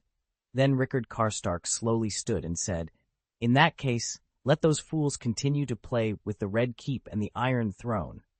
He drew his sword and shouted, "Long live the king in the north." Daisy Mormont immediately stood and raised her voice, "Long live the king in the north." One by one, the Stark vassals stood, drew their swords, and knelt on one knee in Robb's direction. "Long live the king in the north," they chanted in unison. "Long live the king in the north. Long live the king in the north. Long live the king in the north. Long live the king in the north." Since Aegon the Conqueror unified the Seven Kingdoms, this ancient title, unheard for 300 years, resounded majestically in the Neck Camp. 5 days later, in Aerie City. The sunrise in the Vale of Arryn painted the eastern sky in hues of rose and gold. Catelyn Tully rested her hands on the ornately carved railing outside the window, staring at the gradually spreading light. Dawn crept across fields and forests, transforming the world from pitch black to dark blue, and then to verdant green beneath her feet. White mist billowed over Alyssa's tears as ghostly waters cascaded from the ridge, beginning their long journey straight down to the giant's spear. It is said that Alessa Aelin witnessed the brutal murder of her husband, brothers, and children before her eyes, yet she never shed a tear. The gods decreed that after her death, she would weep until her tears filled the black, fertile fields of the Canyon Plain, where her loved ones were buried. Alessa has been dead for 6,000 years, but not a single drop of river water has reached the bottom. Lady Catelyn was overcome with grief at the thought of her husband Ned. He had told her that the living went south, but the bones returned north. He belonged to Winterfell. He repeated it to her, but did she listen? No, she insisted he go and become Robert's hand, not only for their family, but also for their children. "It's all my fault alone," Lady Catelyn thought to herself. After her death, her tears would turn into huge waterfalls. "Good day, Kate," came Peter Baelish's hoarse voice. Lady Catelyn did not look back. She took a deep breath, trying to calm her emotions, and said, "Peter, you should call me Lady Stark or Lady Catelyn." Peter, dressed in a black and gray velvet robe with neatly trimmed beard, stood with his hands behind his back. "I'm sorry, lately I keep thinking about our childhood. Many times, I can't help it." "I don't like that reason, Littlefinger," Catelyn replied, turning to look at Peter, her calm facade restored. Peter smiled helplessly and said, "I will try my best to correct it, Lady Catelyn." Catelyn's eyes trembled slightly as she looked at Peter. Recently, she had been recalling memories she hadn't thought of in years. They were young then, she much like Sansa now, and Lysa younger than Arya. She and her sister took turns playing kissing games with Peter, sometimes solemnly, sometimes giggling. The memories were vivid. Catelyn's pupils shrank as she remembered. Lysa had once shyly confided that Peter wanted to put his penis into her mouth, and Lysa had been excited about it. Had her sister liked Littlefinger from that time on? Catelyn's face turned even colder. The shy girl she knew had grown into a woman who was sometimes arrogant, sometimes fearful, dreamy and unrealistic, careless and timid. The worst part was that she dared to put her own sister under house arrest. Catelyn's voice was cold. "Peter, if you don't want to let me leave the Eyrie, I refuse to meet with you." A few days ago, Catelyn had been worried about the situation outside, so she suppressed her anger and went to find Peter. Not only did she learn sad news, but she also saw the crazed Lysa behind it all. Peter spread his hands. "Lady Catelyn, I can't just watch you sisters kill each other." He sighed softly and continued, I just want to do my best to reconcile my sister and you as before. Lady Catelyn's eyes flashed with anger. Is it my problem? If it wasn't for my sister's trust, would I have come here alone? Don't be angry, Peter said, stepping forward to comfort her, but he was stopped by Catelyn's warning eyes. He shrugged slightly in embarrassment, paused, and said, Catelyn, our Lysa has nightmares every day, and she needs our help. Catelyn's voice was filled with mockery. It's your Lysa, Littlefinger. Catelyn's words seemed to hurt Peter. Catelyn, I think you should also know that after Lysa married into the Vale, she had many miscarriages, and her mental state has always been very bad. Petter sighed and took a small step forward. At least Lysa believes that her childhood friend will not hurt her. She is willing to believe me and listen to my advice. Since my love can help her who is helpless, how can I hesitate? Kate. 5 miscarriages, plus 2 stillbirths. Catelyn could not imagine Lysa's grief. She thought, when Catelyn came to her senses, Pitter was already standing in front of her. Her voice was filled with warning. Pitter! This time, Petter ignored her warning. Kate, my heart has always been with you and never moved. Catelyn's anger grew stronger. Petter, she warned again. Petter smiled sadly and took a step back. Petter, I don't want to repeat myself. Please call me Mrs. Stark, she insisted. Petter pretended to be angry. The most I can accept is calling you Lady Catelyn. Asking me to call you Stark. Why don't you just send me to see the stranger? Catelyn was indifferent to Peter's teasing. She turned sideways and stretched one hand towards the windowsill. Please, she sneered. Peter was stunned for a moment, then coughed a few times to cover up his embarrassment. He avoided Catelyn's eyes in shame, but said in a dissatisfied tone, Mrs. Stark. Catelyn looked coldly at Peter, who appeared embarrassed. Although she didn't show it on her face, she was in a daze, as if the scene from her childhood was reappearing. What a cunning man, this Littlefinger. Catelyn turned around, faced the window, and said calmly, Please leave. I don't want to be disturbed by you anymore. Her auburn hair shone charmingly in the morning light. She was still so beautiful that he was fascinated by her. Dear Lady Stark, are you sure you want me to leave? The corners of Petter's lips raised slightly as he continued. I just received news about your eldest son, if you are not interested. Catelyn quickly turned to Petter, her tone urgent. News from Robb? Tell me, what news is it? It's good news, don't worry, Kate. Petter first comforted her and then said, I may have to give up all the names I used to call you. He bowed slightly gracefully, raised his eyes to look at Catelyn, and said, Robb has claimed the title of King in the North, Queen Catelyn. King in the North? Catelyn covered her mouth in disbelief. Why would Robb do such a reckless thing? Their enemy originally only had one Lannister, but now they have to contend with the 2 Baratheon brothers as well. The North will soon become isolated and helpless, surrounded by enemies on all sides. Ned's misfortune had already made Catelyn miserable. She longed for her 2 daughters to return safely so she could go back to her homeland and mourn her late husband until the end of her life. Catelyn hoped that Robb could inherit his father's title in peace, rule Winterfell, kiss a girl's lips in the Godswood, marry, have children, and live happily. If I were not imprisoned here by you, I would have been able to prevent this from happening, Catelyn said angrily. Her heart was in a panic. She and her son had summoned the Northern Army for the safety of their family. How much she wanted to end this war as soon as possible. Would the Lannisters and Baratheons join forces to deal with her son? Petter's smile gradually deepened, and his eyes flickered. Kate, it sounds like you think it was because of the instigation of others that your son claimed the title of King in the North? Of course it is.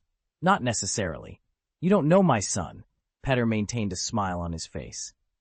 Kate, I really don't understand your son, but I understand people's hearts, he said slowly. Who can shake Stark's stubbornness except himself? Catelyn's body was weakly leaning on the windowsill. Robb's character was very much like his father's. No one could shake their decision. Why was he in such a hurry to claim the throne? Didn't he see the problems that would arise after becoming king? Catelyn couldn't guess why. Suddenly, she looked at Petter and said, Petter, I must return to my son. He needs me. Please help me. Petter looked embarrassed. Kate, you know I am reluctant to reject you. He sighed and added, Lysa will not let you leave. Even my current situation can be said to be similar to yours.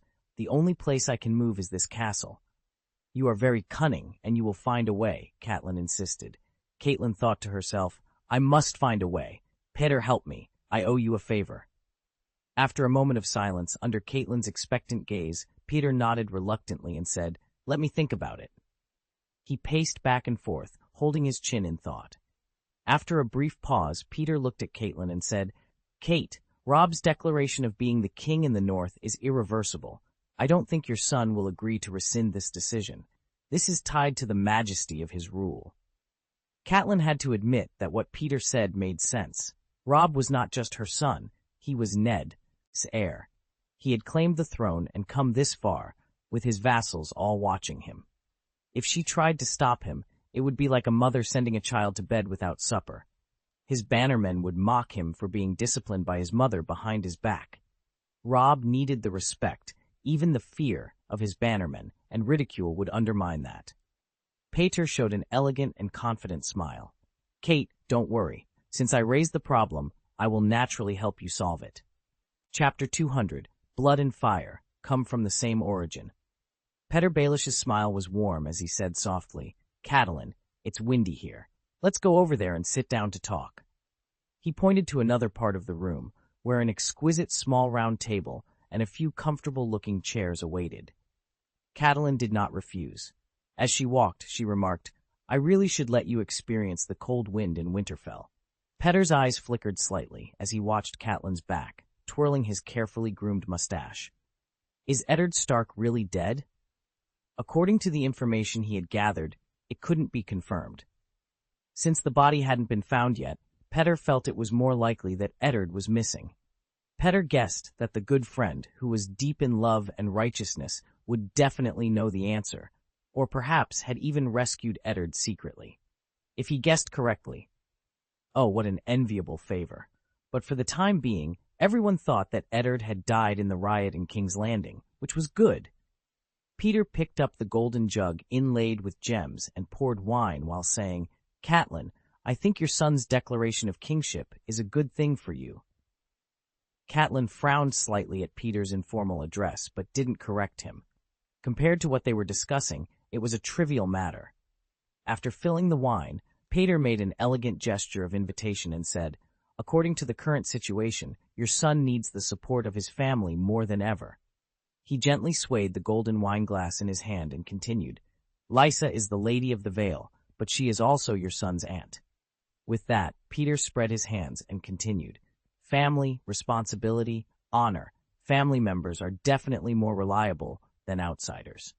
Catelyn was very moved by this, but there was stubbornness in her voice. Petyr, tell me, did Lysa really do that? You know what I am referring to. Petyr's gray-green eyes looked directly at Catelyn. The two stared at each other for a moment before he sneered. Seeing that Catelyn was about to get angry, Petyr explained, Why do I feel more like a Tully, and you, instead, become a stubborn Stark?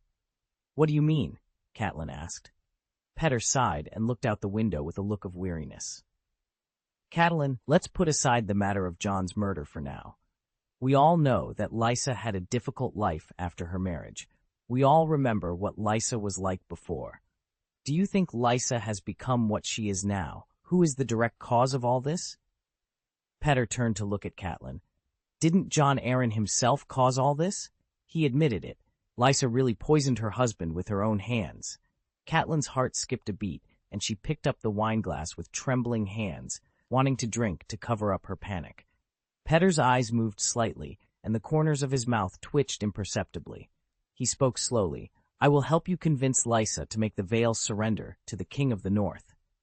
Can Lysa still represent the entire Vale? No, the righteous alliance of the Vale will not recognize her right to rule.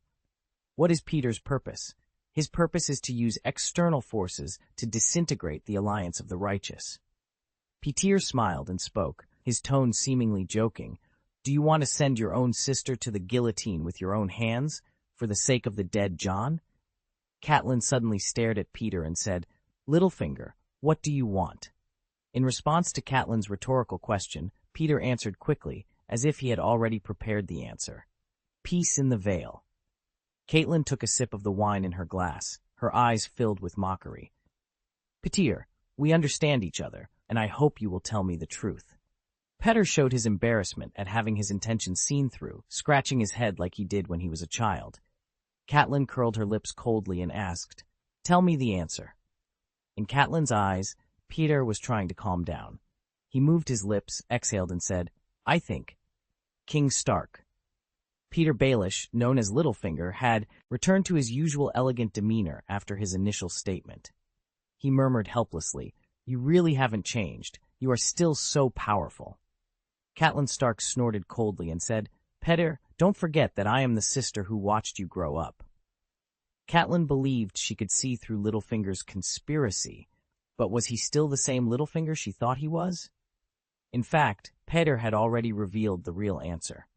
What he wanted was indeed the stability of the Vale, not the position of Hand of the King. This was just the answer he wanted Catelyn to come up with on her own, and he was full of sincerity.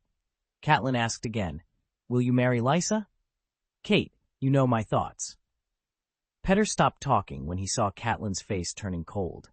After a moment of silence, under Catelyn's gaze, Petyr smiled bitterly and said, "My fiefdom is just the smallest rocky land in the Five Fingers Peninsula. With my status, everyone knows it very well. It's out of the question." He added, "We are childhood friends, and I am helping as a friend. You may think of me as a doctor who can't forget the beautiful childhood memories. Well, a doctor who helps Lysa get over her pain." Catelyn couldn't help but mock. "Can you help the doctor in bed?" Some places in the Eyrie could easily produce loud echoes. Petyr smiled and shrugged. "Maybe you can try to have mercy on me." Catelyn had to admit her current sister was slightly lacking in feminine charm. She looked away and sipped her wine. Putting down her wine glass, she coughed slightly and said, "What are you going to do?" "Although Lysa is rude to you, she needs her sister very much. I believe she will get better." Petyr said seriously, "Kate, I will try my best to convince Lysa to let me bring your handwritten letter to meet our king in the north." Catelyn looked at the sincere Petyr and said directly, "Petyr, I don't want to deceive you. The hand of the king needs the trust of the king, not the recommendation of a king's mother. I'll do my best, thank you, Kate." Returning to his study, Petyr stood quietly for a while, then walked to the bookcase and pulled out an envelope he had hidden so secretly, a letter sealed with gold ink. "Crab Claw Peninsula, Whispering City, Lord's Bedroom." Greene, who was sleeping, suddenly opened his eyes. There was a cold light in his eyes. It was the same dream again. Greene sat up on the bed and said, "Someone, come here." Following Greene's voice, the wooden door of the dormitory was quickly pushed open, and fully armed Mason Baker and others strode in. Greene's gaze swept over them, and everyone straightened their backs. "Anyone found suspicious will be killed on the spot if he resists." In order to allow the simple people of Kleber to sleep peacefully at night, Lord Greene had started a curfew not long after inheriting the position of Lord Kleber, and it had never been interrupted to this day. Therefore, except for the soldiers patrolling and standing guard, everyone around Whispering City at this time could be classified as suspicious. Mason Baker and the others said in unison, "Yes, Lord Greene." After everyone walked out of the room, Greene left the bed and opened the narrow window of the dormitory. The night breeze suddenly poured into the room. Outside the window, the full moon hung high, and Greene stared at the hazy night sky, recalling the scene in his dream.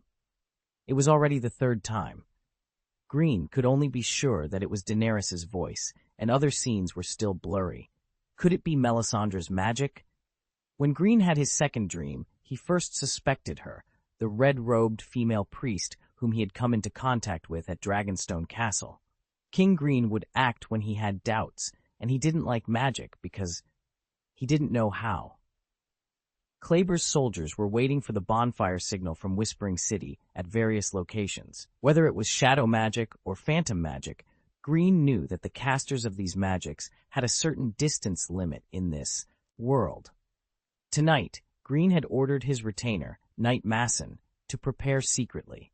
At his command, Kleb's soldiers would be dispatched to conduct a thorough search. If it wasn't man-made magic, then what was it? Greene pondered as he stood before the table covered with a map of Westeros. The likelihood of Greene guessing that Melisandre was a spellcaster was slim, but his cautious nature prevented him from relying solely on his own judgment. He would conduct detailed investigations, eliminating suspects one by one until he found the final answer. Still, the question remained, if it wasn't man-made magic, what was it? Why had he experienced the same dream for 3 consecutive nights? Unable to find an immediate answer, Greene's thoughts drifted to other matters. The ice sword was too cumbersome to carry around, and he needed a Valyrian steel sword. Tob Mott, the blacksmith in King's Landing, knew how to forge Valyrian weapons. Greene's finger traced the map to the location of Crab Island. When dawn broke, Sir Mason came to report to Greene. "My lord, apart from a dozen poachers and smugglers, we found nothing unusual."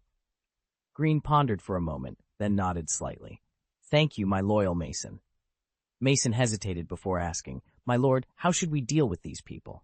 "Handle them according to the laws of the territory," Greene replied, waving his hand dismissively. After Mason left, Greene leaned back in his chair and closed his eyes. Could it be the call of the Targaryen dragon or some kind of prophecy? There were blazing flames everywhere. Daenerys' silver hair and body were covered with black dust, and her violet eyes were full of fear and helplessness. She stretched out her hand towards Greene, her lips moving repeatedly. What was she saying? Finally, he heard, "Greene, help me." Greene's eyes snapped open. It was already broad daylight, and the bright morning light poured into the room through the narrow window. The next day, Greene's ship, the Mermaid, slowly left Mermaid Harbor accompanied by 5 Kleb warships.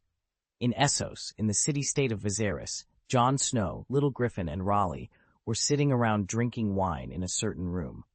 Empty wine bottles littered the floor. The drunken Raleigh slurred his words. "On my name day when I was 16, my blacksmith father was famous for the weapons he made. He crafted a long sword for me, but a nobleman not only snatched it away, but also insulted me. He said my hands were not born to hold swords, only hammers. I couldn't contain my anger. I went home, took a hammer, and broke the nobleman's arms and half his ribs." Raleigh took a long sip from his wine glass and continued, "To avoid the nobleman's retribution, I fled my hometown overnight, crossed the narrow sea, and came here to work as a mercenary." He added with a smirk, "A mercenary with a sword in his hand." John, who had drunk a lot, felt dizzy as Raleigh swayed in front of him. He knew he had overindulged. Leaning against the wall, John smiled happily. "Raleigh, you are brave. You are a warrior." Raleigh laughed and then turned to Little Griffin. "Little Griffin, what's your story?" John opened his blurred eyes and looked at the red-faced Little Griffin. In the twilight, his eyes seemed to turn purple, but John thought it was an illusion. Little Griffin smiled and said, "My father also fled to Essos across the strait. I grew up here, and he rarely spoke of his youth." After a pause, he lowered his voice and continued, "Once, when my father drank too much, I learned that he had offended a family named Lannister on the other continent. It is said that family is very powerful. He had no choice but to flee." Raleigh nodded knowingly. "Remember, I know that the Lannisters will pay dearly for any offense." "Any debt!" John shouted angrily. "It's the Lannisters again, damn it!" Hearing this, Little Griffin and Rowley both looked at John, who was rarely this angry. Rowley, curious, asked, "John, it seems you have a lot of hatred for the Lannisters?" After a moment of silence, John nodded slowly. "My relatives were almost harmed by the Lannisters. I don't like them." "Your relatives?" Rowley inquired further. John fell silent again. After a while, he spoke. "I misspoke. I am an illegitimate child. How can an illegitimate child have relatives?" Rowley patted John's shoulder with his large hand. "This isn't the damn Sunset Kingdom. Don't dwell on that. Who cares about such things when you're a mercenary? With your skills, you'll earn everyone's respect sooner or later." Despite having drunk a lot, Little Griffin's voice remained gentle. "This isn't a choice we made ourselves. If we could choose, I don't think anyone would want to come into this world as an illegitimate child." Rowley nodded firmly. "Yes, Little Griffin is right. You should blame others, not yourself." John's eyes were a little glazed, but he smiled cheerfully. "I know.